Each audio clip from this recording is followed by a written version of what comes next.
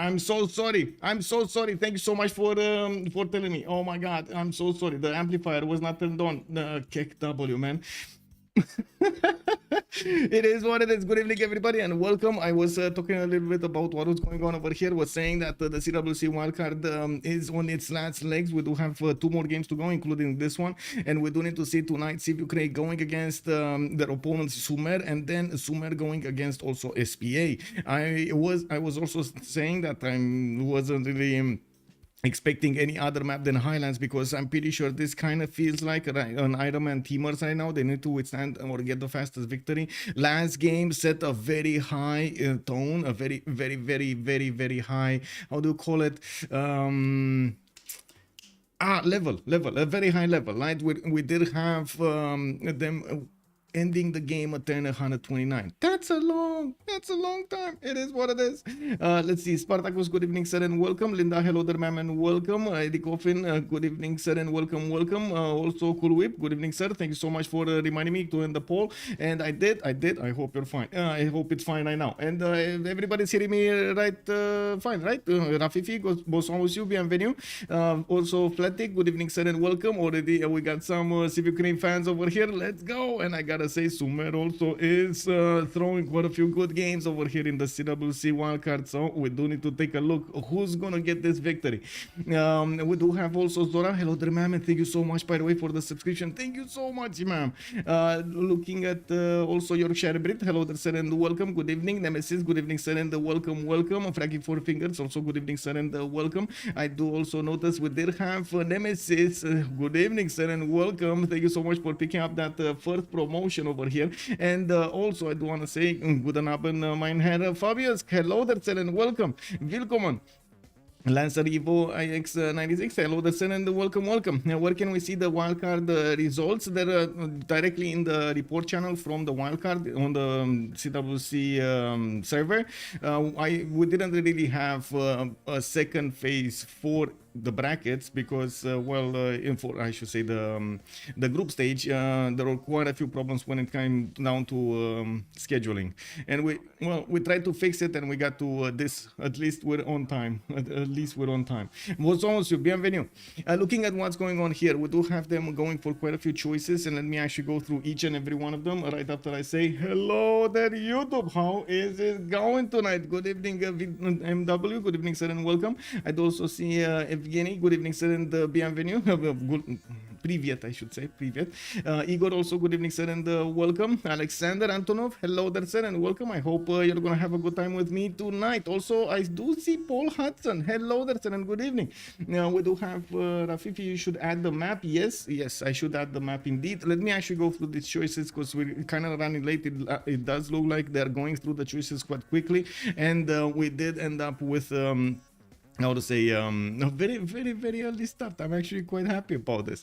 Anyway, let's see what did go on the left side. Macedon, Vietnam did get taken out by Sumer. We do have also Spain, Ethiopia, and Byzantium, Theodora being taken out, not allowed to play in this Highland setup. On the right side, we do have also let's see, Coupe with Mali, Cree, Gaul, and then India. Gandhi is not going to be allowed to play. That means Chandragupta, the big Gupta, might actually sneak his way in this lobby. We do have Gupta in being picked first. Let's go. And it looks like on the right side, we do have also Scotland being picked up by CivUkraine. Now they're countering Gupta. Are they countering Gupta? Is this actually what's going on over here? They're going to need to counter the Gupta, or are they going to totally ignore the Gupta? I mean, you know, Ave Machiavelli, hello there, sir, and welcome. Also Nico, hello there, sir, and welcome. Oraken, I just bought the anthology. Does it have all the DLCs? Yes, it should, because I'm missing some maps that are here. It might be because of the passes. I don't think they come with anthology. I'm not sure. I think you do have leader pass and new what is it, new frontier pass and leader pass, both of them. I don't know if those are in anthology. You do have the 2 DLCs and the other ones, like the full leader the other leader content. I'm not sure. You if you want, you can give me a link to what you bought so I can take a look and I can tell you that afterwards. Okay, so let's take a look over here what's going on. They did pick Genghis. I mean, who doesn't want some Varus? Right? Just get the Varus from your opponents. Big thing over here. We've seen the last time, like there was a short that I did, or I should say I had a clip for last week when was it Kazakh basically hired himself a new army with his opponent's army. He was like, oh, tank, oh, I'm sorry, you come with me now. Ah, great cuirassier, I see. Oh, you have 7 of them. Let me actually tap them once. Boom, a new army. We do have Sejong being picked up over here by Sumer, and we do need to take a look how they're gonna go through the next ban phase, right? We're gonna have 2 more bans from each side. On one side, Basil II, on CivUkraine. On the left side, Sumer is gonna need to get their choice on the board. Highlands was with Goal. Yeah, normally all the maps are on Vanilla. I don't think all of the maps are on Vanilla. If I remember correctly, the plus maps were introduced with one of the updates, but I'm not sure if it is with new Frontier Pass or the Leader Pass. Yeah, so I guess that's why I was asking him. Maybe he can give me a link to exactly what he got, so I can take a look. I think I can find it for him though. Give me a second. Anthology. There shouldn't be that many anthologies. Oh my god, there are. No, okay, it's fine. Give me a second. Anthology does have New Frontier Pass. It's missing the Leader Pass. Okay, I see. So he has everything except the Leader Pass. Okay. But they should be there. They should be there. I don't think it was with the Leader Pass that we did anyway. Now let me come back to this, and I hope we're gonna find an answer to that. Panui has the best army. Okay, well, let's actually see. They did go for Hungary as a ban here on Sumer, and also Nader Shah being taken out right after they did take out the Basil. It looks like the last ban of the day is gonna be Cleopatra, the Egyptian one. Well, we do need to see if they're gonna pick Ptolemaic, even though I doubt it. I really doubt it. So let's see how CivUkraine is gonna balance out their civilizations here. I'm pretty sure of course they will need to take care of the gold as well as their potential for the late game seeming. Last time we did see an amazing result coming out from Scotland, a little bit late, I would say. He was a little bit lower than what was Spain over there, his ally, but I gotta say the number of cities on Spain did count so much for his late game performance. Now we do have also Rome coming up here on choice, and definitely a very flexible choice. It is a go-to choice if you do want to basically guarantee yourself the ability to benefit from the lands and get a good sim going, even if you do not get your perfect territory. I have the Leader Pass. I checked it, and there is custom maps. I was looking for Rich Highlands. Oh, Oraken, thank you so much. I mean, that explains it. Okay, Rich Highlands, it is actually with the mods. It's BBG or BBS, one of the two, or BH, I don't know, one of the 3 mods actually that we're using does add that map. It was a request from the CVFR community, if I remember correctly, to add more resources on the Highlands to benefit from to be able to balance out high pop cities later on in the game, if I remember correctly. I think it's MPH, Linda is saying. Yeah, it might be MPH. Yes, it might be MPH. And it's not part of the CWC. Yes, it wasn't part of the CWC map pool. The map was actually created, or the type of map was actually created between the last CWC and this CWC, so we didn't get to update. Okay, coming back to the game here, looks like we do have the full Sumer roster being picked up, and it's gonna be Dido here, and also Cyrus, and that's gonna be playing here on Sumer. I was thinking they're gonna have the gold over here to upkeep Chandragupta and Sejong. Sejong last time actually did quite a bit of gold for himself. It's a pretty strong nation, I gotta say, but we were expecting a little bit more over there, but well, other priorities did take over through the mid to late game for what was Xifi, I believe he was playing it. We're going to need to see how they're going to actually use this today. And I do want to actually put up the map. Didn't I put up? Wow, I thought I actually did put up the map and I didn't put up the map. Wow, okay, never mind. This is going to be Highlands again. Okay, Vladimir loves Age of Steam. Yes, I mean, I can totally understand why. It's a very, very good nation, especially on the Highlands map where you late game, you do have very good chances of getting late game and benefiting from all of those extra bonuses over there. Just get everything steamy. Yeah. Rich Islands is more multiplayer helper, MPH. Okay. Okay, so now we're in the phase that they do need to pick their civilizations and also set up who do they want to actually have as priorities in the lobby. As you can see, they will actually place IceLuc with Sejong on the first place. Maybe they will actually change their minds. This will give Sejong the ability to have priority when it comes to recruiting the great people, if they do have like the same turn, for example, same points, or wonders for the same turn wonders. So we might actually see some competition going on over here. Sejong is definitely going to want to all those scientists, Hypatia, Newton, Einstein, and also maybe Abu, maybe like the other ones over there. And I'm pretty sure there are quite a few good ones that he would benefit from.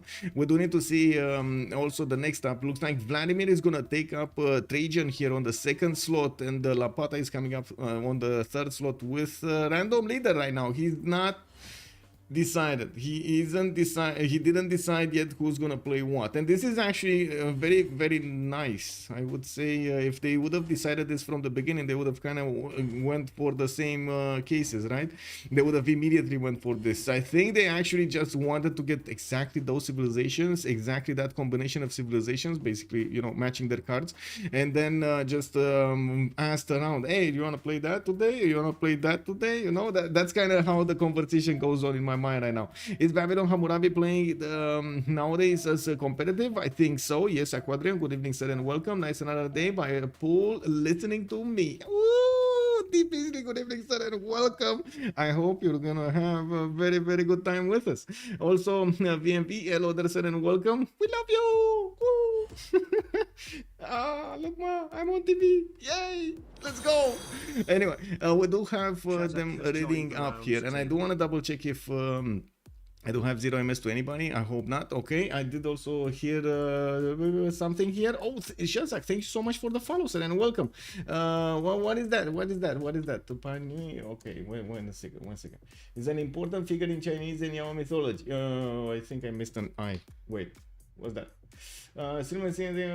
This actually takes me to GitHub. Why am I taken to GitHub if I search for that word?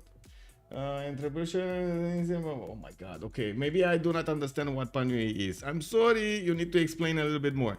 For the abuser again, but I'm going to farm ports on CivUkraine, battlecruiser is saying. Okay, well, let's get the prediction going for how many remaps are we gonna have. As you can see, we're loading into the game, and we do need to put it up over here on Twitch first, and then over here on YouTube. Hello there, papas, by the way. Good evening, sir, and welcome. Just give me a second so I can start the poll. And how many remaps? We do have 0, 1, and 2. There we go. Add a poll. Bam. Okay, time to choose. Chat, Twitch, YouTube. We going left or we going right? Let me actually put up both chats so they are at the same time, so I can actually see who's saying what. Okay, Lancer saying left, we're going left. Panui will win this game. Okay, let's go. I don't know, I kind of feel asleep. I fell asleep yesterday and got a little sunburn, but I'm Floridian, so it's nothing. You get used to it. Okay, let's go left. Pigmey. Let's get. Where is Pigmey? Pigmey on Mongolia, Genghis Khan. We do have him right over here on the northeast of side of the map, and by the looks of it, he's gonna have a 2-3 fertile to benefit from the beginning. On the right side, he's gonna get quite a bit of production from that. On the left, he does have this river spanning, and of course those geothermal, therefore some very good campuses. And taking a look at his land, he's gonna have a more than decent amount of territory here to expand into. Southwest, he's gonna have Dido. East side, he's gonna have Rome. This is gonna be one of his allies, so he's not gonna need to worry about this. And he's also gonna have Seoul after the city of Bolin. Okay, well, I am guessing he might actually send a few units to Phoenicia, but this is a hell of a territory to go through without some trade routes, without some roads to actually pass the armies much faster through these hills and through the rainforest and forest and so on. Oh my god, this is gonna be terrible. But I'm pretty sure he's gonna slowly get his cities towards there, and maybe later on in the game we're actually gonna see him bonk some units against Tithub. Now we do have to take a look also on Victoria Age of Empire on his own Murakami Bay here, and looks like Alfasomets is gonna get his warrior to start scouting the north. He's gonna see that silk tile adjacency over there to the north, benefiting from a 3-1 base, and of course the extra culture is gonna be nice at the beginning, much faster than the monuments. And we do have him also with another 3-1 base here on the rice tile. What's going on with so much food on Age of Steam? Anyway, England here is also gonna have 1, 2, 3 tiles that he's gonna get the extra production and one extra production on from Age of Steam's bonus. But well, I mean, he still don't want to get bronze working. I don't think. Wait, I guess I do need to ask. In my opinion, I don't think it's worth opening up bronze working so you can work those extra production tiles on the iron tiles. But I want to ask chat if you think it is worth it to actually open up like that, to open up, well, at some point very early on, to actually get bronze working and try to get these improved, even if you don't know how many of them you have. Is this BBS or BBM? This is BBM. No refish. Yeah, no refish. Unfortunate. With the Panui and Panui of us. Okay, I wanted to write 6. Okay, step 1, skip remap votes cause of random. Step 2, farm easy points on CivUkraine. Bet. Step 3, enjoy your sweaty points. Woohoo! Battle Cruiser knows the way. No. Okay, no. Wait, that's impossible on BBM. Don't mess up the England build order. Yeah, I'm thinking, right? Don't mess up the England build order, I'm thinking. Looking at Robert de Bruce here, let's actually see what's going on here with Sterling coming up with a big continent, one big continent. Not gonna have those extra amenities from continent split. I'm gonna get the culture from the silk tile, and definitely gonna get this settled on the cattle to the southwest to benefit from the extra food. As another one here, so much food, man, everywhere. And another city on a honey tile. Wow. Well, that's more than decent amount of territory for him to settle. And I do have to say, on the west side, he's gonna have Vladimir to trade with later on in the game. While he does have the Gupta on the east side, this might actually be something as a bad thing for him. We're going to need to see if he's actually going to meet the Gupta on the east, because this is not good for Scotland. This is going to mean Giara is actually going to have target acquired, basically notification there, and he's going to be like, oh, Scotland, I think those lands of yours were actually mine. I don't know, they were actually mine, you see. Yeah, somebody came to me with a paper and it said, like, you know, these lands are yours. And yeah, I'm gonna come take him. Don't mind me. I'm just coming here, setting aside everything. Nemesis sipping on the kidding. Okay. If team asks, you should reveal iron. If not, Bagdak. Okay, wait, Michael, no more glasses. Yes, I don't have glasses for a year now. What? Kick W. Anyway, now we do have to take a look at the Rome spawn here. We got Rome here with a settler in 4 turns, and looks like he's gonna get a 2-1 silk tile. He does have the honey settle to the north that I wouldn't recommend settling, because all of these 2-2s are very far away. But but a good settler is gonna be on the east side. Another one to the southwest, actually, to benefit from those bananas is gonna be nice. A little bit of gold, but what is some gold when you're talking about so much population? And we do have also him with a decent amount of fresh water all around. Actually, I don't think I've seen anybody on this particular map without a good amount of fresh water around them. Right, we got the one-tile lakes, we got the rivers. It looks like they can benefit from the extra housing without worrying that much. Okay, let's see. India is gonna have his 3-2 banana and a 1-3-1 silk tile in the capital, getting to build a settler in 4 turns, settle to the north. I'm pretty sure he's gonna go to the west side here, and I do see he's probably gonna meet Lapata. And when he oh my god, he's actually hiding behind the forest there and the iron. Yeah, I mean, they might just pass by anyway, right? There's another scout here, but I guess the biggest question is this scout gonna go south? I think he's gonna go south, right? Or is he gonna want to reveal what's here? Let me actually see. He kind of already knows. He doesn't know here. Well, I guess we'll see. We'll see next turn if the scout is gonna move on the iron tile or if he's gonna try to go through the mountains on the direct east. What's gonna happen here, Lapata? Are you gonna see that you have Chandragupta and save yourself from, you know, a painful game? Yeah, okay. He's bringing another scout and they met each other.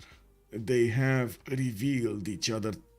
Looks like Lapata is gonna have a little bit of a shock with India coming right next to him. I don't know, man. I don't know. Giara is definitely going to be aggressive here. Now, let's see Tithub. Let's go for Tithub. Where is he? City of Tyre, 4-1 fish tile. He does have quite a bit of land to settle. Southwest East. Some of those one tile lakes to actually give him those places for his cottons. Not bad, not bad. Actually, yeah, not bad, not bad. We do have Tithub also getting his settler out in one turn. And yes, he's growing quite fast, especially with the 4-1 fish tile. He's going to need to get another fish tile improved or something, another resource on the coast improved for his boost. Well, I'm pretty sure he's aware of this. Now, looking at Sejong, we do have him to the southeast of Chandragupta, and he's going to be the ally of the Gupta with the Arabian Sea for them to actually get to connect their empires. We do have him also to the southwest with Gara, who's actually going to be over here just simming, and to the far, very far east is going to be Mongolia. That's his ally. We talked about this, his opponent, sorry. We talked about this from the beginning of the map. Seoul is going to get his 2-1 tobacco tile to help him get that extra faith from the beginning. Very nice to actually allow him to use the extra production card. He is going to start moving his settler to the west, and of course I'm pretty sure he's opening up with writing so he could get those campuses quickly. Or I should say the Sewon's quicking. What is remapping? Basically changing the map. A new map. I think this is a remap too close to Scotland. Yeah. He sees the loyalty pressure also now. Let's see. Yeah, he sees the loyalty pressure. What do you think? They remap this? Wow. My voice has gone.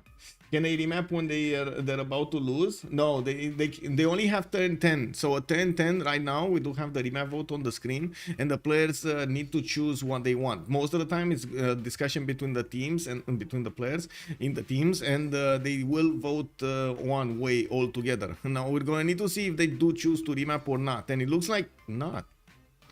Oh my god, it's Tithub and Tirit. Yes, Tithub and Tirit are different players. Confirm, Machiavelli. This is the win. Oh my god, man, this, I mean, wow.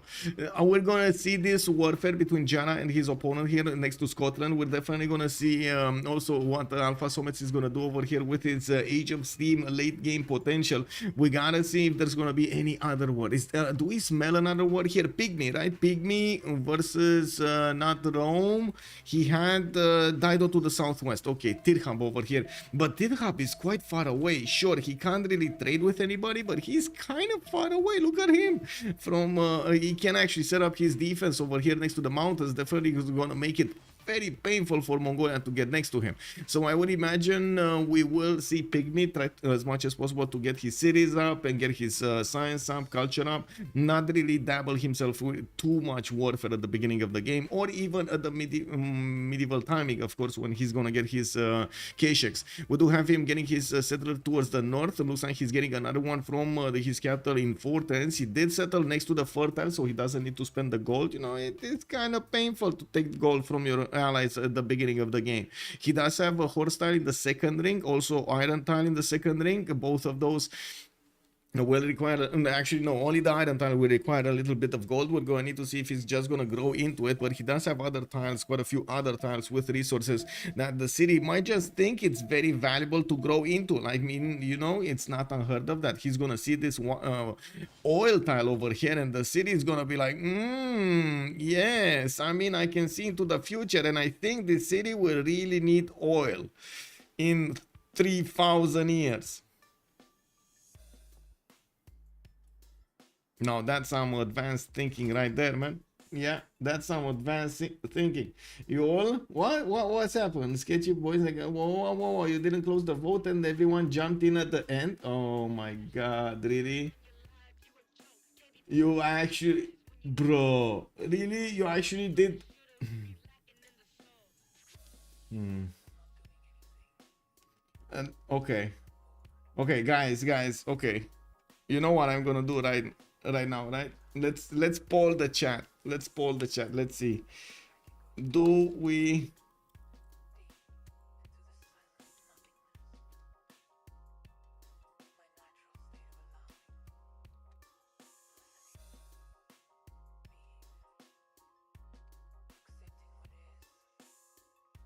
Oh.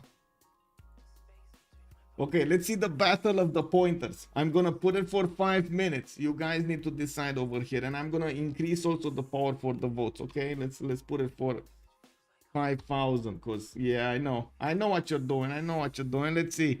Elephants are strong early. If I'm correct, they should walk through Scotland. I mean, they really have to live with their. And let's see, Mad Beats. Let's see what's going on. I'm putting up. I'm putting up a poll. Everybody can vote. Everybody can vote. Let's go. Let's go. Delete vote or keep vote and give points. Give points or delete vote. Luken, good evening, sir, and welcome. Let's see. Okay, so Mongolia is going to settle that northeastern tile, and yes, he didn't know that he could have settled the iron tile. What? In the meantime, he's going to get the geothermal fissures to give him some adjacency towards campuses, and we do have him close enough to a river to put those commercials next to. Looking at Victoria next, we do need to take a look what's going on here. He did settle the city Newcastle upon Tyne on the other side, towards the north over here, which he is going to try to prepare his city to trade with Lapata to the north. Robert the Bruce already is sending cities over there, and might actually put down a harbor instead of another city towards the south. We do have also London getting another settler in 2 turns, and yes, he's gonna have another tile to the south to benefit from, while another one pops up over here in the second ring to the southeast. His sources are gonna be much closer to Newcastle upon Tyne than London, and I'm pretty sure he's gonna want to improve them there. He does have some extra cities on the inland, but also some inner lakes over here, like one tile lakes that he's gonna get to mess around with and get those Royal Navy dockyards in. The Morecambe Bay is pretty big enough. It's big enough for him to get quite a few settles here. Probably another 3 cities that are gonna be able to be settled. Not to mention he can get into the Rake Ocean and start trading directly with Rome. It definitely is a possibility for him to get cities so far away on the west side. And we do have also Robert the Bruce to take a look at. With only 4 amenities available for him in the continent, he's gonna need to benefit from all of the other, perks and bonuses that you get from the different abilities of the mechanics. City parks, he's going to want the golf courses. He might actually want to go for Colosseum. We're going to need to see how many amenities and at what level he's going to get to stay to, because of course the normal NOS bonus that you get from happiness from amenities is just supercharged. Basically, he has super NOS right here on his citizens whenever he's gonna be on that ecstatic level. Mekonzilla, good evening, sir, and welcome. England, Rome, and Scotland and have such a good trade setup. Yes, and even Mongolia can join at some point. Spend points to not lose points. I win and you delete. Wait, I mean, it's not up to me. It's up to the community. Right now, it's 12 to delete and 7 to keep. Zora. So 12, put your vote into keep vote and give points, and let's go. Let's see. Speaker also, good evening, sir. Show continents. There we go. We do have them with this amount. One big continent. Rome is gonna have a split of 3 here, and yes, we do have Mongolia on the west side on the other one. So they do have 1, 2, 3, 1, 2, 3. And probably on the other side 1, 2, 3. Yeah, so 3 and 3. Let me actually take a look also on Lapata's capital. We do have him with the iron tile in the second ring. He does already benefit from the steel tile from the extra culture, and has some bananas in the south for the extra food. Moving another city next to the mountains to the southeast, while he is getting his warrior and a slinger to escort that settler. You do see how careful he is to actually get this movement going with the settler towards the southeast, not allowing India to try to sneak in something that would be very, very bad for him. Very, very bad for Scotland. Well, Scotland in the meantime was trying to sniff around the cities of India, and we're going to need to see if he's going to get to grab something here from India. The same is happening here. Giara is keeping units that would help him to escort a settler and at the same time push back any kind of opposing unit. Now, by the looks of it, we do have also this city. I'm actually a bit surprised he's going for this southeastern city. Not gonna lie, I'm a bit surprised he's going here. Now, I was expecting him to go either here or here somewhere to get the positioning, but okay. Feels like this is gonna be expensive. Okay, well, I guess he's gonna have animal husbandry. He's gonna have at least a horse style there. Anyway, now we do have Rome here with the city patron goddess pantheon. He's gonna get the 40% towards the first district in a city, and we do have another settler coming up in 2 turns from the capital. Already did manage to plug in Magnus in 2 turns, getting into Rome. Both veteran teams, yes. Also, can Highlander stop Varus for sure. Also, as for Team Ukraine, everybody is very old players. I would say very experienced players. Both teams have quite experienced players, I would say. I mean, odds were 1 to 8. Of course, people would vote delete. I mean, it's 13-8. I don't see that many people. Oh my god. Wait, you actually... Wait. You contributed on delete? What? What did you contribute on? Whoa. Zora, what did you contribute on? Delete? Oh my god, trying to create some drama over here. Anyway, we'll see. I'm gonna come back to that subject a little bit later. I don't think it's necessary right now to actually decide that, because we do need to take a look at the game first and then take a look at chat and what's going on. Let's see, what do we have here? Rome about to get some chops to going, and I do see him, yes, getting that settler out next turn. He did, oh, that's a 4th settler actually. He did already move another one put early to the southwest. I didn't see it probably because of the map here, and of course got the bananas working. We do have him getting the 4th city probably on the east side. The war has been declared. We do have Scotland maybe getting on to the holy sites here in the cities of India. By the looks of it, also India is moving to the east with his settler, and he's gonna be fine. We don't really have anybody creating some discomfort in Lapata's territory. You all know what your food, you all know what you did. KW, man. Anyway, we do have another scout coming up from Delhi, which is a bit surprising that he's getting scouts here instead of something like a slinger or two, or maybe even a, well, warrior would be a bit unfortunate. But anyway, I guess we're gonna need to see what Chandragupta is gonna do with the scouts later on. These are nasty units for Chandragupta. Nasty units. We do have to take a look here. Scotland might actually get this holy site pillaged, and this is going to be a problem for Giara. He was trying to build the holy site shrine, but stopped midway. He did also manage to get the fertility rights as a pantheon, and he's receiving the extra food on all of these wheat tiles. As you can see, this is a 4-2 tile for him, and he does have some extra wheat tiles next to the cities to the north. Also, some of these maize tiles. Do we have rice tiles anywhere? No, I don't see rice tiles, so I guess that's a resource that he's missing. Not that it's important enough, but anyway. Now we do have also him benefiting from an iron tile in the second ring. His horses are going to be here between Delhi and Panna on the other side of the mountains, and yes, I do notice that Scotland is gonna move and stick on that holy site. He wants to pillage it as quickly as possible. The scout doesn't have a sliver of experience on him. He's not gonna get immediately to pop his upgrade. I'm actually quite curious if we do have Robert the Bruce over here with, yeah, there we go, survey for the double experience from these recon units. Does Sejong culture every new era work like Galileo for science, finishing multiple civics in a turn? Yes, it should. Yes, it should. Looking at Dido, we do need to take a look at the 3 city setup here that Tithub is starting to get. He's putting down his squadrons right now, and he did get that position next to the mountains. He knows that he's going to need to defend these mountains at all cost against Mongolia's possible aggression. We're going to need to see also how he's going to try to follow up with the other cities next to the coast here. He could probably only put another 1 city. Can he put 2? I don't think he can put 2, right? He cannot fit 2. Anyway, 1 big city, and it is what it is. We do have him also with some cities across the territory, he will need to get shipbuilding for that, so he could actually cross the seas, the Gulf of Tunic. Now, while we do have him also with some cities on the west side, these one-tile lakes are going to help him get those cities out. And since he's going to have Korea as an ally to the northwest, doesn't really need to pay attention that much to the military coming from the west side. That's very far in the west. That's going to be Persia, his ally. No problem for him to get that. Now, we do have him with an iron tile here that he might actually want to put the government plaza on. I'm actually quite curious how he's going to try to get us his setup going for his campuses. But I do see that there are some possibilities for him to get stopped from settling the best setup to get going. And of course, the iron tile, if well, it might get discovered by one of his allies if he's gonna go for the bronze working. We do need to see if he's gonna get informed or if he's just gonna not get bronze. I think he's not gonna get bronze, is he? Not gonna get bronze. For those that didn't hear, yes, okay.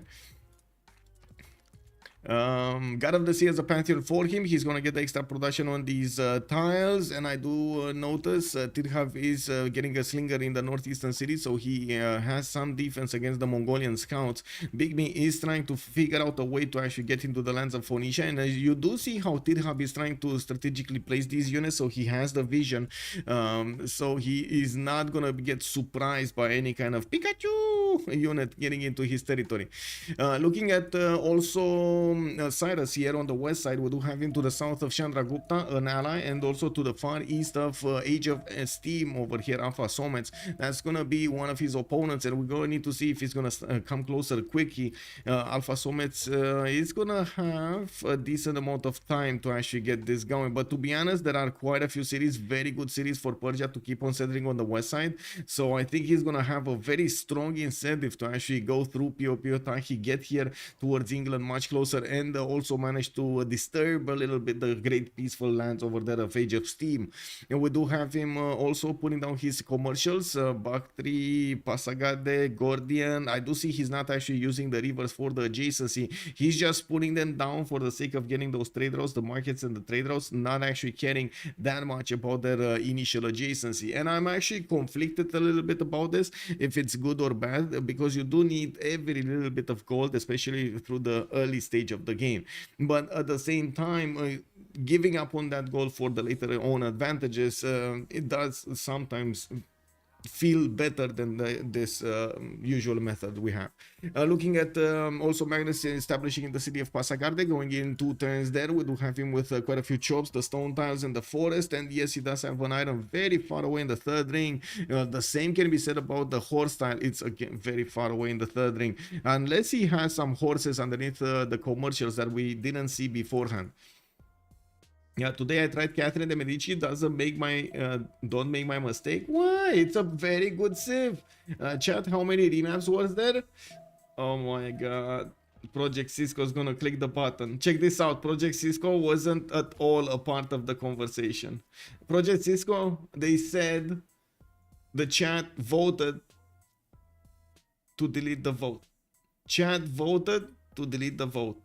Oh my god, check this out. Is he not gonna listen to us?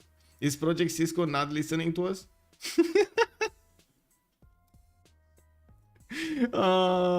Okay, I guess it is what it is.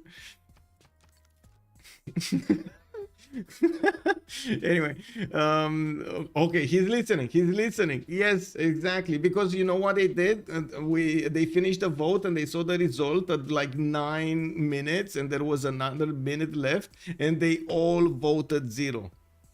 They all voted 0. Oh man.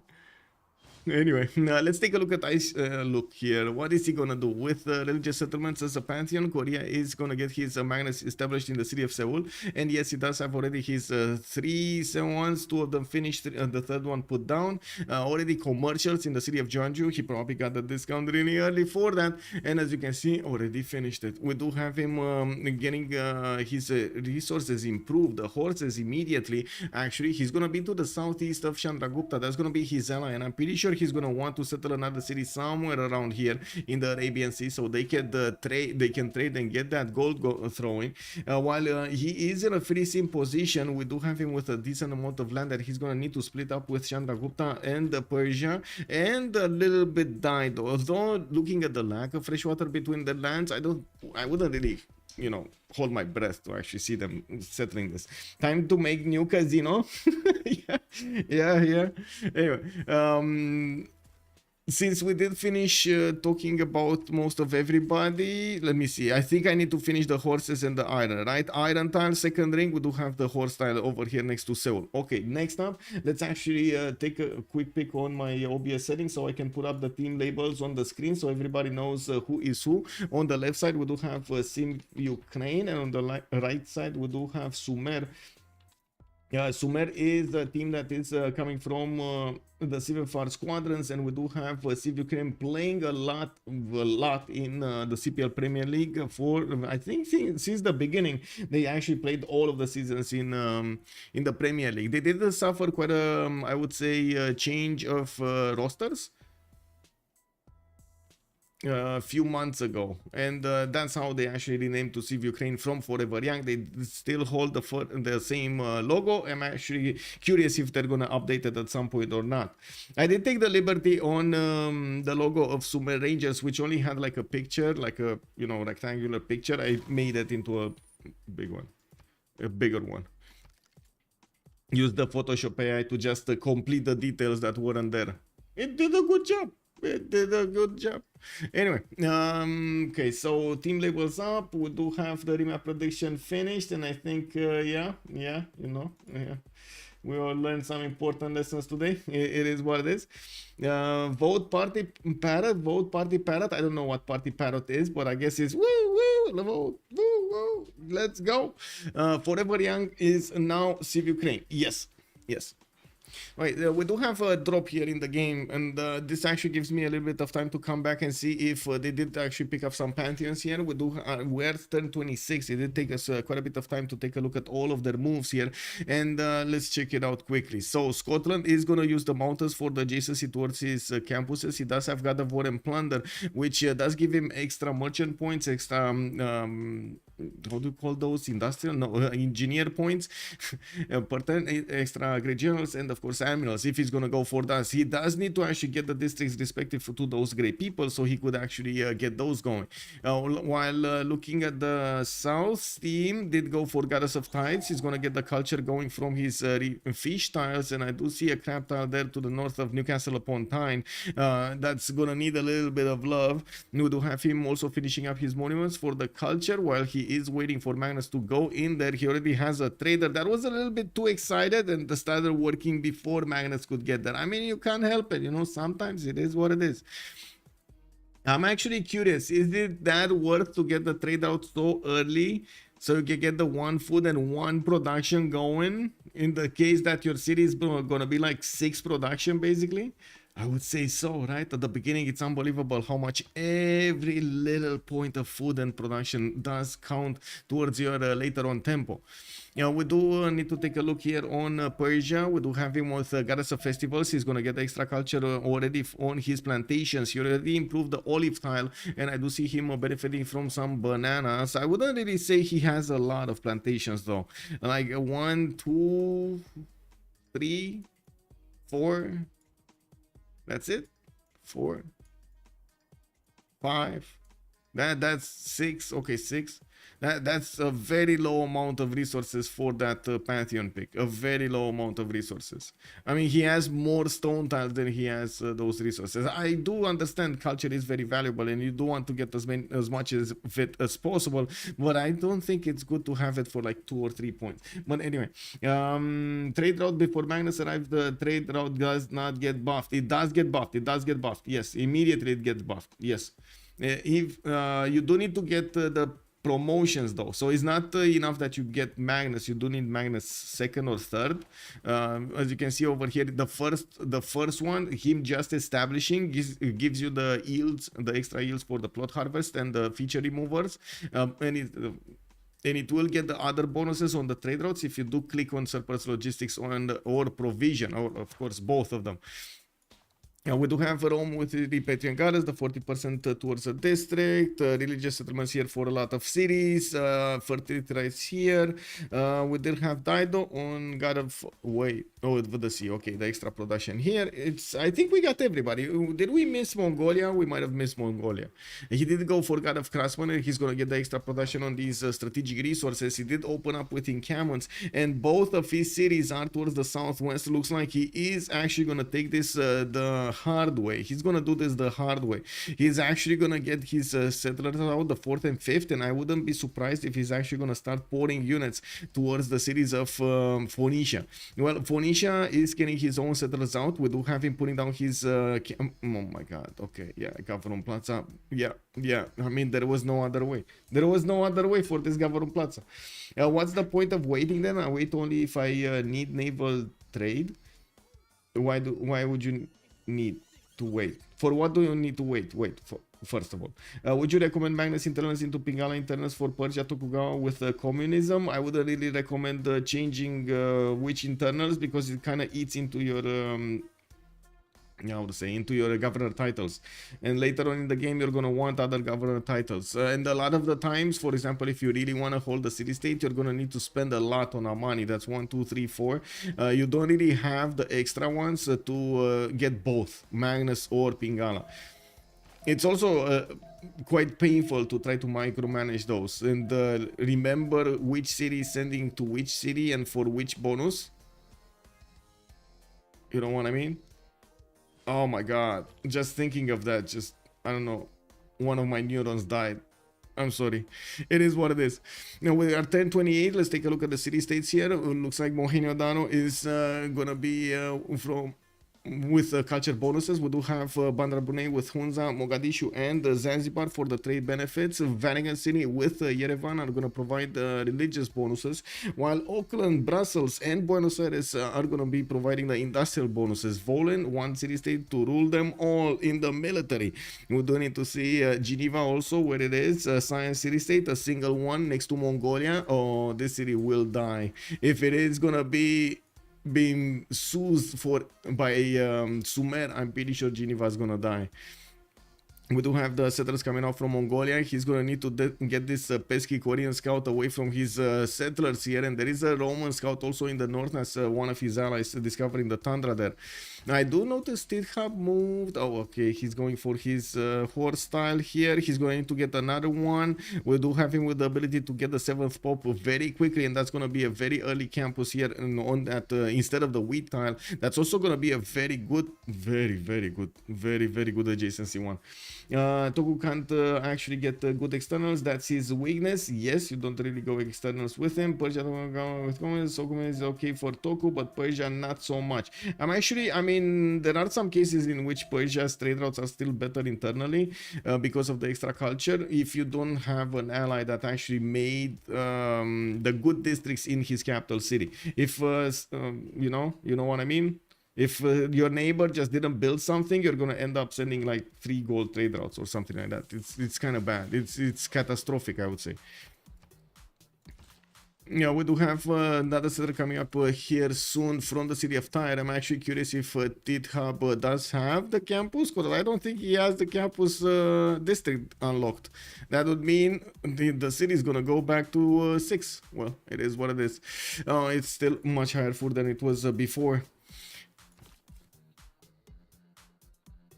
Okay, campus opening from Lapata. He's gonna get his Cavron Plaza next to those and gonna get quite a bit of extra science from that. 11 science with 7 culture. This he didn't actually spend the time to finish them from the city of Sterling. He did want to get his 5th settler out soon, and looks like he's gonna send it to the south, not to the northwest, which is probably a better idea because there wasn't that much food there to benefit from. We do have him also settling the city of Air on the cattle tile to the northeast. That's gonna give him position to try to go against India, or try to make a defense against India with another 2 potential cities on these rivers, so he could actually create a defense. If India does manage to pass through this, it's going to be very easy, or it's going to be much easier for him to actually get into Scottish territory, while if Scotland does manage to get here with his cities and stop him at the river, it's gonna be very hard for India to push, if not impossible, until like tank artillery, something that will allow it to do so much damage against one tile. With democracy, I should say that production value is better even with 0 districts. Maybe I'm wrong. With fascism into democracy, the way to go. Oh, I see.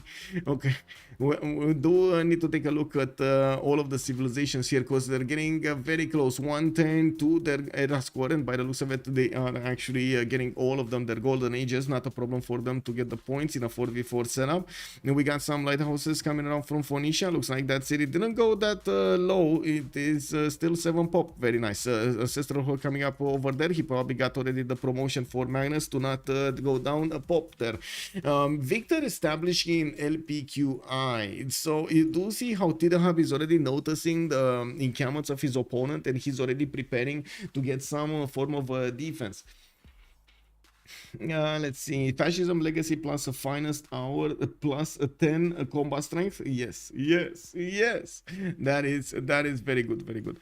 We do have Pigmey sending his extra settler towards the northwest. Well, he will get another 2 horses to improve, and he is gonna get the 5th to the southeast. Looks like he's gonna get 1 archer to finish off this Korean scout and move him from his territory, remove him from his territory, while he is gonna need to wait for the setting for an era soon, for the bonuses for an era. Ancestral Hall opener for Vladimir makes sense. He still is building his settlers there, and he's gonna want to pop every builder he can get his hands on. While we don't have the Governor Plaza yet finished in Lapata's territory, he's gonna actually open up with the campus, not go for the Governor Plaza first. This is actually a bit surprising. I would have thought he's gonna want to get the +3 extra bonus, but oh well, I guess it is what it is. We do have here Alfasomets also.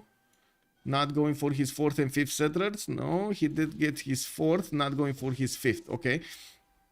Getting his lighthouse for the extra trade routes, and well, of course, Sheffield did get settled over here on the coast, where he is gonna get to improve some more of those resources to get the extra culture from.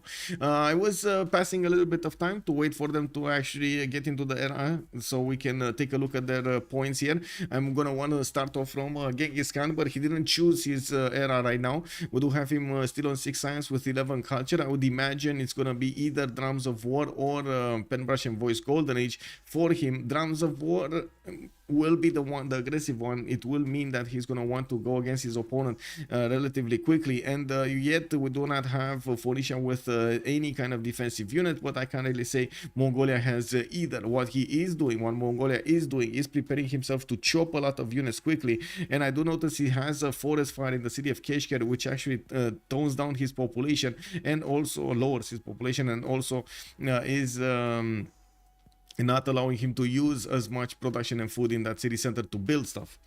He will start getting his general points, and I believe he's the only one in the game getting general points. He's on 3 great general points at 10, while Mongolia is right now on 14 out of 30 total to get one. We do have Pigmey going for Pen, Brush and Voice Golden Age. Okay, so I don't think he's gonna be that aggressive because of the choice of the government, the Pen, Brush and Voice. The Golden Age. I don't think he's going to be that aggressive. In Classical Republic, extra amenities, population, housing, and so on, I don't think he's going to be that aggressive against his opponent. He might want to get a few units to try to, you know, put a little bit of fear in Tithub, but I don't think he's going to be that aggressive. Pigmey doing Pigmey things, Alex vibes. Okay. Soti Capibana also, good afternoon, ma'am. Welcome. It has always been a bit funny to me that Fascism Legacy gives +5 combat strength. When I look up at the state, it should be -10. Kick. Okay. Well, we do have Alfasomets to take a look at with Pen, Brush and Voice and 4 cities here. He's gonna finish his Governor Plaza soon to get more adjacency towards that Royal Navy dockyard, and at the same time manage to get the Governor titles and the possibility to get his specializing building of choice. Well, I'm actually quite curious if he's gonna go Ancestral or Audience here. It does seem like he will have enough cities for Ancestral Hall, enough space for enough cities for Ancestral Hall. So let's see what he's gonna do. We're gonna come back after his gonna get that going. 7 science and 15 culture at the moment. Lapata on 4 series, Robert the Bruce, getting that campus built in Sterling. He's also using Governor Liang in the capital. This is probably in preparation to get the city parks, while we do have him putting his 5th city very far into the south here. He is probably eyeballing some resources here. Does he have, he has honey, right? Somewhere? He would have had honey here, okay. So wait, he's going for the honey tile and the olive tile so far away to the, no, olive, he has olives. So that's the only thing, honey tile here. There's no, oh, okay. Does anybody know why is he going to the south? Maybe he sees a river that we don't see. No? Okay. Well, it is what it is. If you push somebody, it will be better generally to fight through Victor or move to another city if possible. Wait. It's better to move to another city if possible. If you can avoid attacking your opponent at his strongest, it's better to move to another city if possible.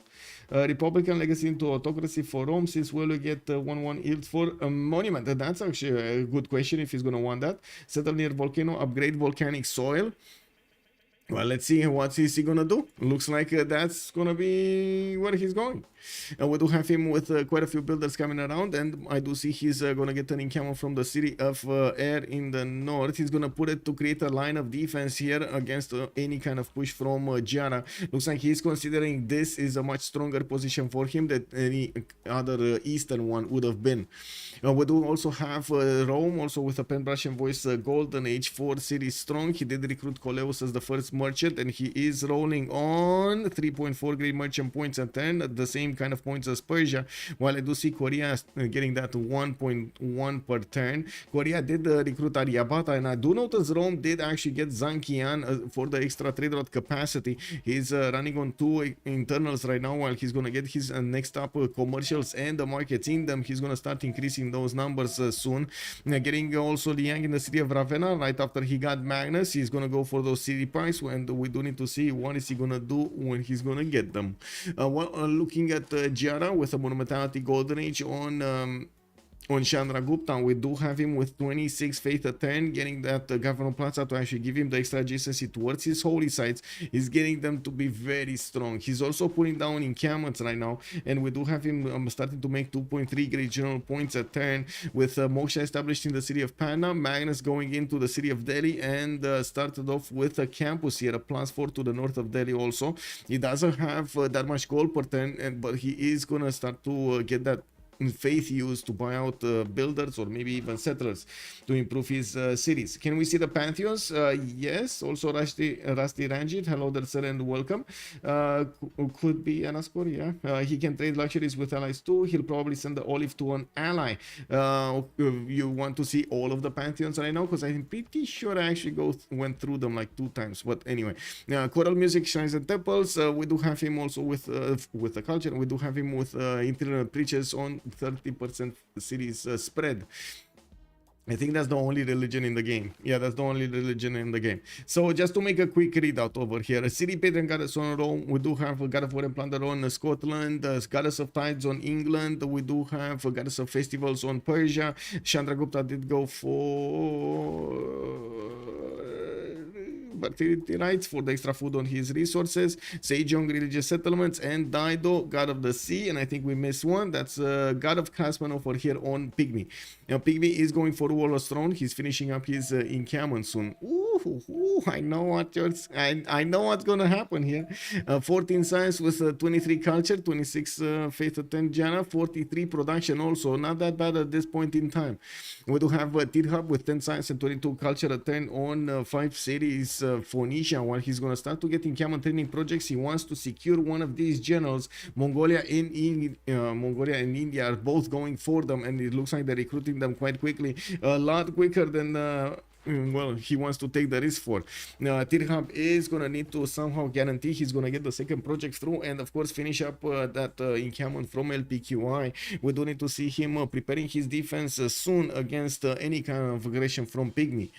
We do have also Gara with 12 science and 28 culture at 10. Persian voice golden age 59 production. Using those internals for the extra production is giving him a lot here, and he did manage to get some extra adjacency from a government plaza towards one of his commercials. While he is putting down a campus over here, he's gonna try to maximize the adjacency of those science points rather than the gold points. We do have another campus here that's a +3, and I do notice he's gonna go for ancestral hold as his specializing building of choice. While he does need to take care of this scout and just let him, like, push him out of his territory then.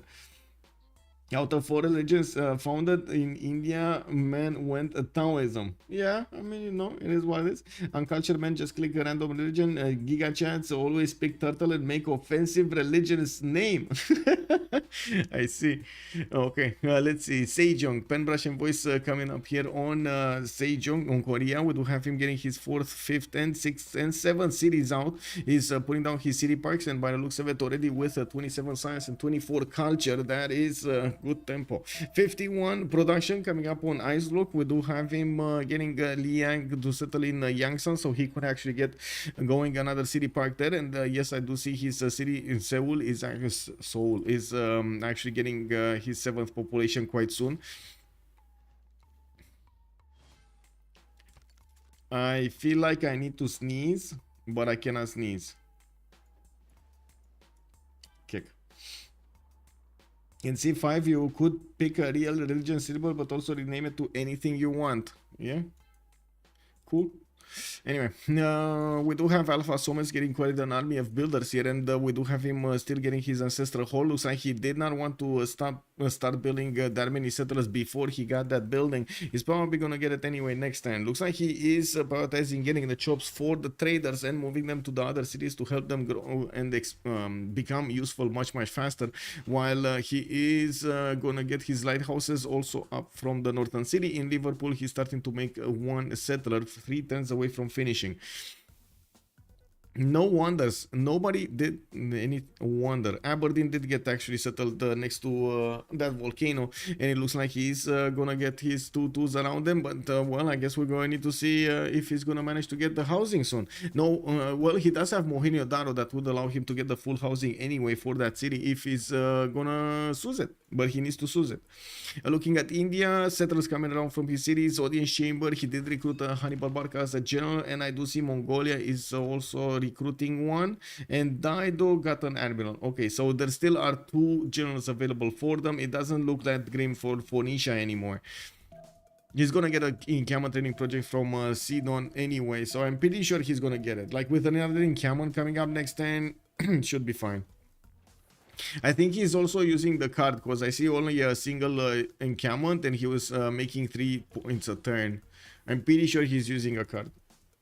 I had 2,000 hours in Civ5, got to one stream a week ago. I literally cannot remember anything there. My folder got overwritten. Yes, exactly. Battlecruiser. It's just, I mean, I look at Civ5 and I'm like, oh, what do I do now, bro?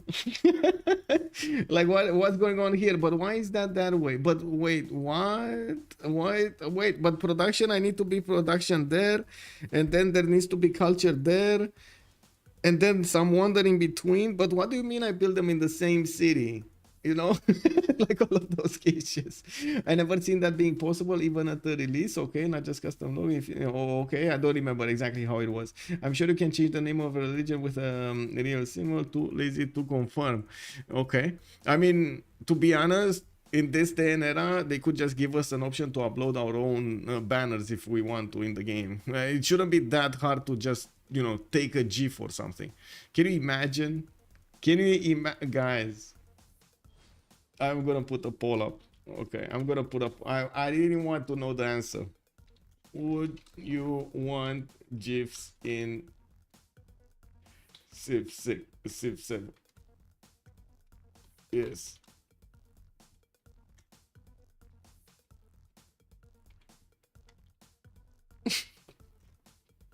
Imagine having memes for religions, man. Oh my god, this would be amazing.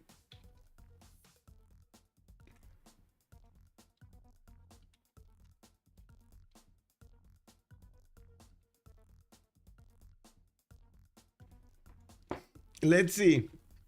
Would you want GIFs in Civ7? For units, for religions, or for empire banners? Which one is the big one? Which one is the winner? Anyway, Mongolia is getting pushed back by Korea. Korea did manage to get one horse, and it looks like that scout is going to run away. We do have him settling his city on the east and getting new ones. He still has quite a few jobs to benefit from. Going for an early Diplo quarter here in the city of Jinju, while those city parks are starting to get out almost everywhere. We do have Liang establishing in Yangsan, and he doesn't have a builder there yet. Well, we do have also Mongolia getting his orders and finishing up his encampment from the city of Kohekwata. Al-Malik did put another one down, and I think, I might have actually jumped the gun here. We might actually see Pigmey being very, very aggressive when, well, I thought with Persia Drums of War might have actually been a better choice for him. It looks like he considers that it's much better to actually go for Pen Russian voice and benefit from the extra culture you're gonna get, because it's gonna take some time to build his infrastructure anyway, right? The encampments, the orders, it all takes time. We do have him also with Pingala established in the capital to benefit from the extra science, and wait, not the capital, the second city, Karakorum, and we do have him in the capital with Moksha. No internals, one external, Volin. Volin? No, wait, is that actually Volin? What is it? Yeah, it is going for Volin. Hey, why is it? Is this trader drunk?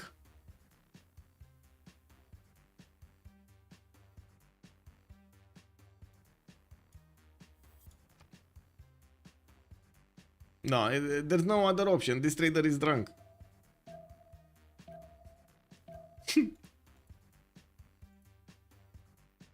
Give me 10 minutes, okay? 50-50 odds. What do I do? What do I do? Yeah, I mean, yeah. Again, what is this trader doing, and why is he going towards the north? He should have just gone west and towards the south. Like one towards the south and west. Whoa. No, this is going Volin. Keshkir to Volin. This actually needed to be here. I have no idea what this is going. I have no idea what it's doing. The traders likes the march tiles by the looks of it, yeah? Well, we do have a military engineer for Mongolia that got activated by a general. Looks like we did have also Phoenicia managing to recruit Shunzu in the south, and he's gonna stabilize his defense here. He's gonna need to get his units out though, and we do need to see what Pigmey is gonna choose as a target. We do have him getting his horses started to be built here from his cities, in the ones that he did get the orders in, so he gets the extra movement points. We do have him also with the library in the northern one. Kurabalagasun is gonna have a +2 campus there, and with Kokekota with the possibility also to get a +4 here to the west side. Is still going on for the orders and preparing for an all-out war here. I mean, you don't really make that many encampments if you just want to sit idly by, right? Maybe it's faster to avoid the hill. Isn't it same speed? I mean, you can't move. It still takes away all of your movement if you move that or the other way. Okay. Anyway, I guess he's drunk. I have no idea. He's drunk. I don't know. Yeah. Sapiri. Asta. Hungry trader? Exactly.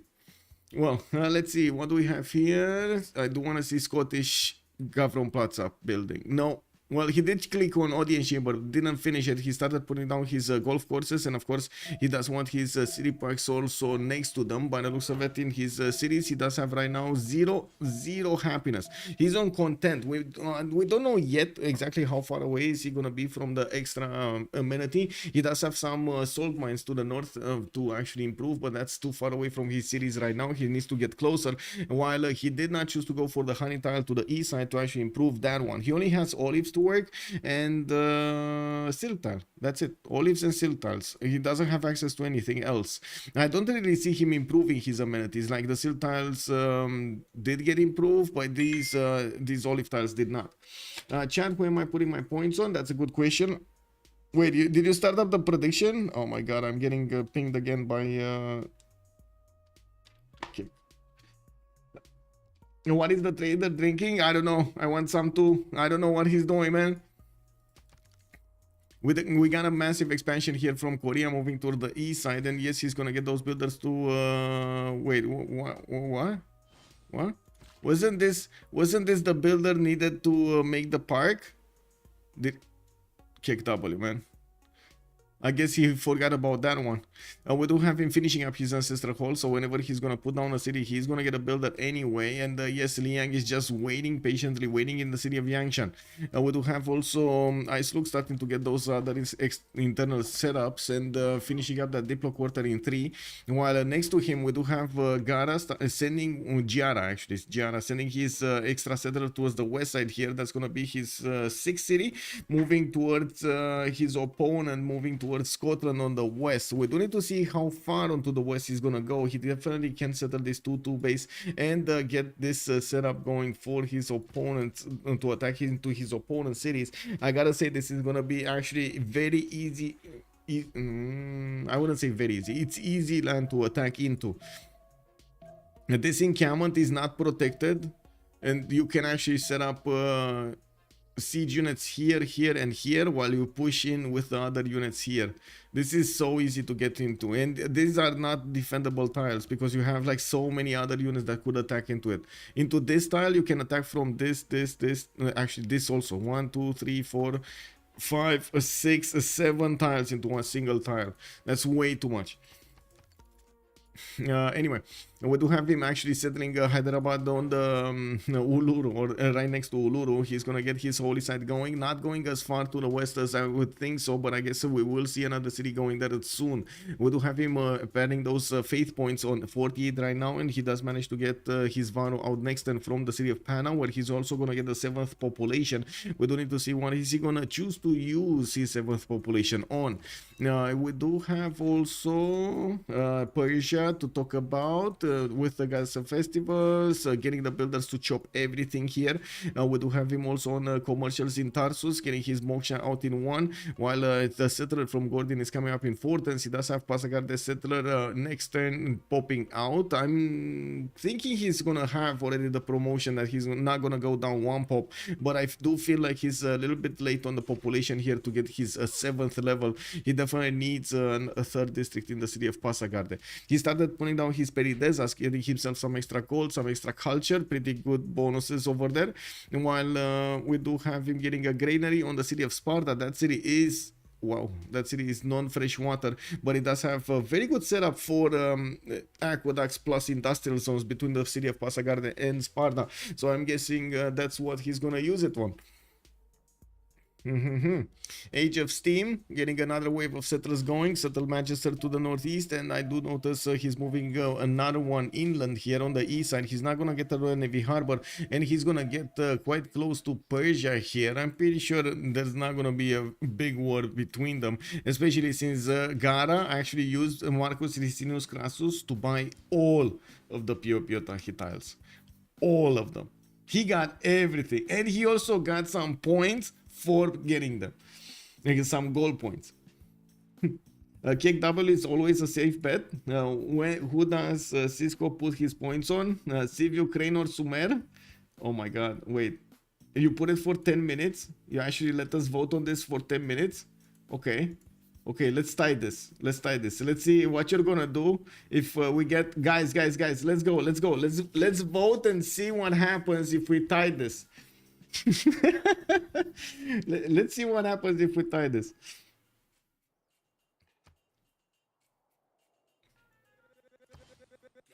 Okay, I do notice Vladimir did manage to get first over 113 production points, and we do have him on a 2-4-6-8 series right now. 2-4-6-8 series right now. Getting his waterman in the city of Rome for the boost, and yes, I do see that his series are starting to hit the 7th population, their 4th, 7th population quite easy. Multiple markets coming around for those extra trade routes, while he is gonna have at some point set up with England here in the south. I'm actually quite curious when England is gonna send a settler on this side of the coast in the Rakes Ocean. We do have also Liang establishing in Puteoli. I would imagine he might actually want to get yeah, there's no other reason to put Liang here unless he actually wants to get some city parks going. He just went a little bit different order over here. And we do have him we do have also Mongolia starting to get his horses towards Volin.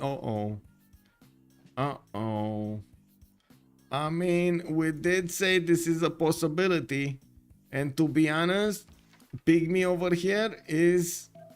I mean, okay, So the second the city actually starts to get hurt, I'm pretty sure Sejong is gonna notice. Right now, I don't think he actually noticed what's going on in Volin because the city is not getting hurt.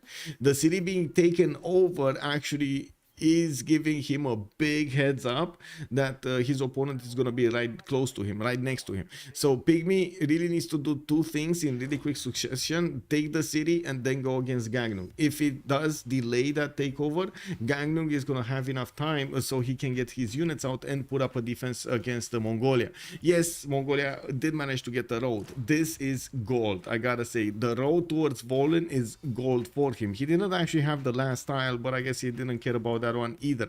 You know, we do have him getting more and more units, finishing up his builder so he can actually upgrade his upgrade and chop his tiles, and I'm pretty sure he's gonna need a lot more science going in forward. I would imagine he's actually gonna be much more comfortable if he's gonna have those caches much faster, and also at the same time getting some courser technology, some castles or some knights, so he can actually have more strength. Imagine Templo Miner on that Pio Pio Tahi. Templo Miner, I don't know what Templo Miner is. What is that? There is no catch victory pressure on either side. Sad, I would predict the game is over before turn 100 by Tempo CC or War CC. Looking at this game in a split, having both warmongers next to main sim.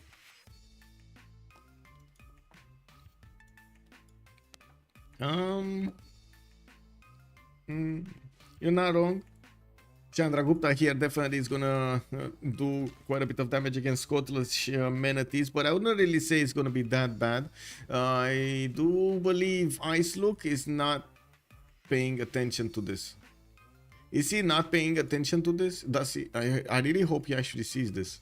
He sees this, right? Volin is dying. There's no way that city dies if nobody pushes it, right?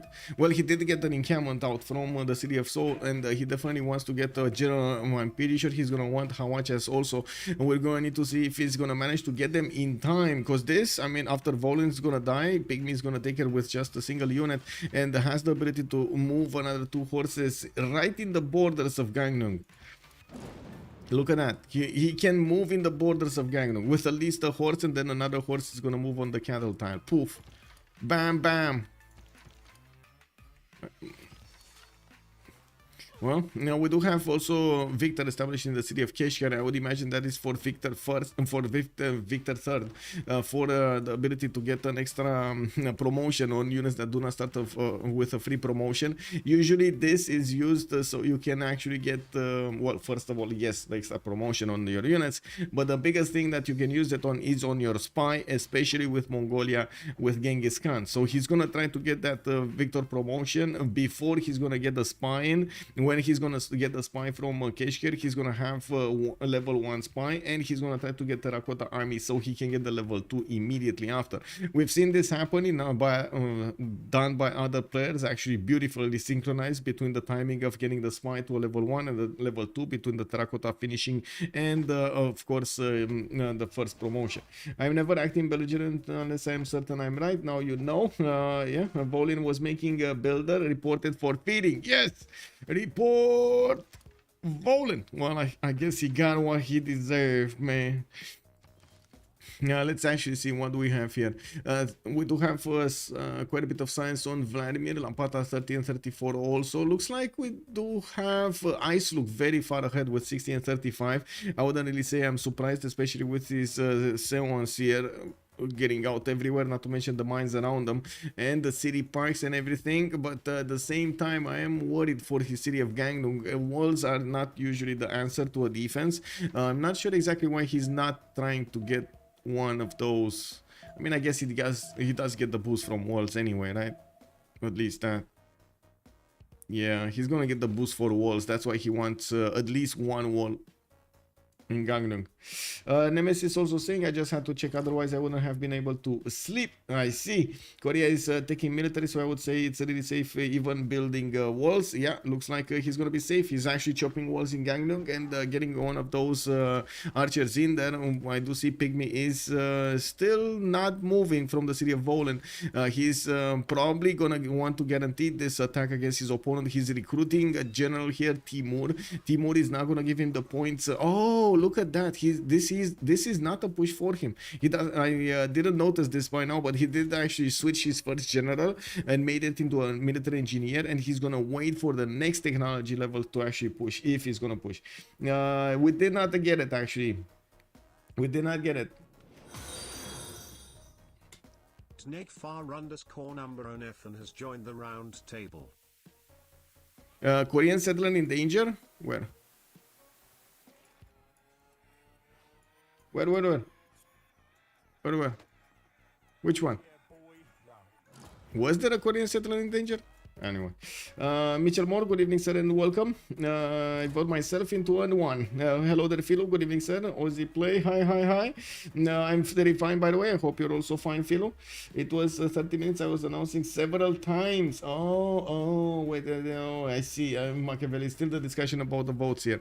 We do have Etemenaki in Yangsan getting out in 8 turns. This is a bit surprising, but I guess he does have a few floodplains to work with.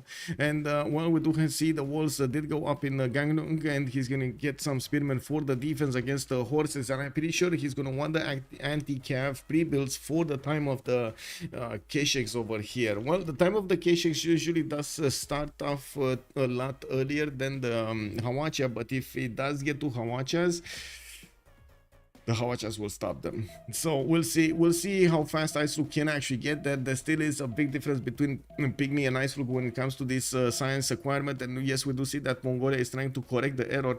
He's also sending a few horses to Geneva to kill off that city-state, which, yeah, it did get taken by the Persian Empire, by Gara. Not gonna be allowed to benefit from that extra science per turn. He wants to take them out quickly right now before that city gets too big and he can't do anything about it.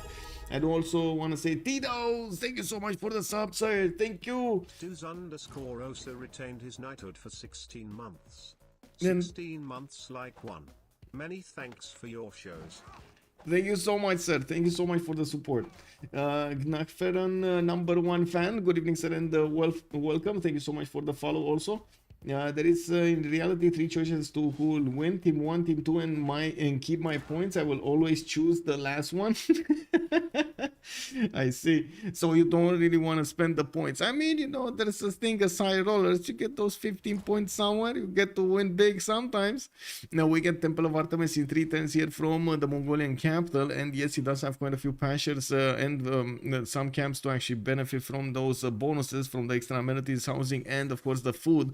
We do have the last Ordus also getting into his encampments here, and he's gonna be well on his way to discovering stirrups. Next turn, I would also see he's actually keeping the production queues here open in Keshken and Korabalgasun, trying to overload the production for at least 1 turn. We will need to see him reinforce this city much faster, and I do have to say at the moment, not even that first anti-cav unit came out from IceLuc. He still has a pikeman getting built in 3 turns, which he can definitely chop. There are 3 builders in choppable tiles here, but at the same time, it feels like that's gonna be quite painful if we're gonna have like 10 Kesheks arriving next to Volen with some knights. Korea is gonna be in a hell of a problem. Of course, we do see that Pigmey is basically getting all of the infrastructure done right now, and he can do a lot of military. We know his potential, but we don't know who is going to be the receiver of all of that military output. Now we do have religion here. Actually, that's not a religion. That's actually the religion of Chandragupta being spread to the cities of Persia. That wasn't a different one. Pyramids also coming out from Pasagarde to get the extra builder charge and the builder. And we do have him managing to chop as much as he could here.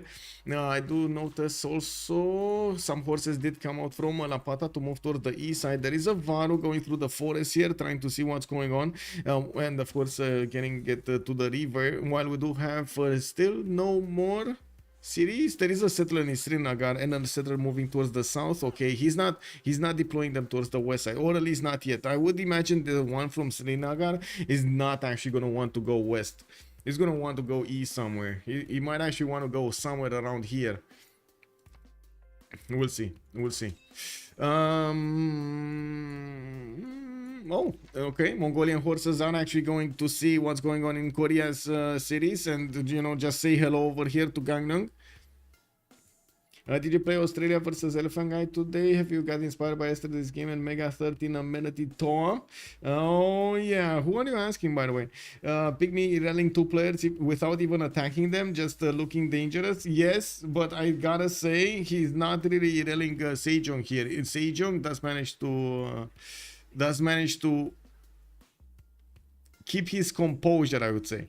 And we do have the city of Seoul with an industrial zone already 4, and I do see he's getting Apadana from that city center with a great library from Jeonju and Etemenanki in 3 turns from Yangsan. A lot of wonders quickly coming out from him. We did have also the takeover of that science city state, and we do have Auckland being also taken by Alfasomets. He's going to want to get those extra production points on his cities over here, and especially since he already has the extra culture on them.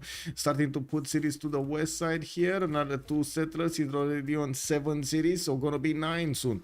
Mausoleum at Halicarnassus next to the city of London in the Magnus Center, while he is sending another city to the north. Scotland also put another city on that on that coast. Not Rome though. Rome. I'm actually curious if Alfasomets is gonna get this city here or gonna move it like as far away as to this coast, because he would need to actually put it here somewhere to make Rome trade with him. Or is that going to be their military setup? Are we going to have like Rome with England and then Scotland with Dido? Is that the military setup? Scotland with not Dido, sorry. Scotland with whom? Scotland with Mongolia? Scotland with Mongolia? Yeah, actually it was Michael, but not the one I thought. Oh, I see. That was, I think Linda is responding to this. That was Badge Michael. Yes. Yeah. Okay, we do have campuses coming around also from Phoenicia. He's probably going to switch into a free inquiry golden age next turn around. And we do have the first caches starting to pop out from the Mongolian cities, with libraries getting into his other city centers. He is on 45 science and 43 culture, managing to catch up quite nicely to the stats of his opponents. We do need to see also how many of these Korean units are going to be here, if also Mongolia is going to choose to go against his opponent on the west side. He's probably trying to figure that out soon. While I do see Tithub is much better prepared in his defense, I do believe that IceLuc has also the tools to defend himself there quite nicely. We do have the general Timur's general sitting in Keshker, not really going anywhere. More Kesheks getting out from his cities, and has problems actually growing to the 7th population level. That might be a housing problem by the looks of it. Okay. Oh, there is a race for the Great Library in the city of Liverpool. We got it built in 7 turns, while where was it? Sejong, right? Sejong was getting it in 4 in Jeonju. Wait. Yeah, they're not same team. Okay, for a second then I was thinking, oh my god, can you imagine if they would be same team? Ave redeeming getting scammed. Good evening, sir, and welcome. Okay. Think should be Scotland, Rome, Vicky, Mongolia, so double coastal traders. Scotland, Rome. Okay. They can't really trade on the coast anymore. I mean, they could here if Rome gets one, but this is not going to give them the gold. Oh, you mean you're right. Military alliances like this. Yes. Rome with Scotland, and then England with Mongolia. That definitely makes sense. Yes, totally. Let me actually put up on my screen on the left side also the chat on YouTube, because I was late on this. Yep, there we go. Thank you. How many remaps? We need to end the poll and also put up the prediction on YouTube for who will win this game. On one side we've got CivUkraine, on the other side we do have Sumer.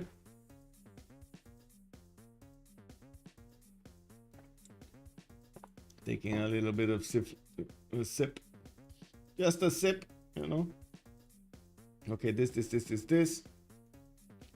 Did Project Cisco get the projection? Yes, okay. So Looks like we got quite a lot of points being put into CivUkraine right now with 77%. 188,000 points are on the line for CivUkraine. Wow. Okay. Okay. We got some high rollers in the chat. Looks like Alfasomets is going to start chopping out new builders, and I'm pretty sure this is the feudalism timing, so he's going to get them with the extra 2 charges. We do take a look at the yield stab here, and by the looks of it, it doesn't seem like anybody from CivUkraine does pass 50 science, while IceLuc is on 77 for some time now.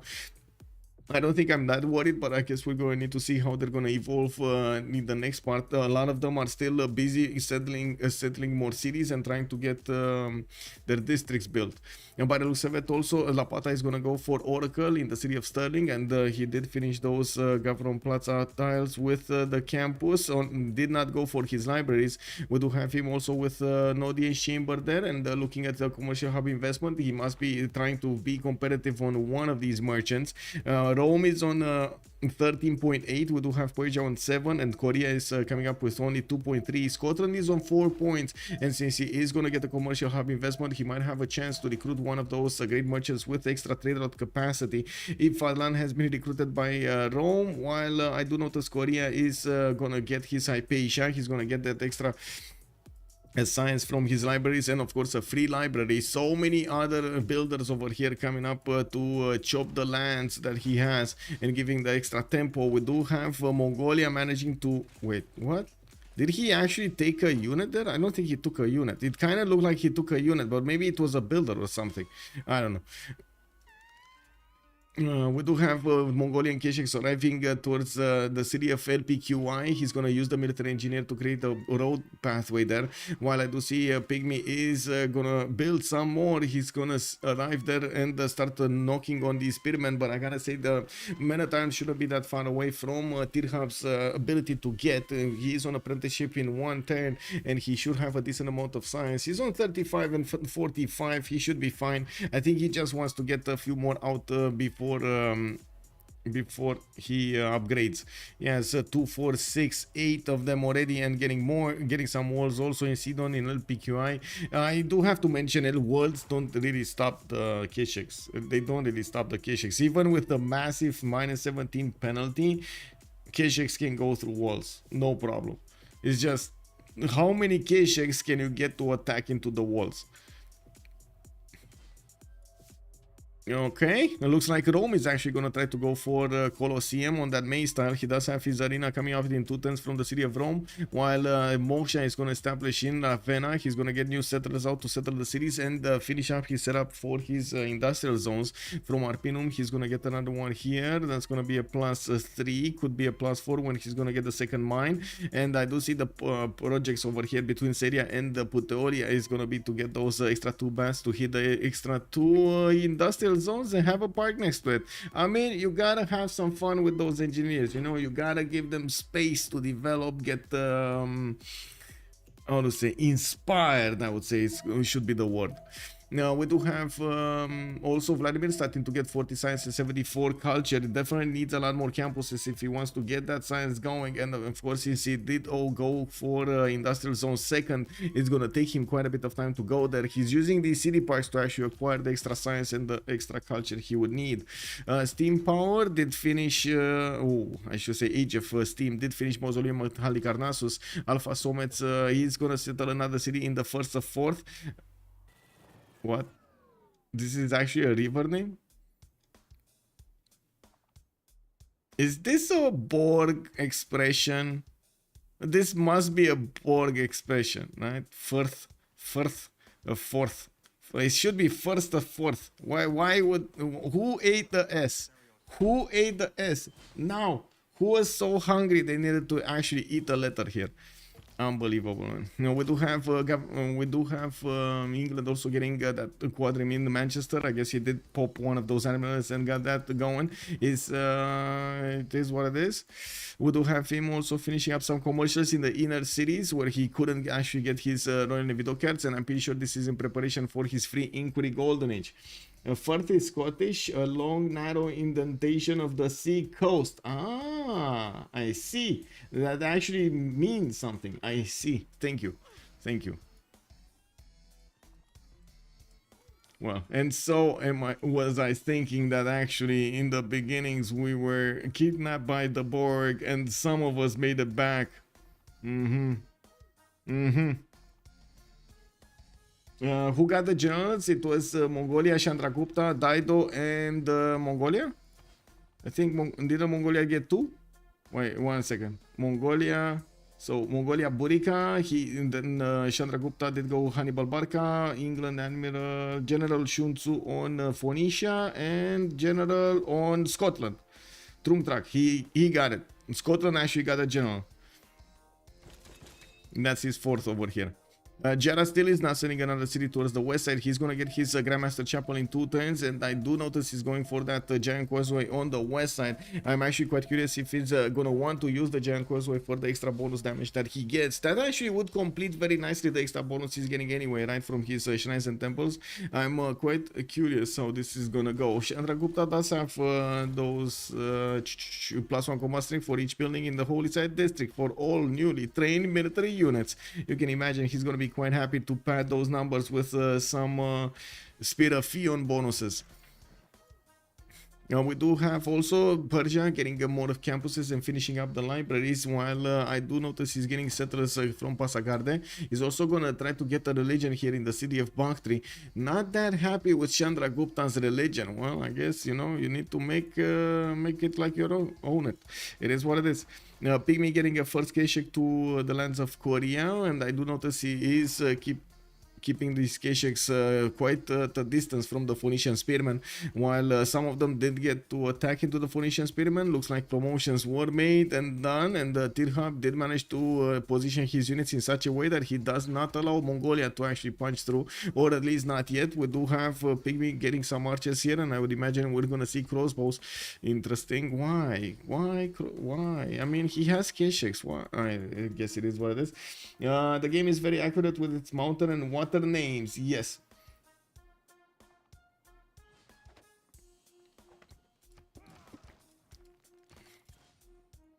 Intelligence agency from Seoul. Okay, that's going to be his second specializing building of choice. Gavron Plaza did get to finish the Grandmaster Chapel in Giara's territory.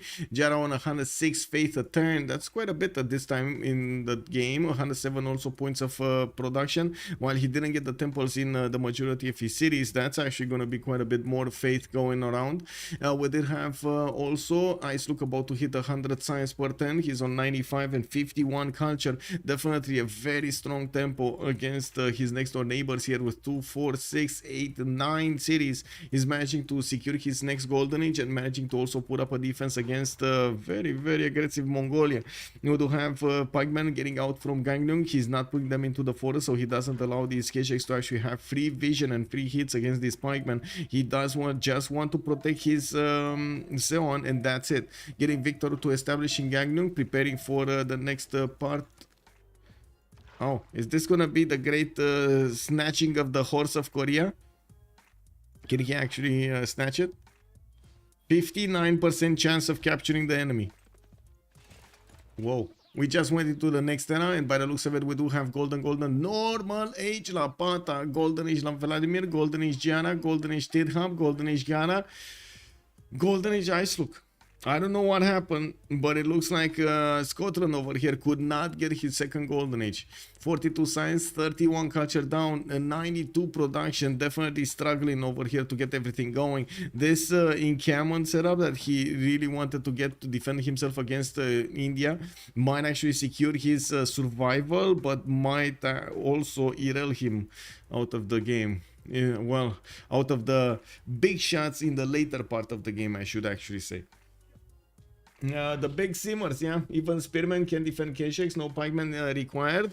Well, these aren't that many Keshiks, to be honest. Like, he would need 4 shots, 5 shots to take out one of these. He needs to get these quickly next to, but I don't think he cares. I don't think he cares that much, to be honest. Oh, I see. He's getting these crossbows. Oh, it definitely makes sense. Definitely makes sense to get the crossbows. Don't get me wrong. I just realized why it makes sense. It's the... it took me some time to remember. But anyway, we do have the extra defense on these pikemen from the anti-cav units when they're defending against the K-Shakes because they're horse units, but they're not gonna have that against the spear against these crossbows. So the crossbows are gonna be the ones that are gonna punch through here quite nicely. We're gonna need to see if Phoenicia, when he's gonna get his pikemen, will have enough damage to defend himself, enough strength to defend himself. Now we do have intelligence agency in Karakorum, and still no spy out from Keshker. Wait, he's gonna get he's gonna get the free spy not in the Governor Victor city. Shouldn't he actually switch right now? What is he waiting? Kick. Yeah, Genghis should just go Korea. Yeah. We're gonna have a pause here in just a few seconds for 2 minutes to let them go through this pick and ban phase, and we're gonna see how this ends up afterwards.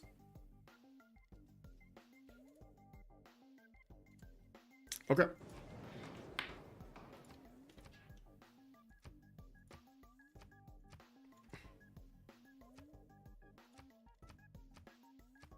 Yep. Also, where are the knights to go with K-Shakes? That's also a good question. Where are the knights?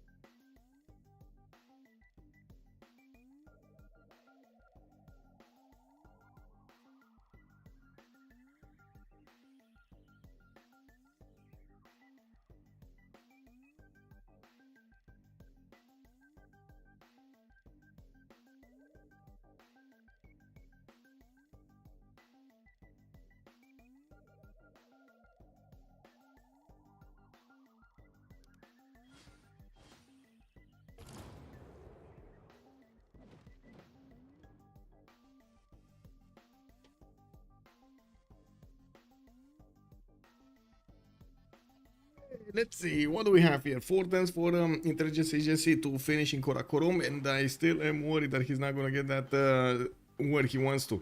Looks like he could push actually through the city of LPQI's defenders in the north, and he did manage to pillage one of those tiles, but lost his horse for it. He's not gonna have another unit to actually take cities with, but he's just wanting to grief over here for Phoenicia. You do see the K-Shakes do not actually do enough damage against the pikemen to move them out of their place, and by the looks of it, neither do the crossbows do enough damage, and this is before the spy gets in, so we're gonna see quite a bit more damage banked up here on Mongolia if he's gonna manage to get a level 2 spy. He's also gonna need to prepare somehow to get that terracotta army in the city of Keshker. Oh well. Now we do have Roman legions getting out from a lot of cities here from Vladimir. I think these are the most legions built at the same time that I have ever seen. There are 6 legions getting out in 2 turns from Rome. What is Rome doing? He's free simming, right? He's free sim. Kick W, man. Are these actually for amenities?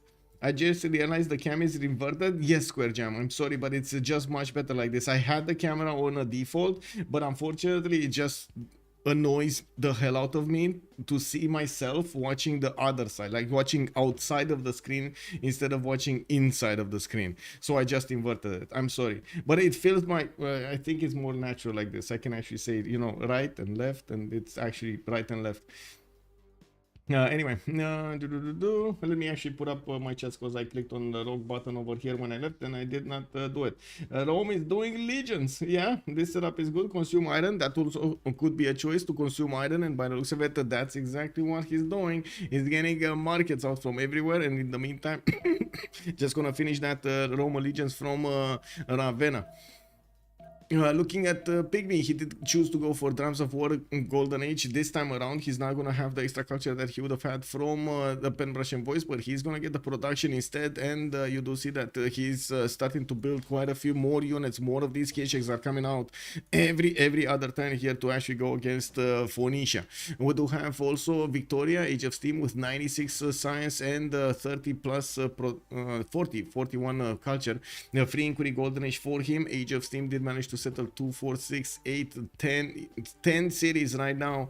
Still didn't get a city on the coast towards Rome, but I do see Vladimir is sending a city on the water here somewhere. I'm actually quite curious where is he gonna go. While we do have more lighthouses coming up from Alfasomets, he is managing to get a lot of builders to chop every one of his tiles here and manage to improve them. He did get a few horses for good measure, keeping his tiles away from pesky Persian units, while Marcus Licinius Crassus is appearing next to his borders to see what's going on. You know, he wants to see how's Birmingham hanging. Is it medium? Is it rare? Is it fine? What is it going? We do have Robert the Bruce here with unfortunately that normal age, and yes, he's gonna get education next then, but he's 55 science and 29 culture. That seems like he's gonna be put on the spot here, since India does manage to seem above him, 76 science and 98 culture. We do have Vladimir also with a free inquiry golden age, 127 science with 76 culture. He did manage to get Colosseum, the only one that did want to get Colosseum this game. We did have him with foreign ministry getting out in 4 turns, and building a Kilva Kisivani from Puteoli in 9. While I do notice he's gonna get a few more legions, we do have him getting his settlers to the left and to the right here. He might be eating iron, so we do have some pre-builds somewhere else. But for who is he eating iron? Is he? No, I don't think he's eating iron. It doesn't look like he's eating iron. Anyway, looks like the Kesheks of Mongolia have arrived in sufficient numbers to start pushing Korea here, and by the looks of it, yes, Victor did establish in the city of Gangnung. I think Mongolia just showed Korea the walls are not gonna do that much. you see, with only one Keshek shot, he managed to actually do quite a bit of damage against the walls. You can imagine if you have like 5 of them shooting at the same time at the city center.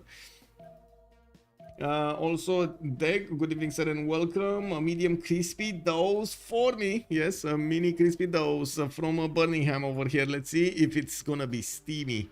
We do have also Giara with 76 science and 98 culture. He did manage to get that Grandmaster Chapel, but did not buy units with. I do want to keep an eye out on what's going on with Pigmey, and we're gonna keep on talking about Giara's 129 faith at 10 with 142 production. Also, looks like between IceLuc and the Pigmey, we do have the Kesheks joining over there the fight, but they couldn't actually manage to stay over there in the rainforest to do more damage against Gangnung.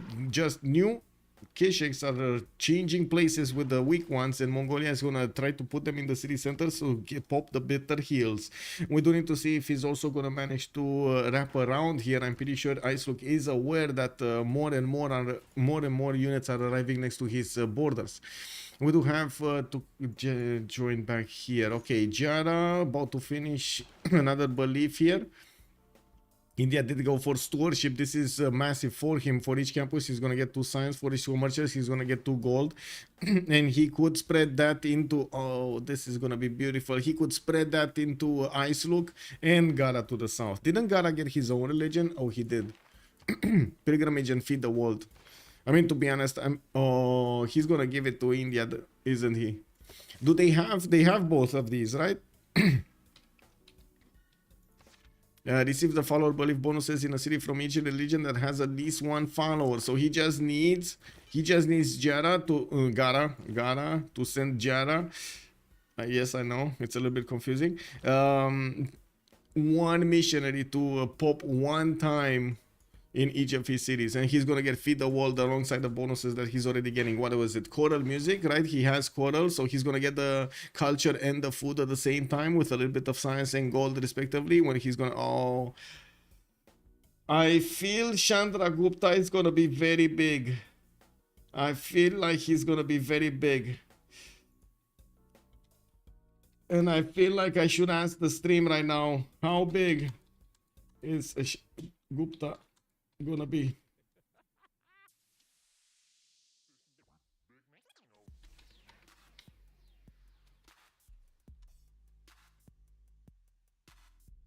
Okay, then.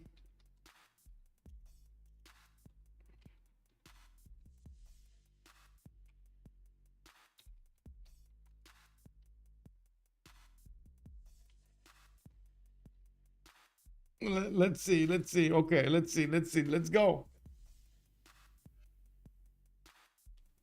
On a scale between 1 and fish, Mad Beats, I put dong at the last. It is what it is. Let's see. Very yes. I mean, it's looking like he did get Hildegard of Bingen. Okay, very nice. He's gonna get a little bit more science out of his adjacency over there. And I do see you guys are definitely clicking on that biggest dog in town there. Okay. We do have industrial zones from Dumfries, and by the looks of it, yes, we do have Scotland managing to get a lot of pre-builds on the east. Looks like Lapata is the one that was eating iron over here from Rome. He did really want to get, or I should say, giving iron to Rome to eat, because he did really want to get a lot of heavy chariots out and pre-build them, not actually spend the full production on all of these knights, try to use some gold at the same time. Now, we do have a lot of gold per 10 from Alfasomets and Vladimir, and I do notice Persia did manage to start spreading his religion, while on the other side we do have Tithub and Gara generating the gold. They didn't really set up coastal trade routes right now. I do see Chandragupta with Persia are gonna start trading over here. India did already send one. We do have Korea also with Chandragupta ability to trade here. Jinju is probably gonna get that. Why is this city looking like this? Oh, kick W. Gigi is gonna get that arena in. And I do notice, you know, the Mongolian units are still attacking the city of Gangrun, which did get a Hawacha. The Hawacha is going to start doing massive amounts of damage against the Keshiks, and it does seem like Pigmey is just here to be annoying. We do have the units of Phoenicia actually trying to get out of their defensive positions in LPQI to do the damage against Mongolia, but the second he stepped out of that border, his units are in danger. We do have the Keshiks and these crossbows able to move and shoot on these hills, especially with the help of the general, and there are so many of them that could attack a single unit of Phoenicia.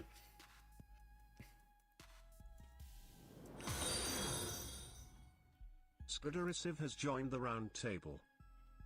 Civ, thank you so much for the follow, sir, and welcome. Okay, this and this. Okay, there we go. Okay, just waiting for the turn rollover so we can see if Mongolia is actually gonna take out 2 units or 1 unit. I think 2 units are gonna die here. There should be 2 units dying here. Oh, yeah. He got another one. He just attacked into it. That one has a promotion. And we do need to see, he's not gonna have enough. He's not gonna have enough units to attack into it. He would have needed at least 2 more units to attack into it. Oh well, I guess it is what it is. I do believe we did see he does have the first move, so I would imagine he might actually attack into the pikeman next turn first and take it out. If not, if Tithub is not actually gonna get to shift enter it somewhere. Now we do have a good amount of science from both teams. By the looks of it, the bones production is on Alfasomets right now. Victoria is gonna start putting down his industrial zone soon. While I do notice some of them did get out, he's still gonna need to build up his aqueducts here. Hanging Gardens giving him the extra fertility in all of his cities. The growth of 15% is quite big. While I do notice he did upgrade upgrade a few coursers. Those might actually appear in Gara cities quite soon, and I gotta say Gara does not have anything here. Well, it looks like this is a free simming Alfasomets that has quite a few teeth here. We're going to need to see if those incisors are actually gonna eat into the Persian cities, or they're just gonna feast on the meat around them. Now, what does Phoenicia do to defend frigates? In the city of LPQI, he's gonna do more pikemen, or he should do more pikemen over here. He has a few men at arms also. I'm pretty sure he's gonna need some ranged units to also attack and counter attacking to his opponent, and he's gonna need to fix the problem with the visibility, the diplomatic visibility. He needs to make sure he has a spy, and he needs to make sure he gets to printing. Ideally, you want to get a level 2 spy of your own, and since he does have Victor in the city of LPQI, it's good to have that second promotion in this situation anyway, that third promotion in this situation anyway, because you do get the double shots, and he has the encampment and the LPQI's city center to use. So 4 shots from these defenses. Where is he going though? Tithub is going construction and guilds, so we don't really see where is he going. He did manage to settle those cities in the south, MPW, Carthage. We do have Biruta over here to the west, Byblos, and there is another city spot to the south of Hansa. He should be big. These units of Alfasomets that are going against his opponent are not actually going to have a general with them, and we do need to see if Gara is going to manage to get his own units out. Looks like he is starting to get some units out. He probably did see Alfasomets' first of all garrison defense strength, and second of all military strength, 363 military strength. Oh, my Sedan actually dropping quite a few channel points over there. I see. Okay.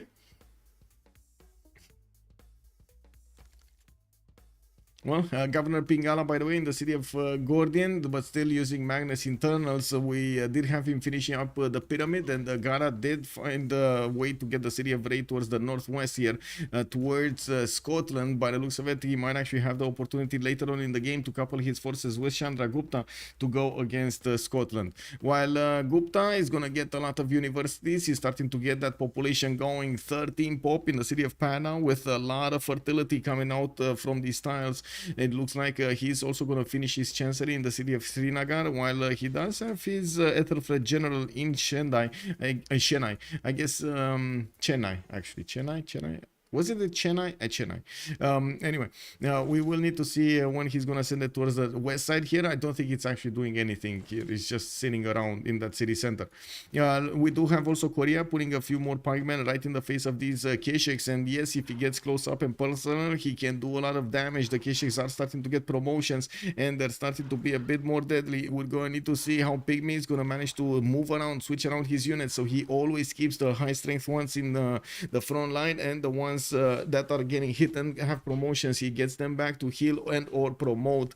Now we also have him pushing against his other opponent here, Tithub, and slowly punching through the defenses, the tiles of the city of LPQI and Sidon. He doesn't really have the ability to bypass the city of LPQI where Governor Victor is established, but he is trying to inch his way towards the Phoenician city of Sidon slowly. We do have a lot more horses coming around, not a lot more knights though. Those would have been stronger units to use. Looks like he might actually go for calves here next, while we do have him in the tech side going for construction in 1 turn. He has medieval fairs in 1 also. He's going to need castles to upgrade these horses into coursers and then keep on going towards printing. To be honest, well, does he even have printing? No, the pikeman actually has, Phoenicia actually has intel on Mongolia. This is not usually something that's happening, by the way. Phoenicia actually has intel on Mongolia. Kick W, man. Wouldn't it be better to send more troops from Volin side? Yeah, I mean, he could have overwhelmed easily Korea with another, like, how many units are here? 2, 4, 6, 8, 10. Another 10 Kesheks would have just stomped every one of these cities of Korea, like every one of these tiles of Korea. Imagine Korea only had units here. All of this border would have been just left open to wrap around those units and kill them. But yeah, he didn't do it. He did want to poke his opponent to the south as much as possible, make Tithub over here spend quite a bit of production to defend himself. And I gotta say, Tithub did an amazing job to keep his science and culture going while he is settling a lot of cities in the south, getting those extra trade routes to work for him. 173 production at the moment for Tithub. We do have Vladimir already jumping up to 353 production, and you do see also Alfasomets is on 247 at the moment. Not the same science and culture as Rome though. While Lapata, after yesterday's performance, when we did see such a good performance on Scotland with multiple continents, that's granted, and a lot more amenities in this game, he finds it very... Oh, look at... Wait, he does have +6.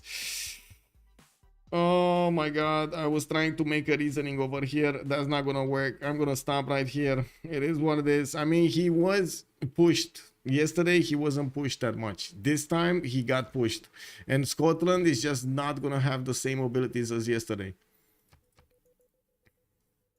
Pigmey is in a bit of trouble though with his drums of war. He doesn't really have the time to go for the science and the culture. He just wants to pump out units, and by the looks of it, he keeps ramping up the units that he's sending towards the west side here. Did manage to put that wall in less than half HP, while Mongolia is managing to get quite a bit of experience from the Korean units. I don't see the spy anywhere, but I do see Karakorum actually got Victor in there, and I would imagine he got Victor before the spy finished from intelligence agency. I would hope so. I would really hope so. What happened in the Congress? Anti-Cavs getting a +5. Oh, okay. Monarchy also getting another card there, and the one that did get the deploy is Rome, Vladimir. So that's why the anti-Cavs are so strong. I see. I see. Well, not only Tithub did manage to get all of the bonuses on these guys, but he did also manage to get that World Congress work for him. And still, even so, we do have these Kesheks somehow doing so much damage against these pikemen. Wow. I mean, there's so many of them. Corsair upgrades here in Pigmey's territory. We do need to see if he's going to manage to upgrade a lot of them and start going against Korea. Looks like that is the plan. He did put the level 1 spy in Yangsan, and he's not going to use the Terracotta Army to get it. He's going to actually get a Siphon Funds mission and try to get a little bit more gold in his coffers before he's actually going to get the next units and, of course, get to upgrade. This is an insane amount of units that he's sending. These are an insane amount of units. This is an insane army. Like, we're talking about 1, 2, 3, 4, 5, 6, 7, 8, 9, 10 coursers with 1, 2, 3, 4, 5 knights and 1, 2, 3, 4, 5, 6, 7, 8 Kesheks, 9 Kesheks.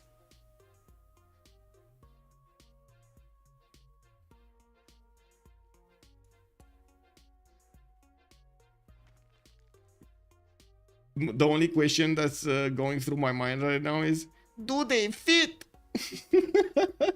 Try to erupt 2 players instead. Yeah, wouldn't it be better to send more troops? Yes, yes, yes. What push? 1 Varu? Yes, the big push. The big push of Giara. The 1 Varu kills them all. Well, I mean, he did do a lot of damage with this Varu. You kind of need to agree with this, Cool Whip. Like, the amount of production that Scotland spent on getting his defense up and setting his empire, denying himself the honey tile and getting encampments in the face of Chandragupta, while Chandragupta just watched him and got an elephant. It's just beautiful. Like, that was just beautiful. That's just Army 1A. Exactly, that's just Army 1A. Thandorios, good evening, sir. Bazukaro already calling out the GG, well played. Panda, good evening, sir, and welcome. 57 science versus 141 and 154. Yes. And even so, we do have Pigmey over here with quite a bit of potential to go against Korea and do a lot of damage. I mean, IceLuc does not have a defensive line. Okay, let's talk a little bit about this. So usually with units, you want to guarantee 3 attacks, at the minimum 2 attacks, ideal 3 attacks and maximum 4 attacks, 5 attacks, like between 4 and 6 actually, right, to wrap around all of them. But usually 3 attacks do manage to take out a unit, especially if it's like melee to melee or cav to cav. That means if Mongolia does manage to encircle the units of his opponents, not have a line to actually defend, punch through, it is going to be a catastrophe here for Korea, because he's going to lose a lot of units very quickly. With 30 plus units that, actually what, 20 plus units, 25 plus units that Mongolia is going to get here, I find it quite curious to see what's going to happen in the next part of the game, because yes, I do see the extra technology is already showing up on Korea. He's getting piking shots, 3 of them. He's repairing the walls in Gangnam, gonna get that city much harder strength, and we do need to see if these units are gonna manage to do what they need to be doing. Pillage, take out cities, take out units, wrap around, not care about the extra strength of his opponents. We've seen before Keshex do manage to push through pike and shot lines if they're sufficient enough in numbers. He does have generals for these units. He does have already a lot of gold to actually use against his opponent here, and this is damage before he's activating this level 2 spy in his opponent territory. Remember, he might actually get an extra plus 12 on Korea. Korea did not put, no, he did put a spy. He did put a spy in Kokekota. Okay, that's good, that's good, that's good. So there is a possible plus 6 that he could get on these units. I don't think he could get plus more than plus 6. Let's be honest though, all of these units lose to 1 versus 5 to Victor plus Hawacha. Yeah, but he could bypass Gangnam. That's the whole point, right? He could just not care about the city. Why would you care about the city? You go, that's exactly what he's doing here. He's going around towards Yangsan. He has a Keshek here, and I do want to point out that Pigmey is also using the oh my. Yeah, there is another possibility, guys, but this trader is gonna be the first one that's gonna get it. Oh, he gonna get it. Yeah, he gonna get it. He spotted the wrong army. Poof. No more trader. Oh.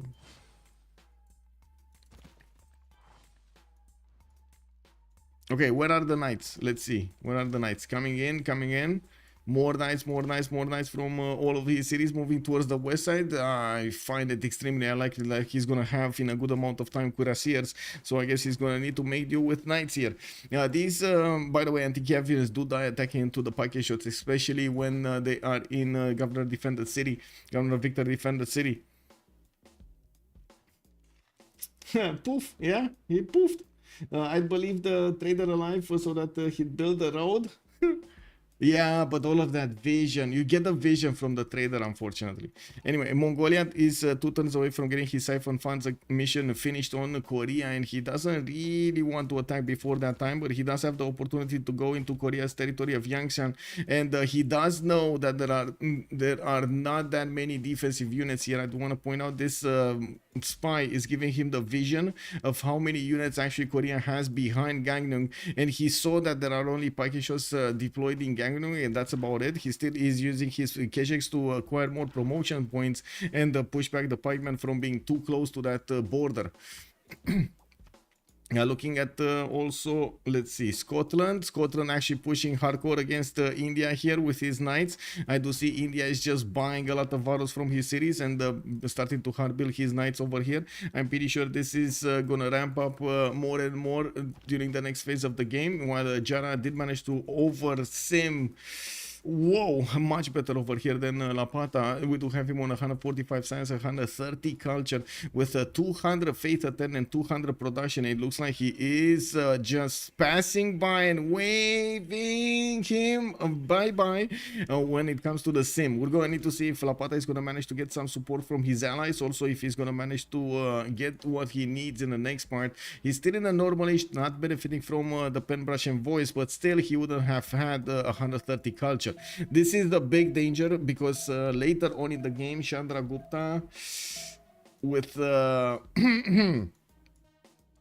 all of the bonuses on him, getting fascism first. Oh, you don't want to see that face of the Gupta, man. You don't want to do it. You don't want to do it.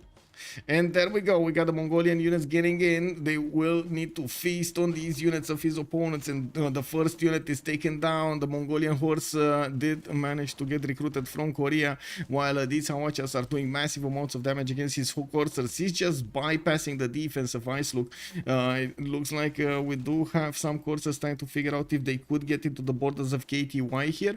And of course, the Kesheks are following close up behind. We do have them with a lot of strength to attack into these spiking shots. Still the level 2 spy didn't activate, right? It's still Siphon Funds 110. Oh my god, wasn't this last turn? Oh, I was thinking it's last time. Anyway, Age of Steam getting more industrial zones, finishing up those production points, and of course will need to get his harbors with his shipyards. We do have a spy from him going somewhere, I have no idea where.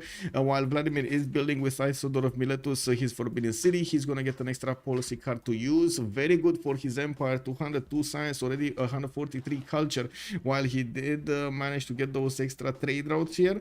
I do notice also Persia did manage to get Marco Polo. Scotland did get Ibn Khaldun, okay, and Rome did get Isaac Newton. Interesting, Scotland is going to benefit from quite a few bonuses from Ibn Khaldun, but I don't really see him getting that many with his cities, right? He doesn't have the base to get the percentages going for his next part of the game. And with his units about to die over here, it doesn't seem like he's going to manage to do that many pillages, and I'm pretty sure Gupta is going to manage to attack back into this. What they are doing, they are eating into the gold per turn of their opponents here, and it looks like Sumer is struggling to get all of the gold per turn going. Tithub is on 167, Giara is -3, IceLuc is on 40, and Gara is only on 62, while on the other side we do have Victoria and Rome managing to get their setup going with the coastal trade routes from an early stage, and are making 215 gold a turn and 238. I'm saying that, but then I don't really know where Rome is actually sending that international trade route. Is he sending them? Where is he sending? Is this only internals? This is only internals, and he's making so much gold with just commercials and internals and the double card. Oh my, okay, that's a lot. No, there must be some externals. Yes. Okay, he's starting to actually send the externals towards England. He's just not setting up the coastal trade routes as I was thought, while England is connecting to Scotland here. Yeah. Okay, units, no. Units, okay, this army is dead. Scotland is gonna lose it.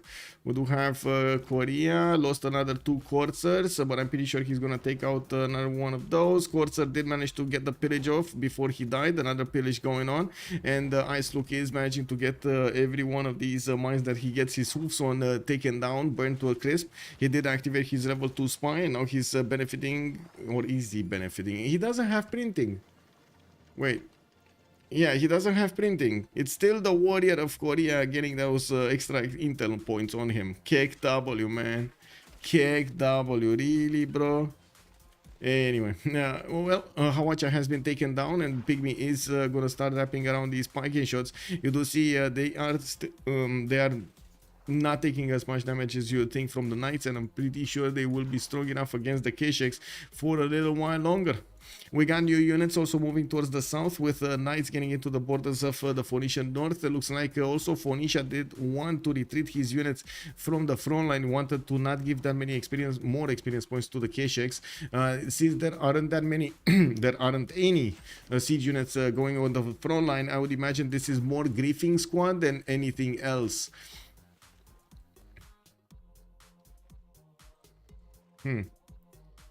Persia industrial zones, okay.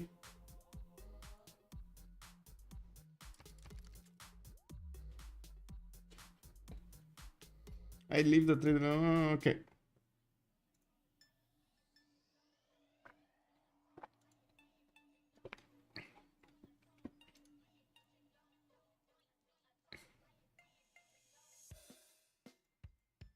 Okay, so I do notice IceLuc keeps up his science over here, but getting so pillaged is not going to be good for him. And yes, I do not think he's actually going to lose a city unless he massively overly extends.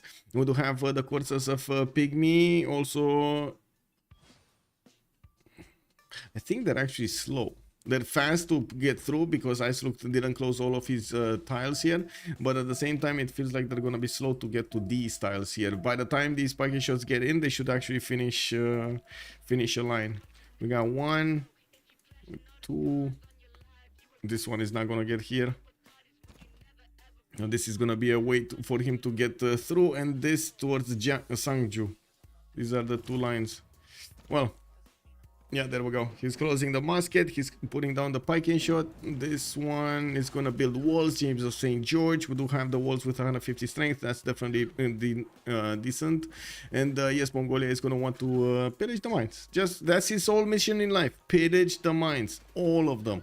He doesn't care. He's gonna lose all of the units, no problem. He's just gonna pillage as much as possible. Gunpowder coming up in 110, and I do notice this pike shot might actually be taken down here. Look how many of these K-Shakes are shooting against one single unit. Yes, the unit is alive, but still it's going down. Now we do have Mongolia also managing to get the shots on Phoenicia with his other K-Shakes with the second army, and I do notice the level 2 K-Shakes are starting to get the 65 strength against the Payments and 80. I do have to point out this Congress was with the +5 combat strength on the anti-cav units, but that's not going to remain for long. It will actually get reset when the next World Congress finishes. Now, we did have an attack here, right? Or did we? I don't think there was an attack, or was it? It doesn't seem like there was. Or it was and it got repaired so fast. Where are those coursers? Was it so fast that we didn't see it? Because, oh, I see a pillage here. So they did manage to get onto a campus and a library. I don't think they got into Tarsus, though. Okay, maybe they were just a few of them being sent to their opponents. Alfasomets is on industrialization next turn, and I do notice he's getting a few more coursers. While I do not see him with that much science, I was definitely expecting a little bit more, but his production capabilities are actually quite good. 319 production points with 250 gold a turn, while his ally Vladimir is on 479. It looks like they are out-simming their opponents here, slowly but surely, while Lapata and Pigmey keeps on trading shots with Chandragupta, with Sejong, with Tithub. It looks like only Persia is the one that coming out unscathed from this, and yes, he does have the 123 science with 119 culture points per turn with only 56 gold, 200 production. At the moment did not manage to get his foot in the door over there in industrialization, but he is finishing up his industrial zones and he's gonna soon have it.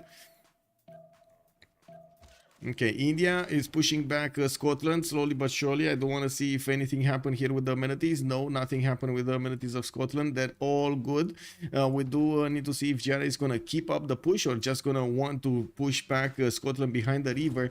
We do have 300 squares finishing up from Giara, and yes, new campuses within universities so he can get that extra science through. His military science in 2 turns and nationalism 2. While I do notice the great griefing keeps on going. We have Mongolia over here taking out another unit. That was the musketman that he, well, Korea tried to stop and to move from.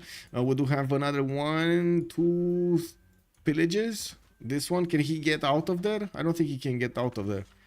I think this one is gonna die. He might actually get to feast on the farm next turn. We're going to need to see if he's going to get back his health. And it looks like this K-Shak just got taken down. This is the power of the K-Shaks. If there are enough of them to attack into a single unit, they will take it down. The fact that they're maneuverable enough allows them to get around the unit very, very quickly compared to something like a crossbow, which you kind of see coming from some mile away. It did happen. Yeah, it happened. The great griefing. Okay, looks like Pigmey keeps up the pressure against Phoenicia. Phoenicia, I gotta say, Phoenicia has so many units. Like right now, Phoenicia has spent so much on his defense to stay alive. Yes, he has the science, he has the culture, but I'm pretty sure if he would have been left alone over here, he would have been much higher than he is right now. He didn't need to slow down to build his, he didn't need to slow down from building his cities, from building his campuses, from building his theater squares. Doesn't have the wonders next to the theater squares and so on. I mean, yeah, Yeah, we're gonna need to see if he's gonna get out of this, because he does have new settlers coming around right now, and yes, we're gonna go into a new era pretty soon, 6 turns, and I'm pretty sure they're gonna try to get some advantages then.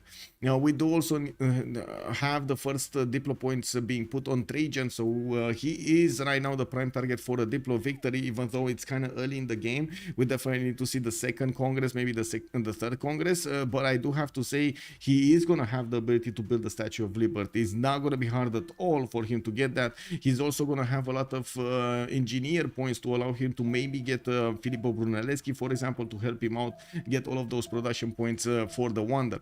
Factories coming in multiple cities, Casa de Constatación on Rome. Yes, we do have him getting the next level libraries here, and wants to get as much production as possible, even though he already has the most of the game. 500 production points over here on him. Oh my god, he's doing more than 2 players of his opponents right now in terms of production. But I do see the Mongolian army has basically been taken out. No feasting over here, but we do have the Corsair on mine. Next turn he's probably gonna get it. We do have the next level attack going against this Pygation, which is gonna get a promotion probably. Yeah, there we go. It's just gonna stay alive.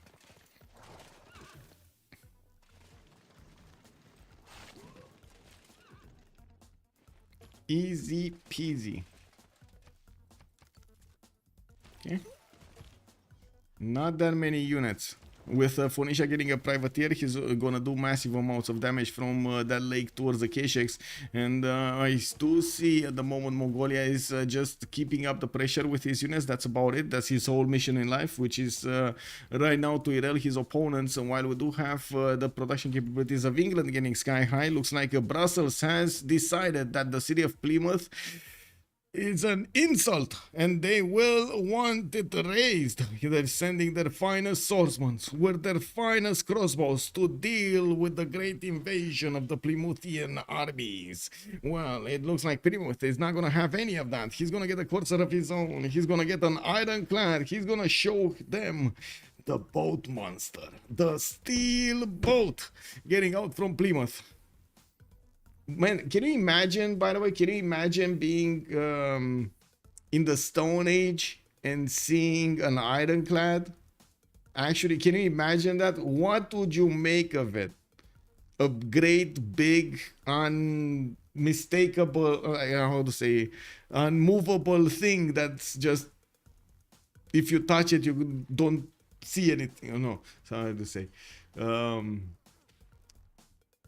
Too hard to do anything against, basically. I wanted to make a reference that it's like it's made out of steel and you can't do anything to it. What are you gonna do? Throw rocks at it? You know, that's not gonna work. Talk it softly to it. Ah, come on, Mr. Ironclad. Like, can we have a little bit of chat over here? Like, look, we can bring you food. You bring us other stuff, like more goodies. Like, you know, like, can we please get along? Yeah, that's not gonna work, man. Demon in the water. Yeah, exactly, right? Demon in the water. Swords made of steel too. Exactly. Casimir makes a good point. Yeah, that's exactly what they're gonna use, right? Propaganda 101. I mean, their boats are made out of steel, but our swordsmen have better steel. You're gonna get through this, guys. Let's go. Yeah. Vladimir will get GDRs by the time Korea and Daru can push into Genghis, probably.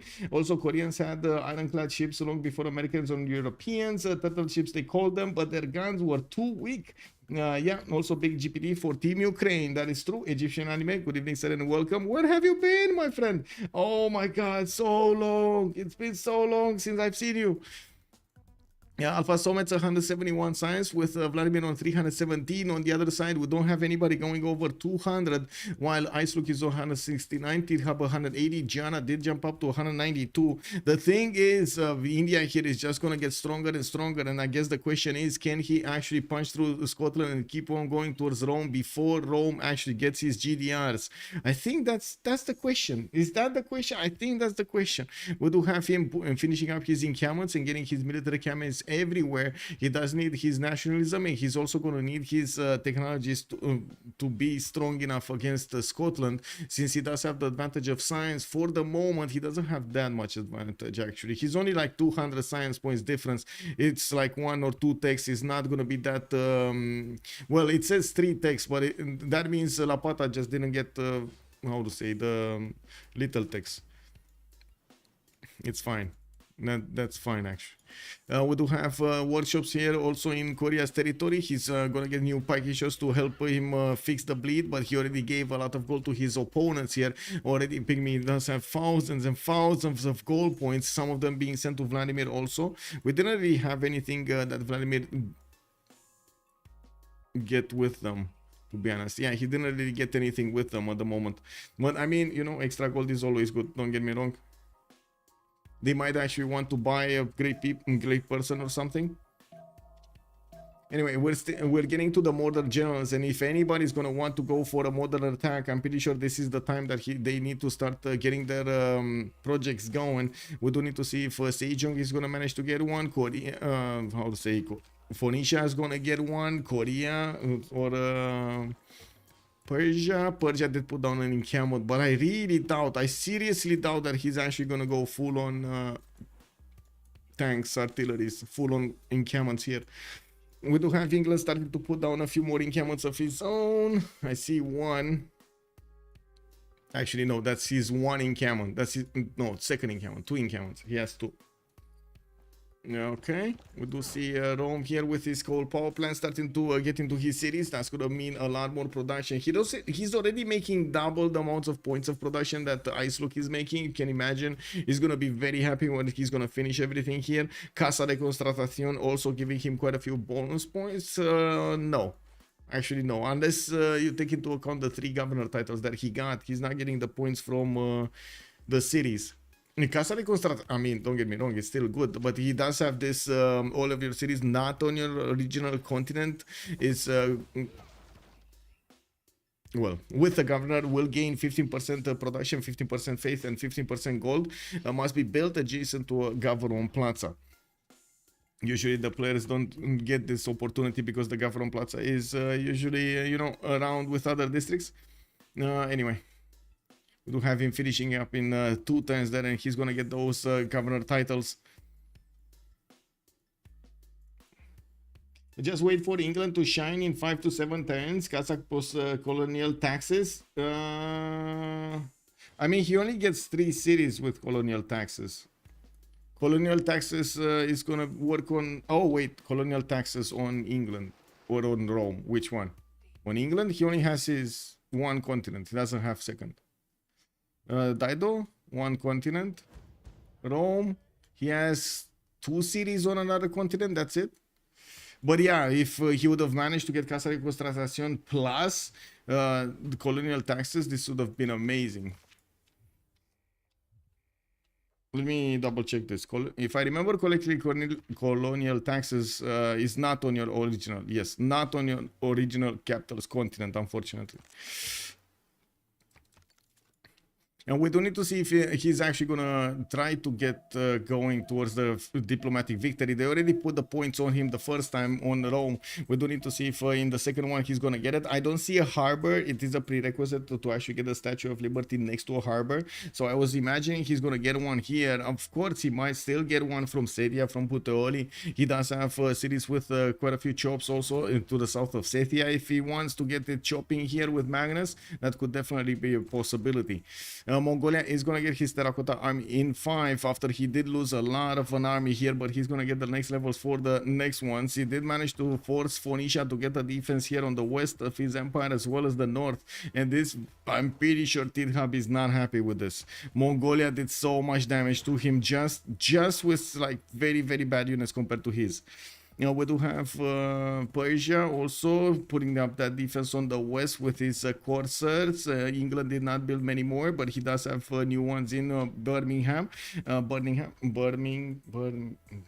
Anyway, we do see the shipyards also finishing up in the lands of England, while he is getting stuck upon trend to finish a religion. That, I think that's actually the first religion of their team: Catholicism, Defender, and Zen meditation. He desperately wants the amenities here. Who built Artemis? Wasn't it? No, no. Somebody built Artemis, but let me. This Phoenicia. Phoenicia built Artemis in his capital. That, yeah.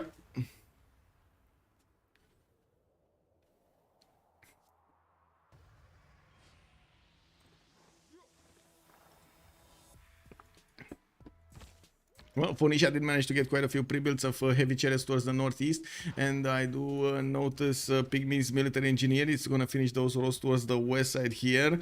It's going to take quite a bit of effort to get himself a lot more science. He's only on 58 with 37, spent all of the production of his cities on these units in the last 20 to 30 turns, so you can imagine it's not like he has that many more production points to use here. We do have Lapata also with minus 16 gold a turn. He was defending against his opponent. He was forced to upgrade and make a lot of units between Air and Dundee. Definitely, I would say overcommitted to this defense, but I don't think he actually, I mean, he took India very, very seriously, basically. We did have camels coming out from Hyderabad, and I do see some military academies finishing up over here the next turn for India, while he definitely needs to get more units out. It looks like he did manage to get the Cav Core. Cav Core can do a lot of damage against Scotland. That's a very strong unit right now. And the curiosity I have is he actually gonna send all of his units to Gara? No, he's not. He's sending it to Bandar Brunei to pillage. Okay. It seems like they need more gold. They just need more gold. Giara, and usually Chandragupta is not a nation that is geared towards making his own gold for his units. Usually to get the most out of it, you need an ally to give you the gold. And Tithub would have been the perfect choice for it, like with Dido. Right now he's getting pushed so hard by Mongolia, he's barely scratching the barrel over here with 134 gold a turn. In a free inquiry golden age, we're going to need to see what he's going to manage to get next time, but I would imagine he's going to get a dark age just as everybody else, except Vladimir. Vladimir going for the third golden, reform the coinage coming up for him, getting, yeah, there we go, there's the Diplo. There's the Diplo push. Potala Palace coming up in 6 turns from Puteoli. He did get the Forbidden City earlier, so that would mean a second extra card that he can use in any government. That is extremely potent, I would say. Multiple banks also coming around for the gold per turn, and yes, he's gonna get a scout, a very nasty Indian scout over here next to the city of Antium that is trying to burn every time he gets his kitty on. Dido most gold when fully rel from Genghis? Yes, exactly. That is, I mean, if that doesn't ring an alarm somewhere, I don't know what is. Like, honestly, I don't know what is.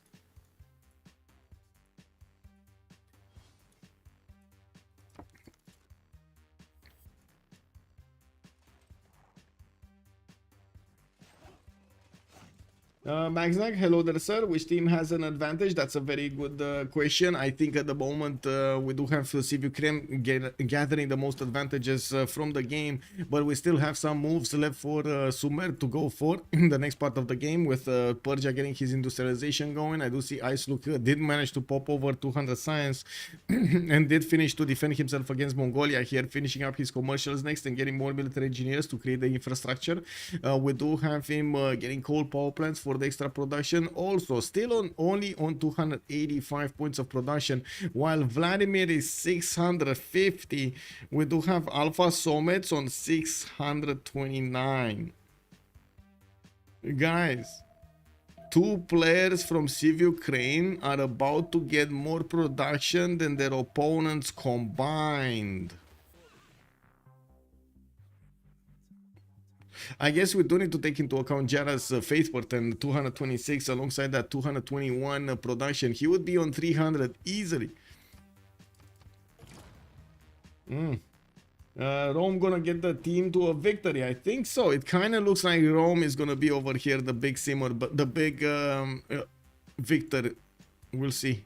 We do have the Terracotta Army still needing to finish. Looks like Phoenicia is pushing and doing quite a bit of damage against the Phoenician units, managing to take down at least 2 of them. We do have Pigmey with the ability to knock at least 2 of those units back.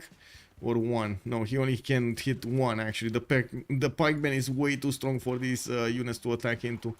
Anyway, now looking at this, spiky shock cores are definitely gonna nullify any kind of Mongolian advantage here. We do have Phoenicia with a lot of cuirassiers. He might actually want to push back against his opponent, against Mongolia, with the cuirassiers. These are strong enough units to punch through very quickly through knights and through crossbows and get to his opponent's cities before he can react with new ones. I'm pretty sure the moment Mongolia is not considering he's gonna get counterattacked so hard, but I gotta say I love what Tithub is gonna do here.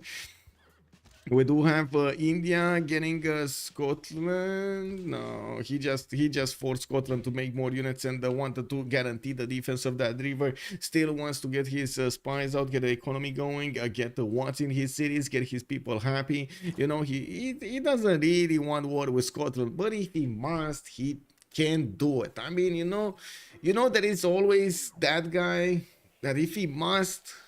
Yes, I will move. Okay, I can do this for you, but only for you I can do this. Yes, thank you so much.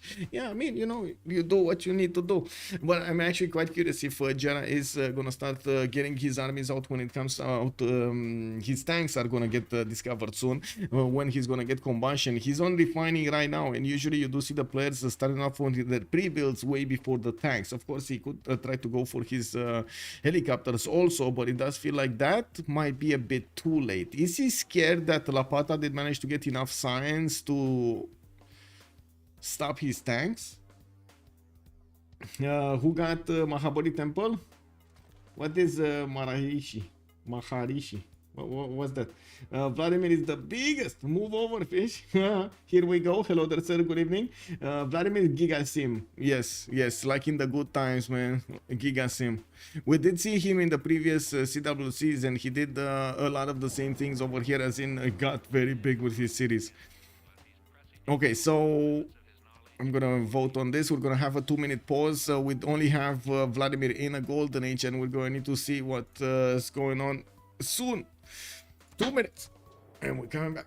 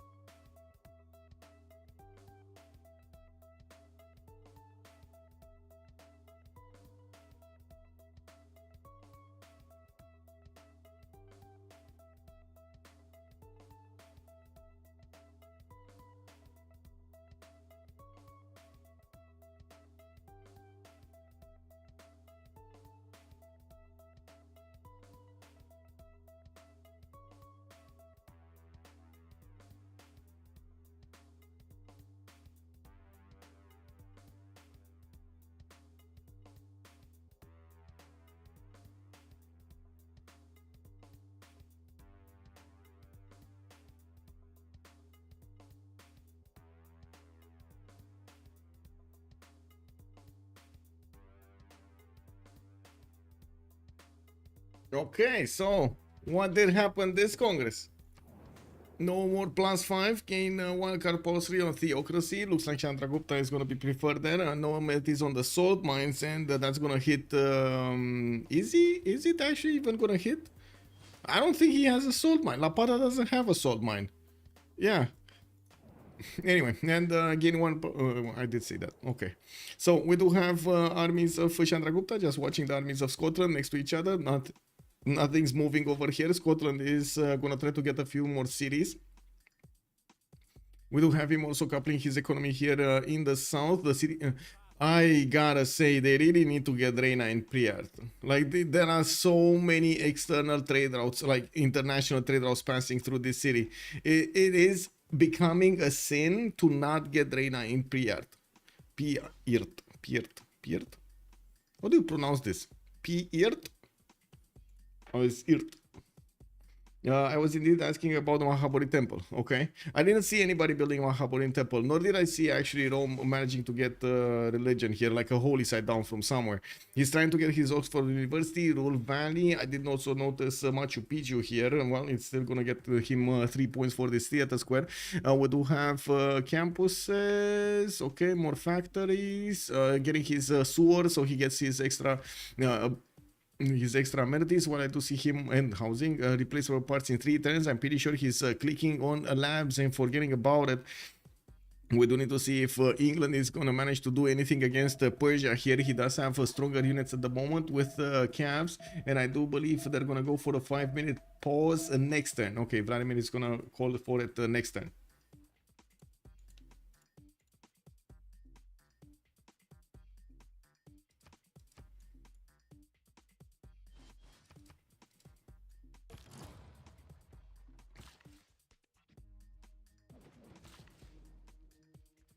Okay, well, let's see if he's gonna move. I don't really believe Mongolia can do any more here. And actually, he might just succumb to the strength of Phoenicia. We do have so many of these cuirassiers and field cannons coming out from the cities of Phoenicia going towards the north with Shunzu as a general. Does not go the correct one. Where does he go? No, he does not have a general for his units. This is very expensive, but it also will give him the points. Phoenicia is only on 3 great general points a turn. Not gonna have that. India is on 33. We got Mongolia on 12. Korea on 6. By the looks of it, we do have Mongolia slowing down his attack to a crawl here against Korea to the west side. He is chopping a few more units. And looking at the tech side, never mind. We're gonna come back after this pause. Pigmey is 8 turns away from ballistics. That's about the time he needs to hold. XX17 is, yeah, actually 5 minutes. Wow, this time is actually 5 minutes.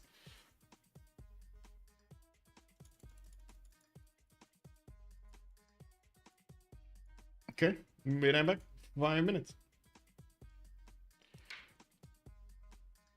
Hello there, Horsey XL. Good evening, sir, and welcome. We got a pause for 5 minutes, by the way.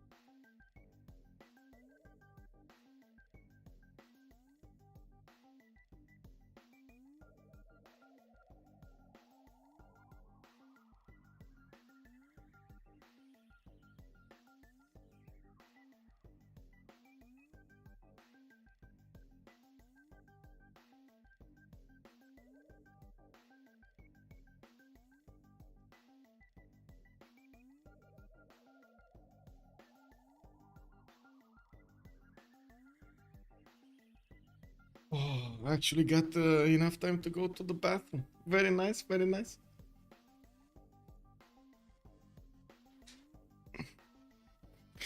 We're gonna need to see if there will be a possibility for them to actually affect the next part of the game. With Pigmey, that is gonna have a hell of a time over here against Phoenicia. We do need to see if he's gonna manage to remain alive or need to go back behind Rome's cities over here. Nitro, thank you so much for the prime, sir. Thank you. Thou shall be knighted primer. Natro 0225. We do have more spies coming up from Rome, and yes, he's gonna get quite a few wonders here. He did finish that Casa Reconstrucción, and getting Oxford University is gonna help him boost up that science number. He's already on 274 with 201 culture points, while I do notice IceLuc is gonna be 202 and 60 only. Well, we don't have a pen brush and voice golden age anymore for Sejong, and looks like that culture went sky down. Well, we do need to see, well, I guess down, not sky down.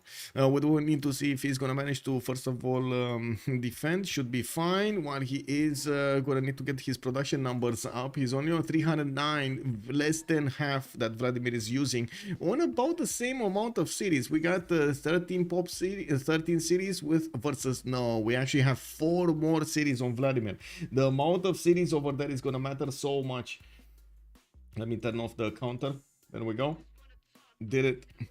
Ave Machiavelli, thank you so much, sir, for cheers.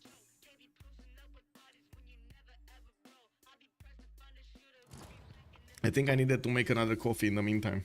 Alfasomets is putting down Colossus, okay, and he's gonna 2-turn it from the city of London for an extra trade route. That's pretty valuable. While we do have him with the Cavs on the east side, he shouldn't be that far away from getting his nationalism. Oh, he does have nationalism. He has the core ability, the form core button. Taj Mahal in Birmingham. While I do notice he's gonna get a few military economies from his cities, the oil pattern is gonna need to start up. He's gonna need his refining soon. He's barely on ballistics right now, coming up in 3 turns. While he is also gonna need to build up all of his factories in his cities, he's still receiving bonuses from the factories to the cities that do not have one at the moment. Well, he's receiving like what, half of them, half of the bonus. We do have more cuirassiers getting out from the Phoenician cities and moving towards Mongolian borders, while Mongolia is putting these knights in the front line. We do have him finishing up Terracotta Army next turn and getting another wave of knights. He's only 8 turns away from ballistics, and I do think well, Alfasomets should boost him, right, to ballistics. Yeah, I'm pretty sure he doesn't have 2 forts in the territory, but he's gonna get boosted by Alfasomets in 3. That's gonna allow him to get his own field cannons and allow him to actually get knights into cuirassiers. Should be a strong enough unit to defend Phoenicia. It doesn't really look like Phoenicia can push into the 50 science Mongolia. Yeah, we do have to take a look also on Vladimir's choice to go for a reform the coinage. The gold pattern went incredible. Like right now, it is an apocalypse on the Sumer Rangers team. We do have minus 15 gold at 10, 64, 43, and 30. And I cannot actually say they're fielding a big army. They don't have like, you know, tank corps going with artilleries, with planes going against each other. They just have the normal units at this point in time. While we do have they're starting to go against each other here, it does seem like Mongolia is managing to keep his units intact, not to mention keep away these cuirassiers from his borders. He is putting them in a line and is just waiting to get the boost over here from Alfasomets. Since you've went to the bathroom, I shall endeavor to replenish your bladder. Yes, thank you so much, sir. Are Ukraine team playing in CPL League? Yes, impressed. They are actually in the 1st division of the CPL Premier League. Or they were battling out for the 2nd slot, but they did choose from actually wait, no, it is what it is. Yes, they are the team from CPL that are right now fighting for the slot against the WC2, Wildcard 2, and SPA. And WC2, the Wildcard 2 slot is Sumer. Glory to Ukraine then. Let's go. We got Alhambra coming out from Delhi for an extra military policy slot. We got some encampments here and of course another spy from Hyderabad. He is getting it from his Governor Victor city, so I would imagine he's gonna want that Victor 3rd. We do have Giara starting off on wait, this is Giara actually. He got that notification was about him. Okay. doesn't look like Persia is going to manage to push against England. England is not going to manage to push against Persia. They're matching each other's technologies here. Catholics saying scabs is just not going to go anywhere. Now we do have Colossus finishing up next turn here. Looks like all of the units of Brussels have been taken down except 2 of them, Man-at-Arms and Trebuchet. That should be fine to take out in the next part. And while I do notice England didn't actually suffer that much damage, he was slowed down from building his campus and whatever it was here. This was a Diplo quarter. He didn't get his Diplo quarter. In the World Congress, we did have Vladimir managing to roll another 2 points for his Diplo. He is right now on 7 out of 20, and that's before he's going to finish his Potala Palace, his Mahabodhi Temple, and his Statue of Liberty. I do notice he's gonna get that Oxford University built with the help of Filippo Brunelleschi, and not gonna actually rely on Filippo to give him the bonuses towards the Statue of Liberty. He is building an insane amount of wonders though. Getting a theater square also from Rome, that's gonna be a big one. That's gonna be a big one. Have you seen this theater square? Guys, this is a +8 theater square, just easy peasy, and he has another one +5 here that's going to turn into a what, a +6, 7, 8, 9, 10. US House of Representatives approved funding bill. The team gonna more boost us line defense, so they're winning in CV. Guys, they basically, you know what they did? They accepted the trade. You know, Ukraine sent the trade a long time ago, basically, and now they accepted the trade, right? He wants to take all the cards. Yes, all the cards. All of them. Where is... oh, yeah, Big Ben coming up in Durecortorum. In 6.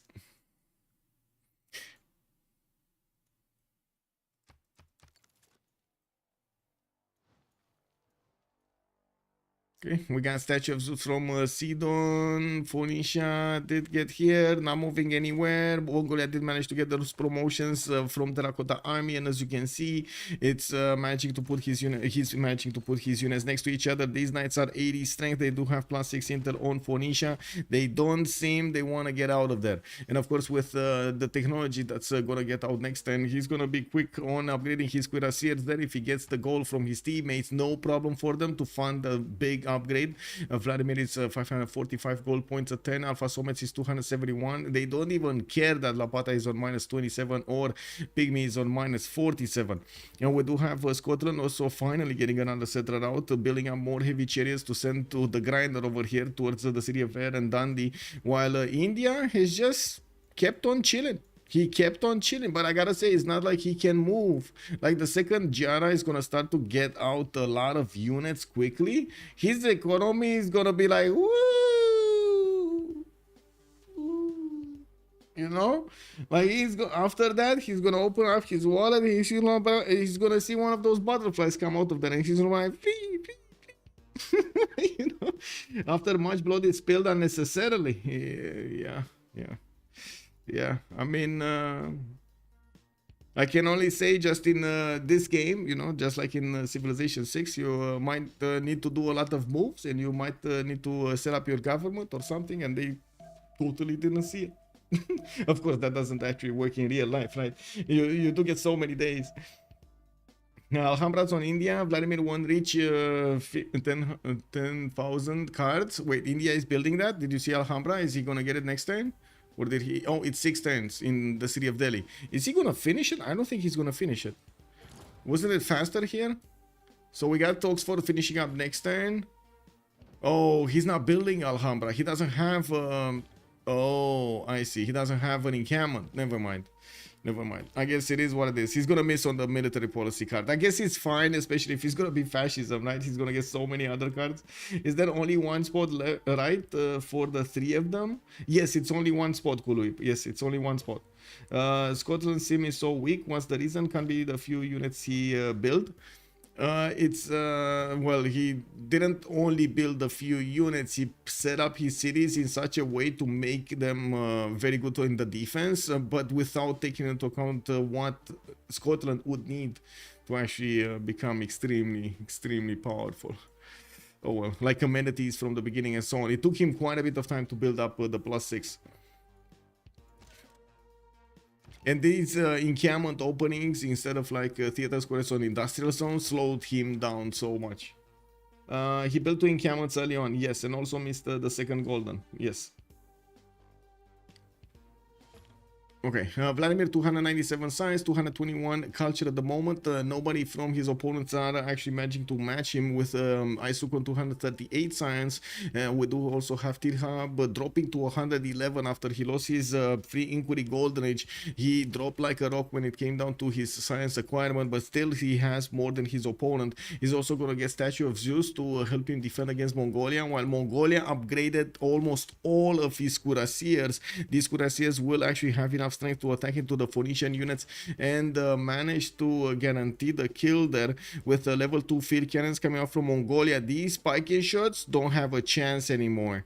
Plus 6 intel on these bad boys. We got the field cannons with the cannonballs right in the chamber, ready to go over here against the spiking shots of his opponents. Korea might not smell even what's happening over here. I think we're gonna have a lot of bacon in the morning. Could you please inspect Alfasomets, you mean? Why is his culture is more than science?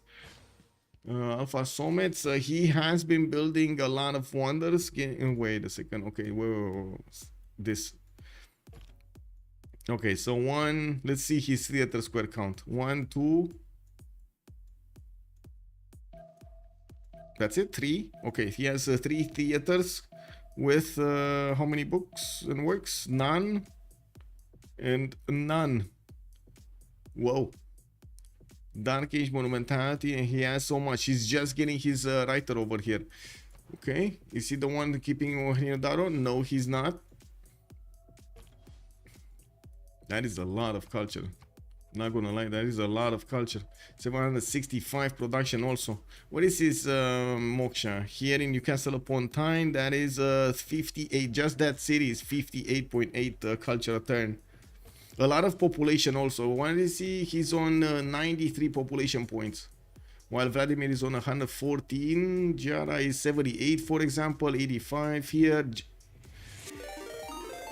What is this? Gara is on 80. IceLuc is on 77. Significantly more population. Hey, bonsoir, Monsieur Leach. Merci beaucoup pour le raid. Thank you so much and welcome everybody. Bienvenue à tout le monde sur mon stream.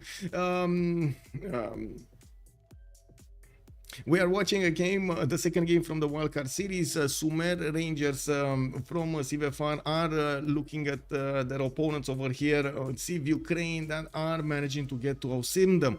We do have Vladimir and Alfasomets with significantly more production than their opponents. We did have Mongolia, Genghis Khan from Pigmey, I should say, from CivUkraine. And they managed to go against both Phoenicia and his opponent over here, Korea on the west side.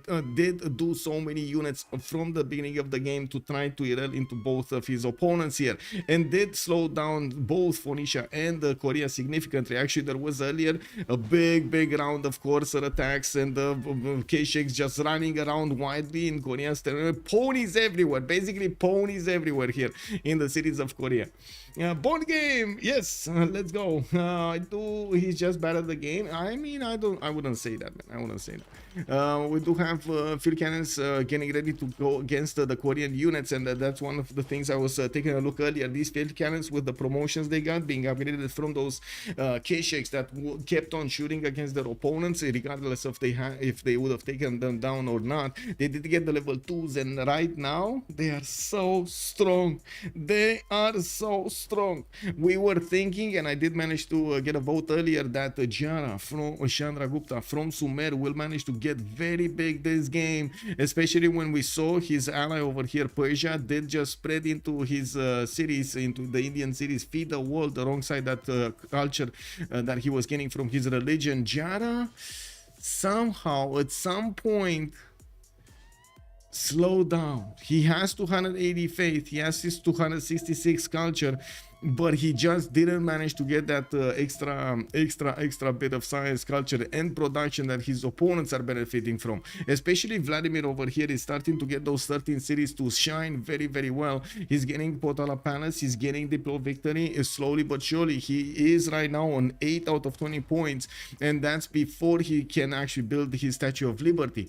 He is gonna get his mobilization out in 3 turns. I do notice his Also getting a few spies out, finishing up Rule Valley, got Oxford. He's gonna get Big Ben over here for the economic slot, and I do see that he's getting some projects for the campus research. Oh, good old Einstein is coming in. Okay, I'm in, and now we got a party. We do see Rome and Persia starting neck and neck to get those points for their scientists here. We're going to see if Scotland is gonna try to pitch in there, even though I seriously doubt it.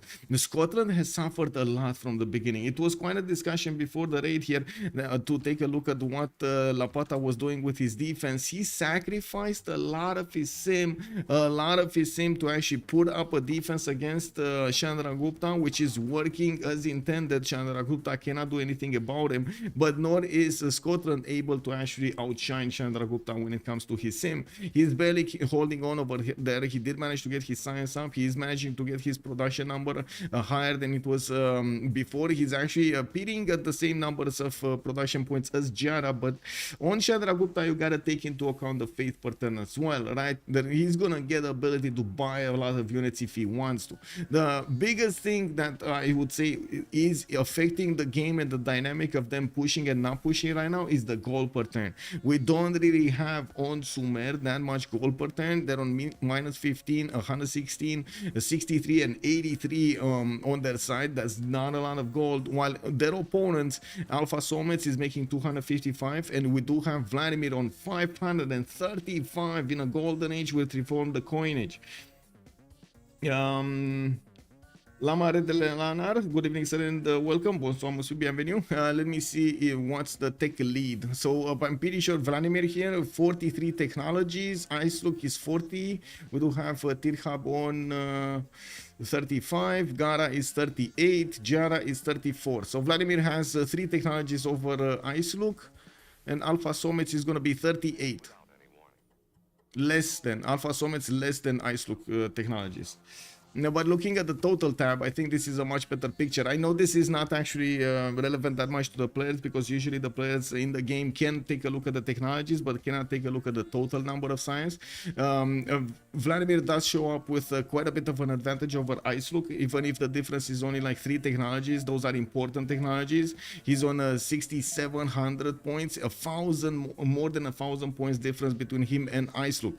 While in the culture is not even a question, right? We're talking about double the number of culture points that IceLuc has acquired from the beginning of the game. Yeah, Rome is very big over here. Now we do have Big Ben coming up in 2 turns, and since he is going to get extra policy cards to use, he can use that colonial taxes. Even if it is just for 2 cities, it's still going to give him quite a few points there. I wouldn't say it's going to be that big though. We do have him also using as many of these military cards as possible, liberalism with the Republican legacy, coupling it with logistics and the craftsman, so he can get the extra production and extra speed on any unit that is moving through his empire. We do have more campuses getting out. Looks like he is still going for that Einstein. He really wants to get it quicker, and that is going to give him the +4 science points for each of his research labs, and I'm pretty sure he is going to get his research lab soon. He does want to get siege tactics. I'm also certain that he's going to want to get something like his steel walls at some point soon, so he is protected, even though, to be honest, there's really nobody that can get to him. He's just left alone to happily free sim to the sky. He's just gonna go to the moon all alone, and you know, when he's gonna get his friends, he's gonna party on Mars, and then when he's gonna get his club, he's gonna party in the Outworld expedition. Woo, woo, woo. Man, I was watching today a documentary about what would we need for a long trip to survive without going to sleep. Like 100 years, for example, you know, trying to get to another planet. What would we need, and how big would quote-unquote team would be there? Wow. These guys went wow. They're actually thinking of adding tools to take a look at how the bacteria are gonna evolve on the ship, so they can actually prevent any kind of disease or bacteria that can run amok over there. Predetermined genealogy trees with compatibility modes, and also fixing some other problems, artificial wombs, and oh my god, man, like that, like so many technologies would need to actually be mature enough for us to actually be able to do that. Unbelievable, but it's good that the ideas are there and we're not far away from those technologies. And Rome gonna get one more policy slot minus the economic one. That's huge. Yeah. Oh, the economic one. Yeah. This is gonna be big. This is gonna be big for him.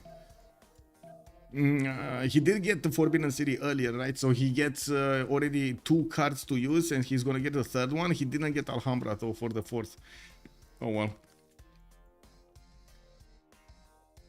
I did also notice the units of Mongolia are pushing back over here, Phoenicia, back to his borders, and it looks like this time around he's not fooling around. He's managing to capture the units of his opponent, Phoenicia.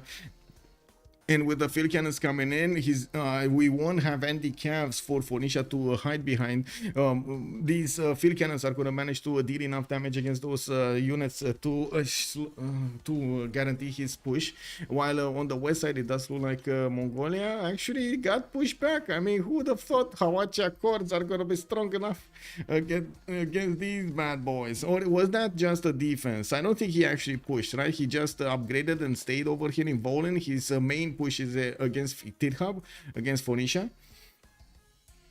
This is kind of sad though. I gotta say, I'm pretty sure they were thinking that Tithub is gonna have a chance to take out Mongolia, and that might have given them a chance in the long term, because I really don't see how Gara is gonna manage to get his sim back up the same level as his opponent, like as Vladimir. And Gara is kind of the one that was the one free simming over here for the longest time. I'm actually surprised that his city count, I was expecting him in kind of a free sim position to have a few more cities. Gara is on 10 cities, so he's 3 cities difference from Vladimir. That's big. I mean, 3 campuses worth, that's a lot of science. That's huge, not to mention the population and the resources that those cities would use and so on and so forth. Like, just a single campus would mean so much over here for Rome. Didn't he manage to get Newton? I'm pretty sure Hypatia got picked up by so he got Albert Einstein and Newton, Albert Einstein and Newton. That is so big. The first one, I'm pretty sure Hypatia got picked up by Sejong, because yeah, you know, Sejong is Sejong, it's Korea. You can't really deny Korea Hypatia. I mean, you know, just you can't do that. You can't do that to Korea. You have some coal power plants coming in also for Gara. He's getting those production points going. 467 production. Still, okay, not really half as Vladimir, but not far away from half as Vladimir. 827. That is just insane over here. Just unbelievable. And to be honest, he didn't really have like extraordinary tiles over here, like extraordinary campuses or extraordinary like theater squares and so on. He just made them be. Okay, quite a few more units coming up from India, and that is going to put more pressure on his economy, down to -5. He still didn't upgrade them to tanks yet, but I'm pretty sure that's the way. Combustion coming up next turn, mobilization in 3, while his opponent Lapata is getting rifling. It does seem like Scotland is going to have steel walls. Well, good thing is India is going to get his artillery. Pew, pew, pew. We do need to see how quickly India can actually get to bonk against the units of Scotland, and what will be the goal per turn after he upgrades. Oh wait, he just dropped down to 102. I think that's a card. I think he's just missing a card. Yeah, there we go. So he has conscription over here, but the government is not giving us the correct read on his units. I'm pretty sure he wants a forced modernization to go in anyway, and that's gonna be his choice. Still, okay, there we go. He set up his trench warfare, conscription, chivalry, forced modernization. He just switched a little bit the order of them. Okay.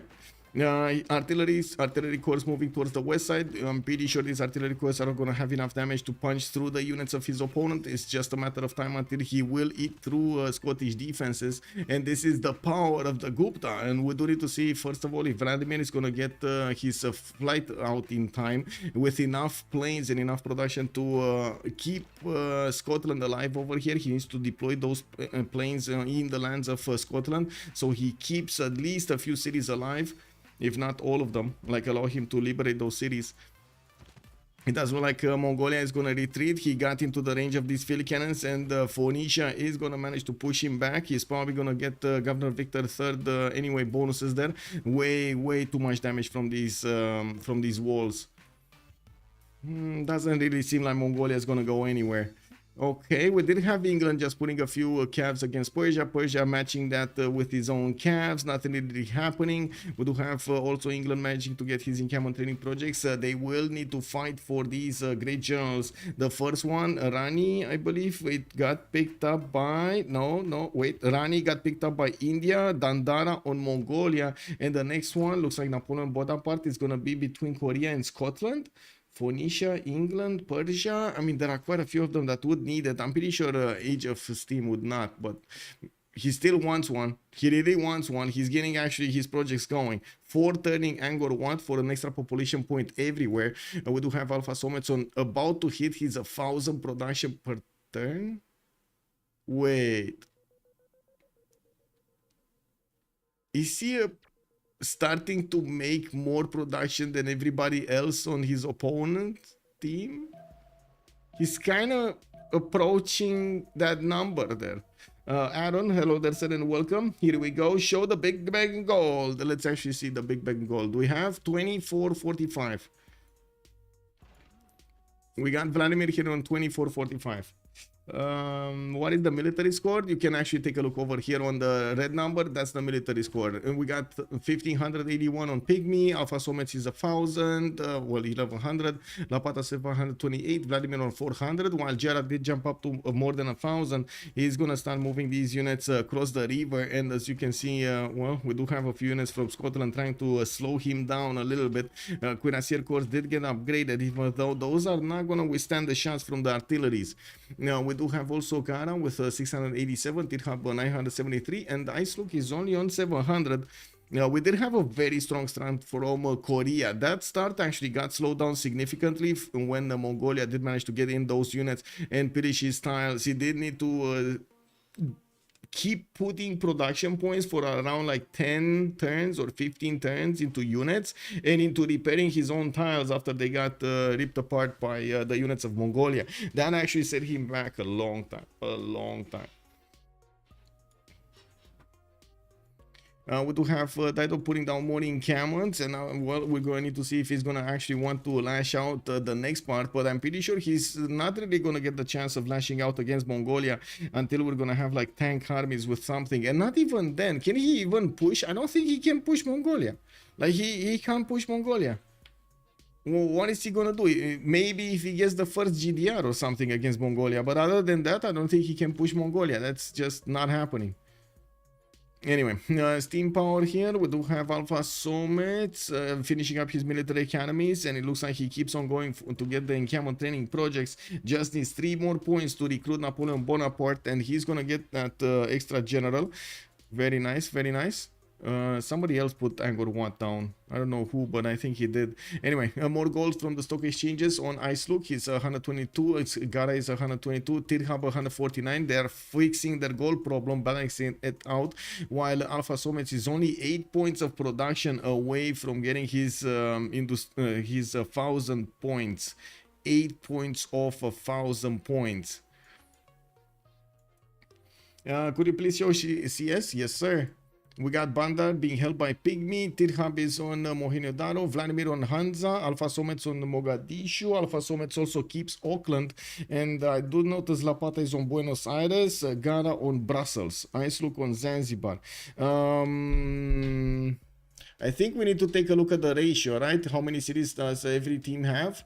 1, 2, 3, 4, 5.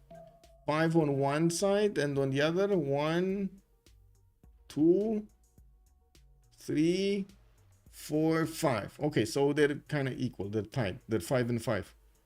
Okay, never mind. With Teocalli coming out in Tarsus for Persia to get those extra points of culture in this Pio Tahi beautiful lake. Now we do have him also still needing to finish his coal power plants with 1085. That is kind of late to get all of those coal power plants. We've seen those come by and woo, wave them off over here in the lands of Rome. He just woo, went away. We do have still the research labs needing to finish in all of his cities, but Vladimir is 418 science with rocketry being discovered next turn. He is probably gonna need to put some cards in. I don't think that's his actual science or something. Oh, I see. He's not using his rationalism yet. It's gonna get there. He's gonna get there, boys. He wants the public works to actually get a few more charges over here on the builders. You do see him still finishing up his research labs everywhere, and I'm actually quite curious. Did he activate Einstein, or is Einstein just chilling? Did he send Einstein to have a party somewhere? No, he activated. Man, not even gave this guy a good time over there. You know, he just activated instantly. Anyway, we do have the tanks of India starting to get next to the borders of Scotland. Looks like these will guarantee the attack on his opponent, while Scotland is barely scratching to get his steel walls out. We do have Scotland here on refining in 3 turns. Well, that's a problem. He's not getting that combustion soon. We do have the +3 intel also on the tank cores of Giara. What is that? The Varu army? He brought a Varu army with him. I mean, don't get me wrong, it's a good idea because it still applies a -5 on your opponents there, right? Can you imagine if the -5 would actually scale, or the penalty would scale from like a normal unit, a core unit, and an army unit?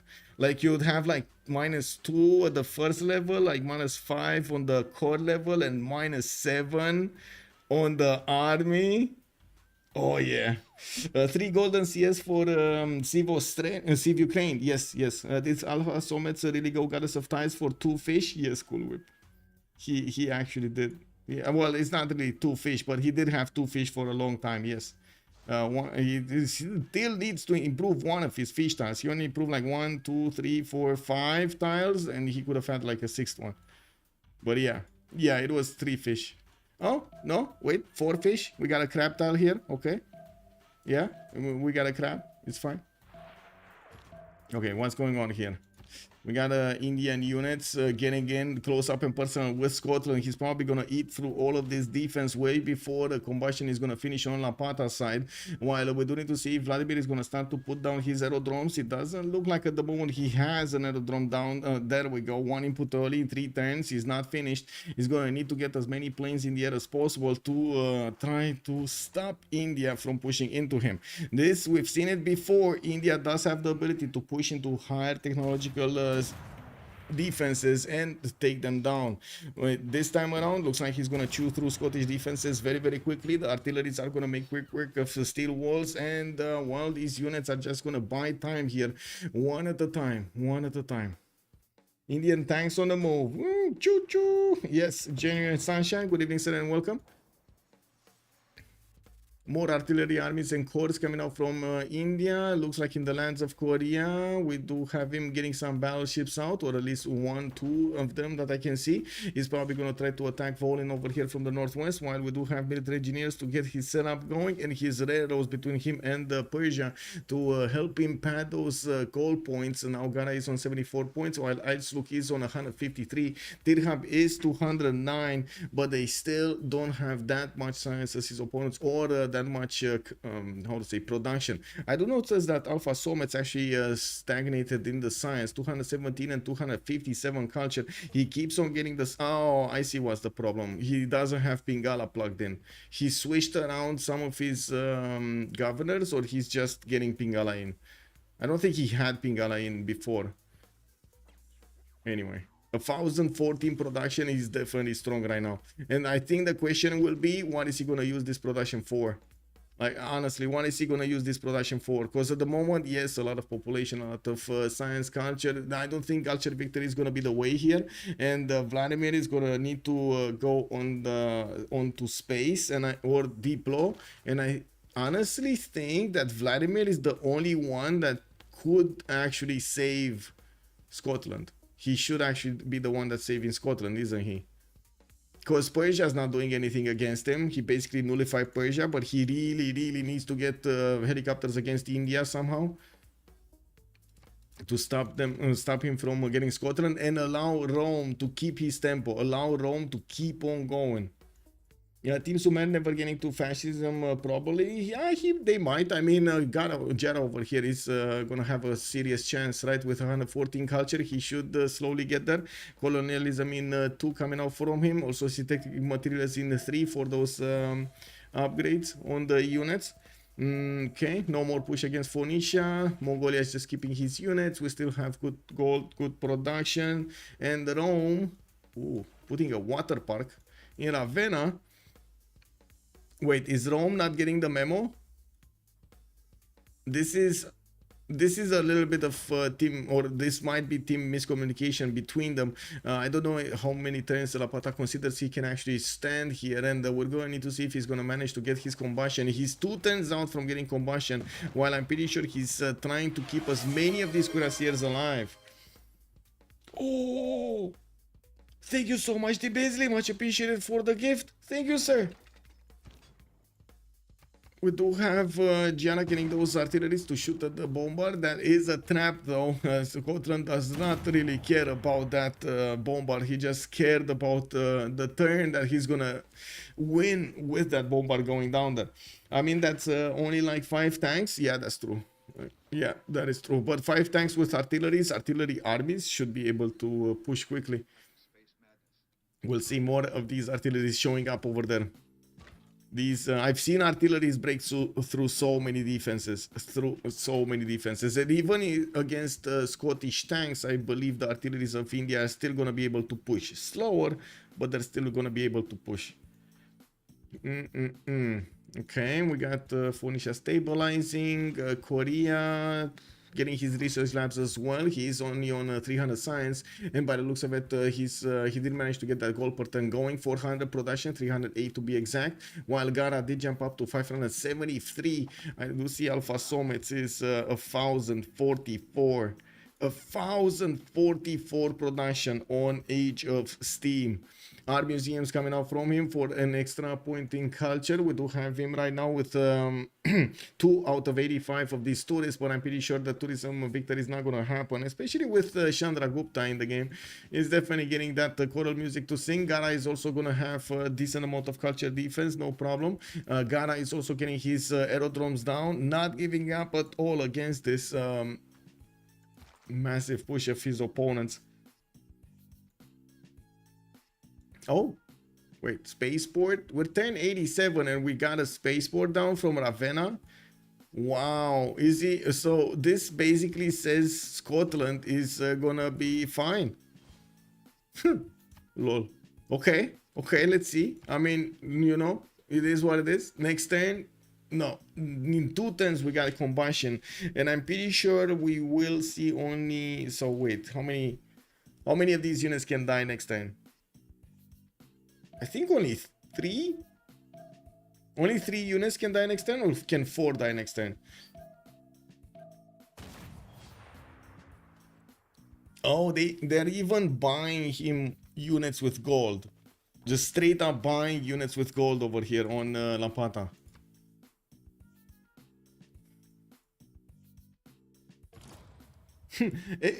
Wow.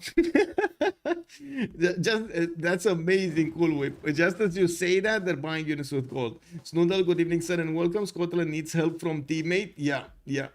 Egyptian anime is also saying that Scotland is pushable. Yes, indeed. Show a London production, please. London is on 186 production. That is probably with a vertical integration, though.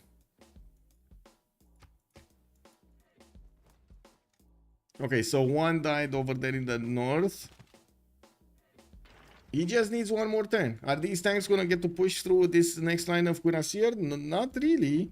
I mean, this already got his promotion, so he's not gonna get to move. This doesn't do enough damage to. Oh my god! 1, 2, 3, 4, 5, 6 tank cores are going to be upgraded next from Scotland. And yes, we do see Giara is going to get his artillery corps to bear soon. We do need to see how many of them he can actually get and how quickly he can get a balloon. That's where the push starts to happen, when he gets his balloon and manages to get that extra range and manages to get more against one single target. You've seen how much it matters for the Keshex to target a single unit. That basically is the same thing with the artilleries. If you do manage to get a lot of them and the extra range from the balloon does give you that option, you just smash through the opponent's defenses. You gotta be quick though, and sometimes it does matter quite a bit in which order you're gonna attack. And of course, if you do have a lag between the attacks, because your opponent might just keep switching units, so he gets the strongest one always in the front to keep you away.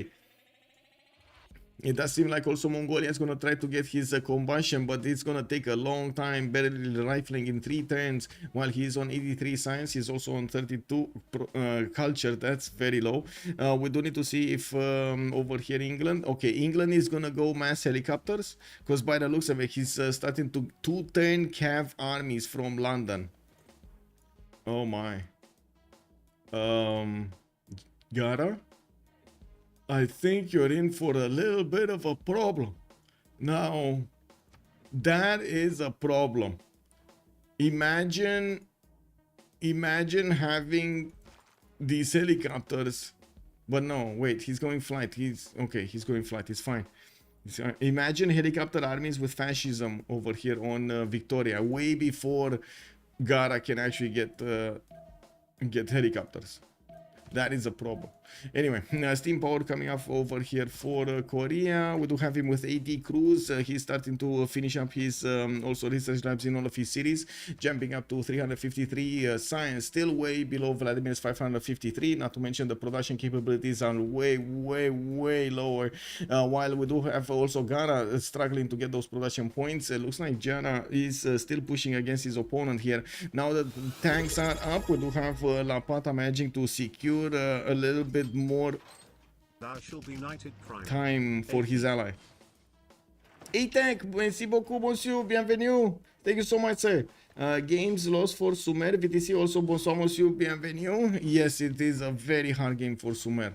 But just as we've seen in the first game, it is important for them to hold out as long as possible. That's why we're also playing the Highlands. This is, well, fastest victory, right? Fastest victory. And I'm pretty sure when they will fight against SPA is gonna be a hell of a game. Like that game right there, wow, the last game. I mean, Vladimir over here might get a double. 2-0. CivUkraine 2-0. Is he gonna get a double? After all that, Scotland now has more tanks than Chandra. Yes, but no artilleries. And the artilleries and the lack of artilleries or the lack of field cannon corps over here on Scotland are going to be a problem. He can't really shoot back at the tanks that are attacking into his own tanks. He cannot punish his opponent for his for taking out his units. And that is quite a problem. But anyway, I do see he's just getting mid-shield units. He's getting a few more calves there just to put them to soak up damage and slow down India. That's his whole point right here. And of course, using those encampments. That's why he built everything. By the way, this is what he built at the beginning. It was exactly for this moment. I believe that military engineers should be buildable right from the encampment with no buildings. Will make games in general way more fun.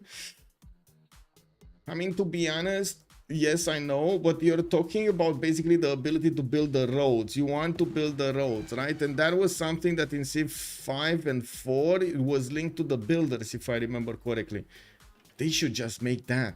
They should just give the builder back the ability to build roads. Like, you don't really put military engineers to build the roads. Let's be real about this. Come on, who have you heard coming from the military that was building roads?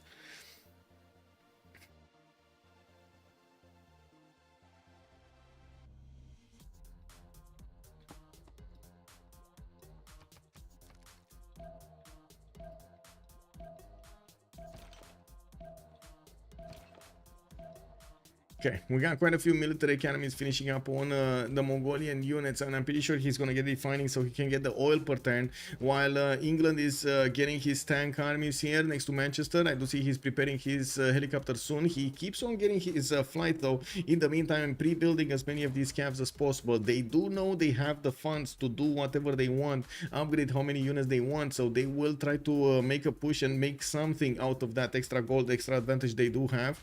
And while I do notice Giara is going to need to bring more military hardware, he is getting his helicopter armies from his cities, and you do see how quickly these helicopter armies can get here.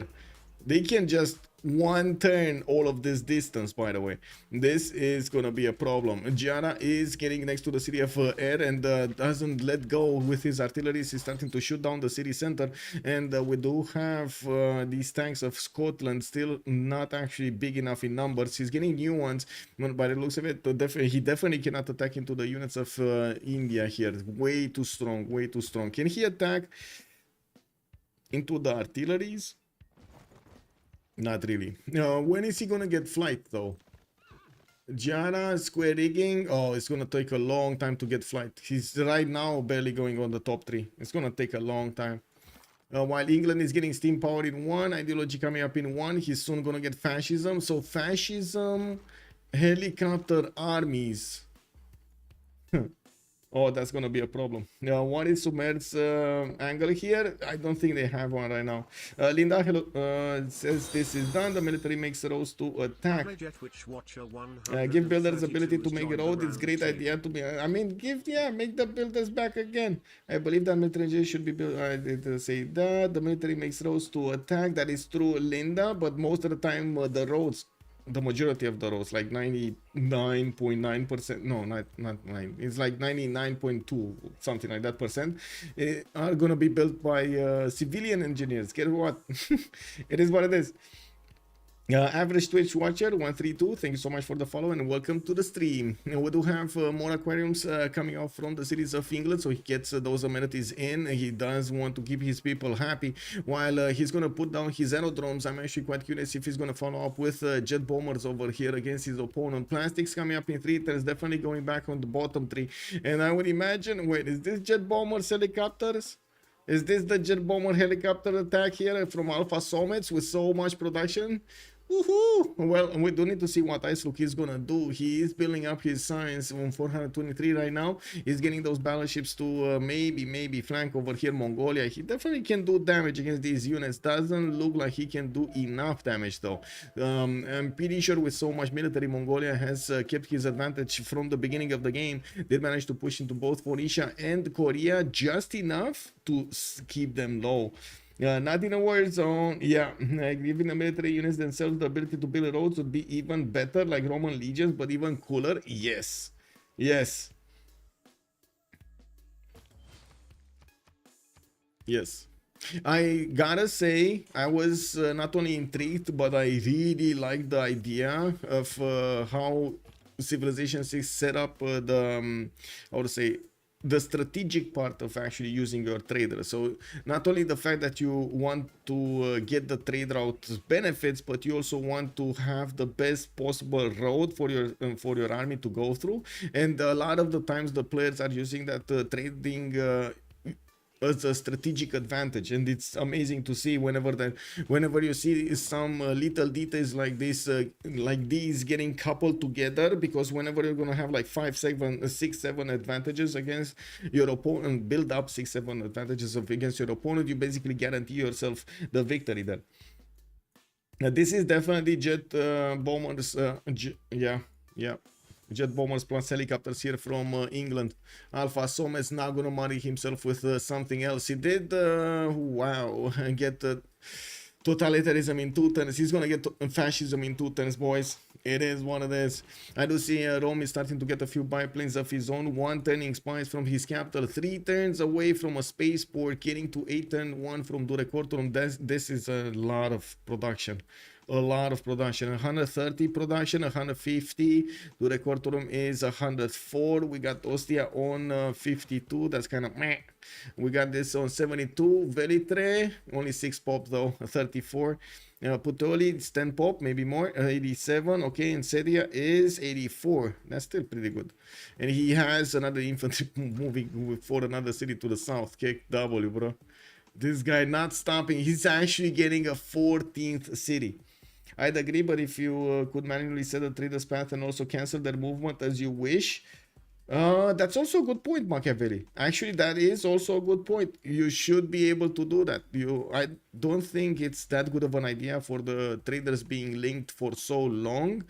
But I'm not sure if it's good to make them like every turn to switch. Maybe a cap of 5 or something would be better. Like the governors, you know, you just micromanage them. Sumer CCs, they are out of still. Yes. And I think, well, basically, if Sumer CCs SPA over there is gonna need to get a victory faster than 129 against their opponents. And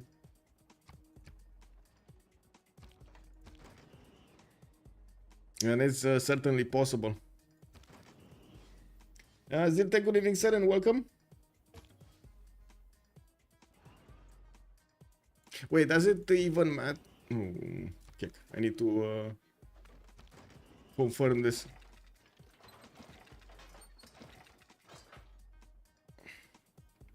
They're getting the double victories here.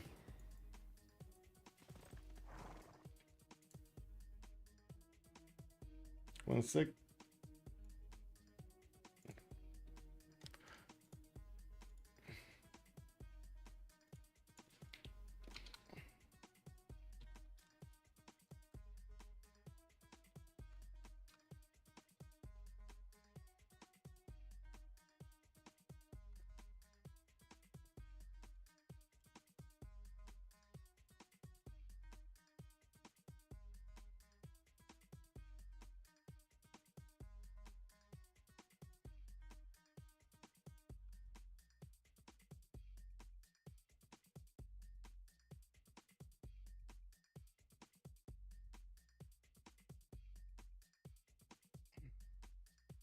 Well, military academy is coming off here from Pigmey. Also, it took him a long time to actually get there. We do have Giara over here with his builders still going for his helicopter armies. He did manage to put down the city of Very in half HP, while helicopter armies are starting to chew through all of these also encampments in the south.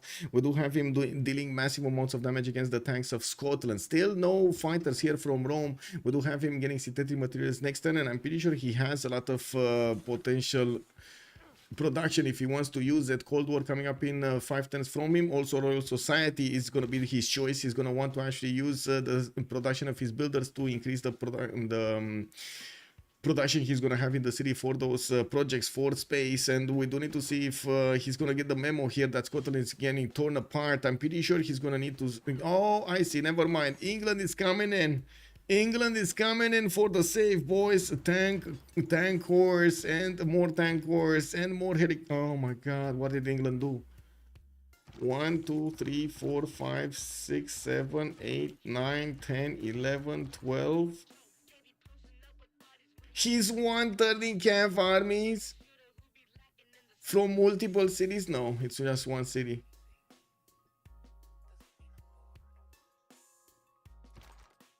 Why does he go Royal Society? He can just get GDR. He wants space, you know. He just wants space. I don't know. I mean, I don't have a clear answer other than what I said over there. I've seen players choose something else, like going even for what was it, the war department. and managing to get the space victory. So I guess it's just his preference of using those builders, and he wants to have a little bit of an advantage. But to be honest, it doesn't look like he's gonna need that many of them.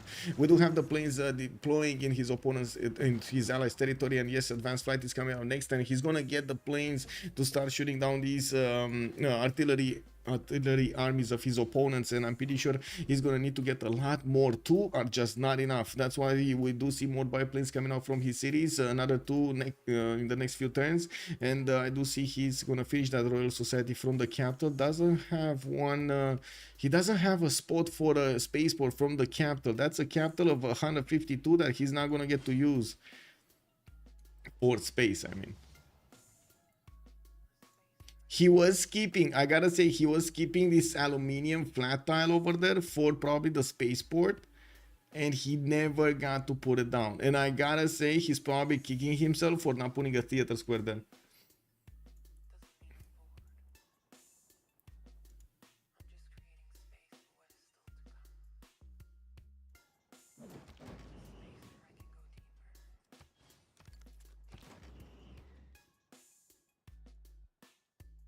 Okay, so I think the biggest change in their mind will be when England is going to get to upgrade his helicopters. Next turn, synthetic materials will finish on Alfasomets. He is already on 1200 points of production in fascism. These Cav armies are 92 strength right now, and they don't do that much against the Indian units, but whenever they're gonna get into helicopters, that's gonna be a very strong unit. We're gonna see 100 plus strength going against those units of India, and I'm not even sure India can withstand that much. Oh, so many units coming in. War Department also getting out from London in 2 turns. He's gonna finish another Cav army, chop another one here to the west side, and I do notice he's not switching his technology. He wants to finish and upgrade next turn. He didn't actually get his railroad connected though. Like, this is not full railroad. It's modern road with railroad. Yeah, modern road plus railroad. Anyway, I got Zranka with aerodromes of his own. Gara over here does have his own Cav armies, and he is putting up a defense. He got his biplanes right on time, but I think he underestimated where his opponent is gonna go, and it looks like, well, it was decided over here that Giara is gonna be the one pushing into Scotland, and it seems like Alfasomets is doing the correct move to go against him, to try to stop him, cut him off from actually going against Rome. That is the important part, saving Scotland to not allow his opponent to get to Rome. It's basically king of the hill here. Gold. Let's not go. Actually, gold. I think gold. Actually, yeah, gold. Anyway, 2 minutes, and we're gonna have this World Congress go through. We're gonna need to wait for them to actually make their choices, and we do need to take a quick pick. I'm gonna leave the screen right here to see their golden ages. Usually, these are when one side gets an advantage militarily, making one of the others victory condition inevitable. Yes.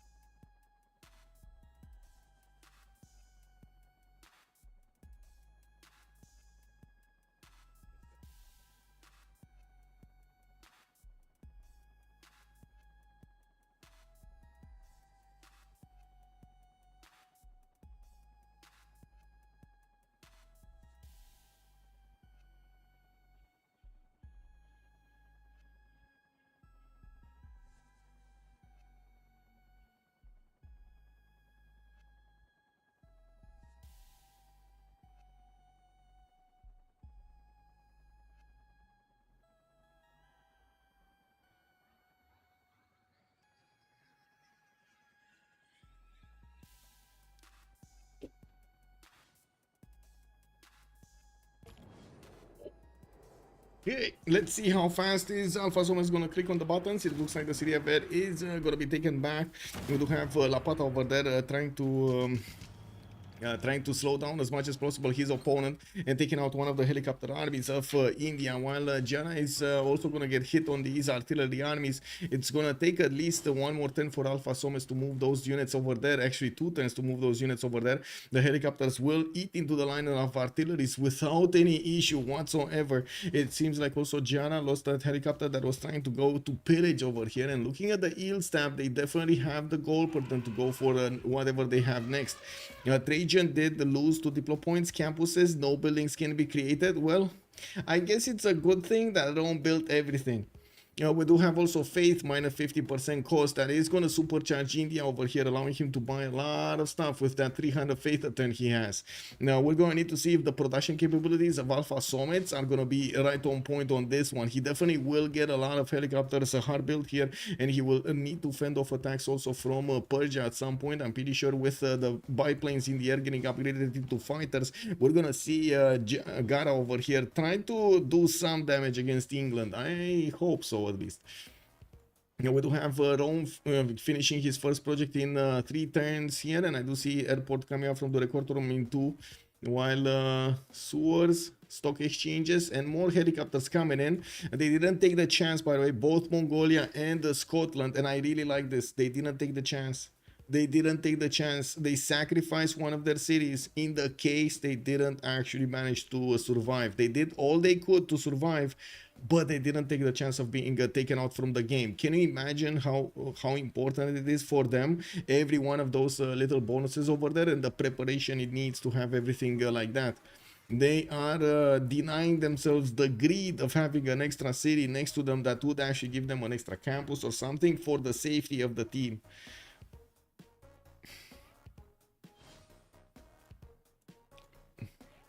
Persia is what? Oh, wait, that's a couple of helis. Yeah, that's just a couple of helis. But I don't think it's going to be Persia. Do you think it's going to be Persia? I think it's actually going to be all going to Chandragupta. They really need to stop the bleed. Or, well, I guess he could split them up. But it's just me preferring to go into one single target. Focusing efforts, you know? Yeah.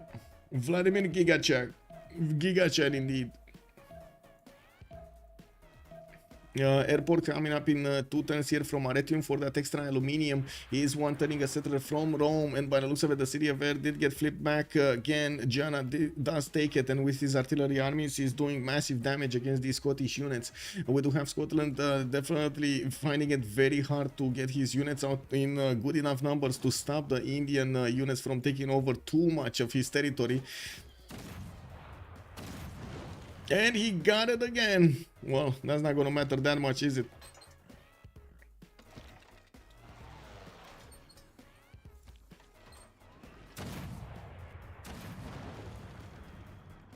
Okay.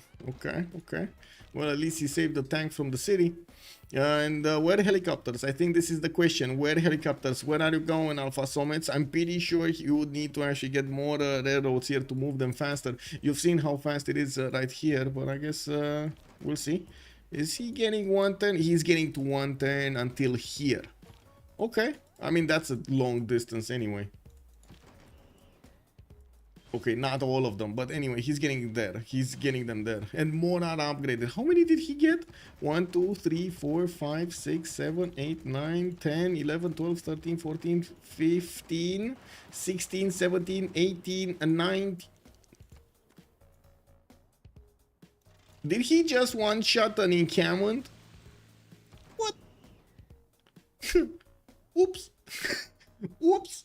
I agreed to Chandra if he beats Scotland. I mean, I think Snoodle has had a good idea over here. Look at that. He actually one-shot the encampment of his opponent. And wait, is Giara? Okay, big question. I don't want to reveal it yet. Is Gara going to manage to get steel walls next turn? Yes or no in the chat? Yes or no in the chat? Is Gara going to get Persia? Is Persia going to get his steel walls next turn? Is he 1 turn off? No? Yes? No? Yes? Okay. Let's see. Ah, he's getting it. He's getting it next turn. It's fine. It's fine. There we go. He's getting it next turn. We do have quite a few helicopters being deployed to the north there to try to stop the bleed, and as you can see, they are 113 damage against India's helicopters. Pretty good, pretty good. They are one-shotting artillery corps, almost one-shotting the artillery armies also, and of course, having so much movement on them will allow them a lot of good stuff to go for. We do have the closing of the chokes over here. Looks like Persia is going to manage to close off his ridges to the west side, and Alfasomets is, if he keeps on sending these units here, he's going to find out really quickly that unfortunately he spent the moves for nothing. He will get the gold though. There are 1, 2, 3, 4, 5 tiles that he could actually rip the gold apart, and while it does seem like Steel Walls just finished this turn, KW, we do have Alfasomets still with a few tiles that he could actually try to get. He will just keep on going into the cities of Persia here without that much of a resistance, unfortunately, from Gara. That will mean a lot of pillages can happen, and Alfasomets is going to slow down here his next door opponent. Okay, we got the fighters going in. Gara is making a line to try to stop the helicopters. There is only another passageway, and Gara did figure it out, and he's going to put a fighter there. And there we go. That's the line. This is the protective line against helicopters. They're just going to get the 1, 2, 3, 4, 5, 6, 7, 8, 9 tiles to pillage. Yeah, Vladimir also 800 science per turn. Looks like he's gonna get his own helicopters, finishing up that Earth satellite next turn, and he is giving the gold to Scotland to upgrade his units here. We do have some helicopter corps coming out from Scotland, and I do notice the fighters of Rome are starting to all get deployed to the east side. 3 of them at the moment, not that many. I would definitely say he does need at least 5 to guarantee his success against the Indian tank corps and of course these artillery armies. We're gonna need to see also how and when India is going to try to get his anti-air guns going. He's on flight in 110 and putting more efforts into these helicopter corps. He is going to get pushed by the helicopter army of his opponent here, which by the looks of it he could actually take on. It's just his artilleries are going to be extremely squishy, and they are also extremely valuable to go against the next Scottish defenses. We do have also Dido, by the way, massively expanding. Tithub did manage to get more cities on the west side. He's on, oh my god, he still is getting cities. Where is he? Where is he? Where is he? Where is he? 172, and he's on 15 cities, while Vladimir is on 15 cities of his own. Tithub is going to get at least 1 more, but of course the difference in time between these cities being settled and the cities of Rome being settled is giving Rome that big advantage and the big tempo he has right now. He did manage to have the time to develop them, while Dido is still going to require another like 20 turns to develop those cities. That plane strat is insane in defending. Yes. Why is he going for labs? Did he see the Congress? 80 crews?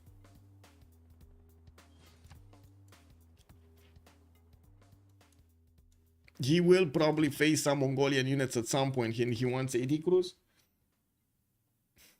How is that Pio on a lake? That's a good question. I don't know. We need to ask BBG about this, I guess, or BBM, BBS, somewhere around there. Pio Tahi is amazing. Look at all of these tiles, man. Why he doesn't attack everyone? He just go jet fighters and block everything else. Yeah, but I didn't see. Actually, we were thinking that England is gonna go jet bombers here. He did put down that aerodrome, but then he didn't actually get them.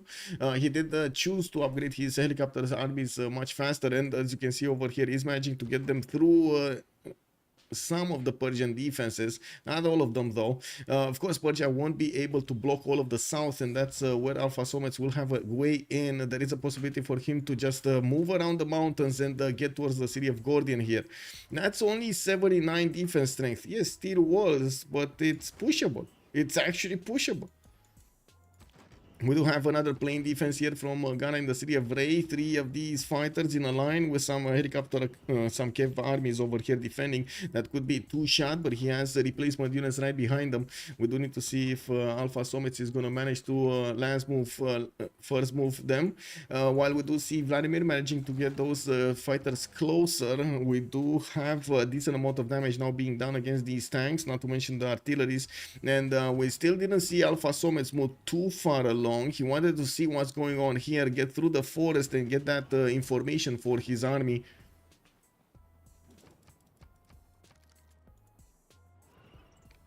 How is the aluminium situation? In the army tab, Alfasomets 7 aluminium. Vladimir is full on 25. Coal, he's missing coal though. He has a lot of Alfasomets, but it looks like Vladimir is starting to go down in the coal per turn. And he might be building railroad somewhere. No, no. No, no, no, no, maybe, no, no. So I guess he just needs an infusion of coal every other turn from Victoria. I'm pretty sure Victoria is gonna be full of coal. 150 coal in the bank for Victoria. Why is he's going for it now? He hasn't so much science. Railroads is iron, not coal. Oh, thank you, Hook John. Oh, yeah, they did change that. They did change that. Thank you. Thank you.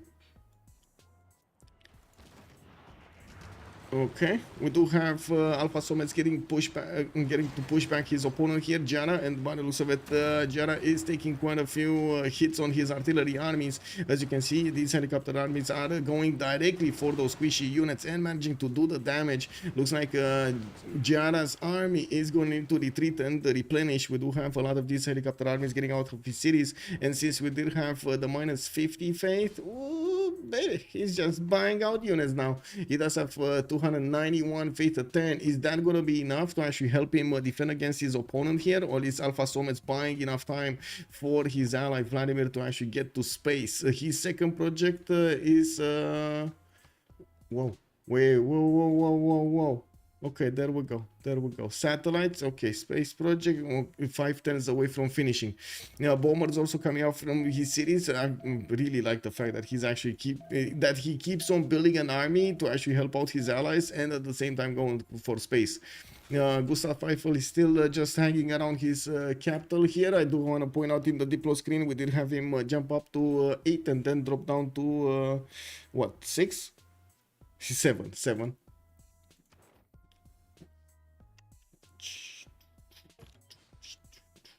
Okay, more fighters getting out from the Persian Empire. These fighters are going to help him defend, but he does need a lot of them. You can see how these fighters are actually managing to defend over here in the city of Ray, but still not all tiles will be allowed to be defended.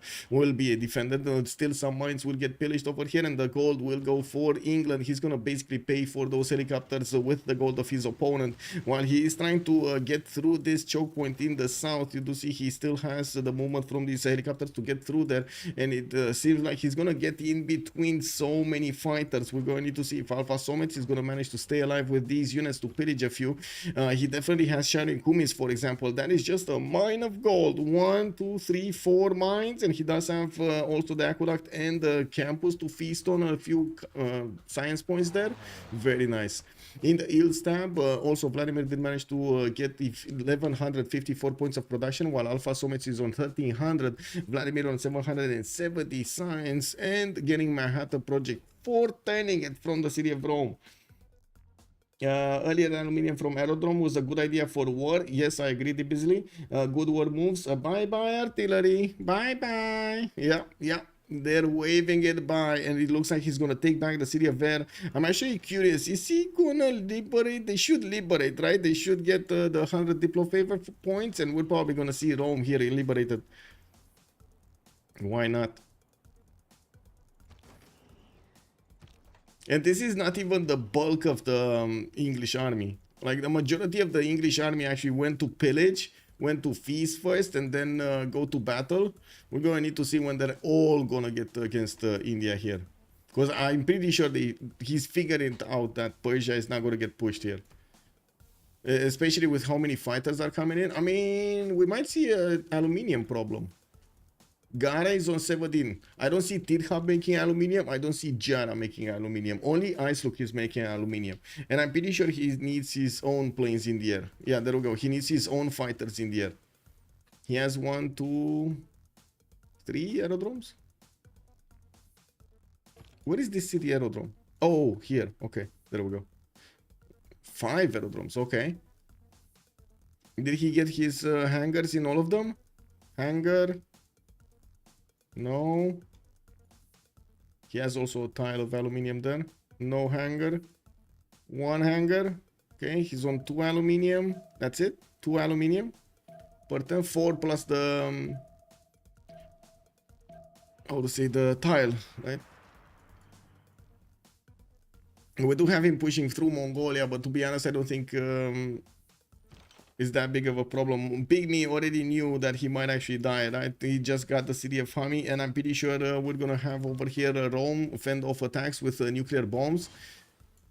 If they get to the cities, the main cities of Mongolia, we will see nukes come out from Vladimir. 3 turns to get Manhattan Project. On the east side, city of Ver is getting attacked. Looks like Vladimir is just 1 click away from liberating that city back to Scottish possession. While these helicopters of England just want to have fun, man. Just want to have fun. Look at these get into over there to feast. Another 2 in Sharikumis to feast.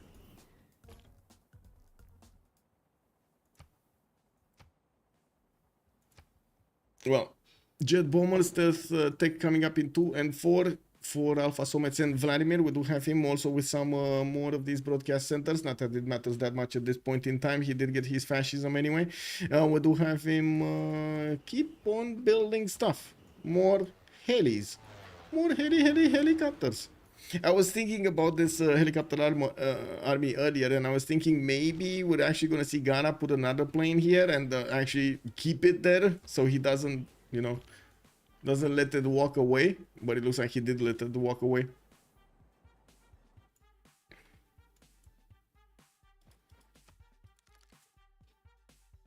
He needs to finish campuses to reach jet bombers. Yeah. He's gonna get this campus over here, but it doesn't have even a library. It's just the campus. It's not that big of size. This one maybe he could get it here.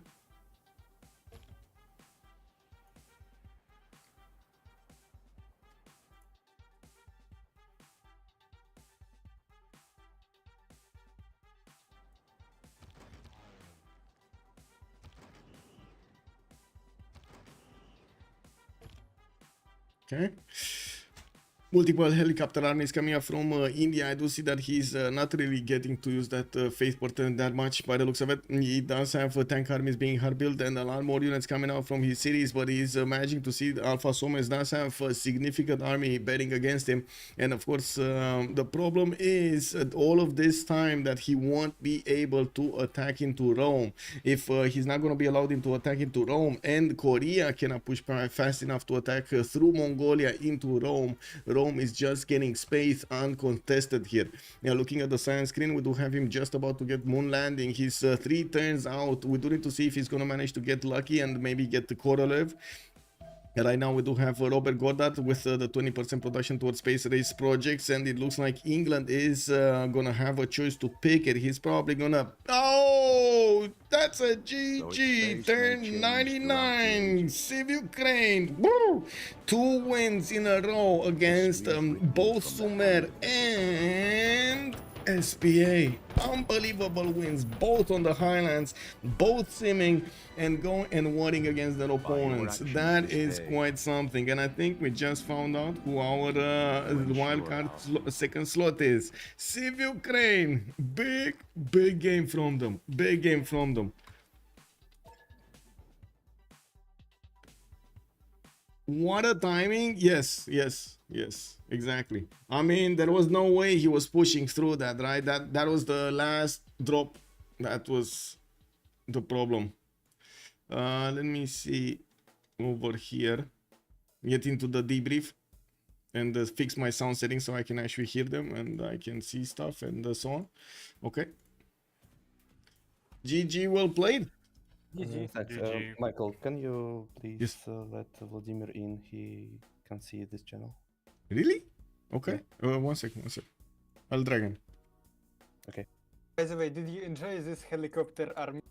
Yes, but I was thinking you're just gonna go all in into Chandragupta, like catch all of his army, kill him off, and then go to see cities.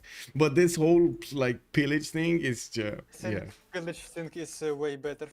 Yeah, it doesn't really matter because Vladimir is... This way, yeah, Persia is can't impact on the game anymore. Yeah. the biggest thing was to actually get to your cities, right? And to get to Vladimir cities. Sorry, if they couldn't get to Yeah. Vladimir cities, they couldn't affect it. Yeah, and all this helicopter will pillage the whole map.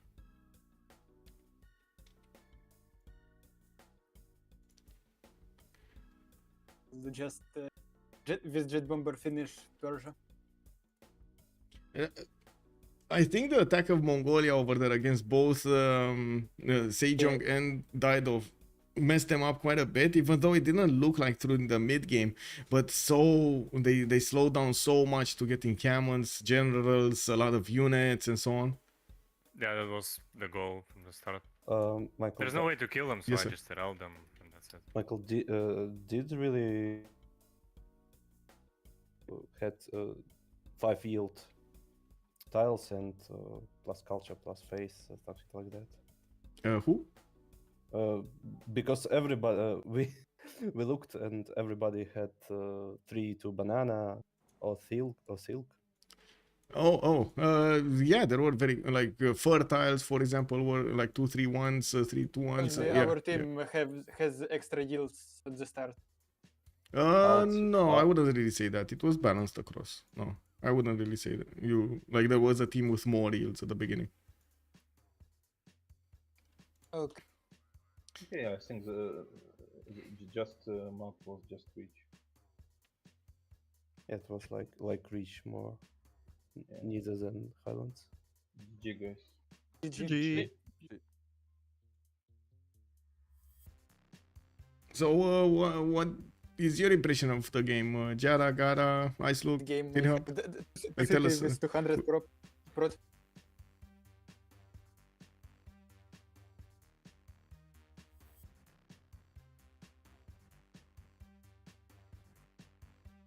Do you think you could have done something differently?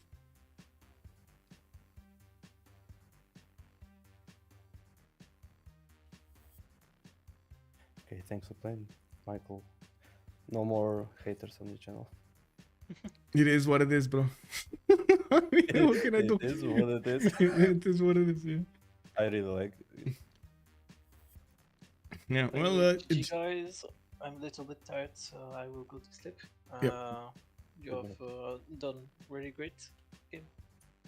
So thank you, and see you next time. See you next time. Yes, Yeah. thank you. Bye-bye. Bye-bye. GG, well played. Bonsoir. Bye, and thank you for the cast, Michael. Thank you for the cast as well. Bye-bye.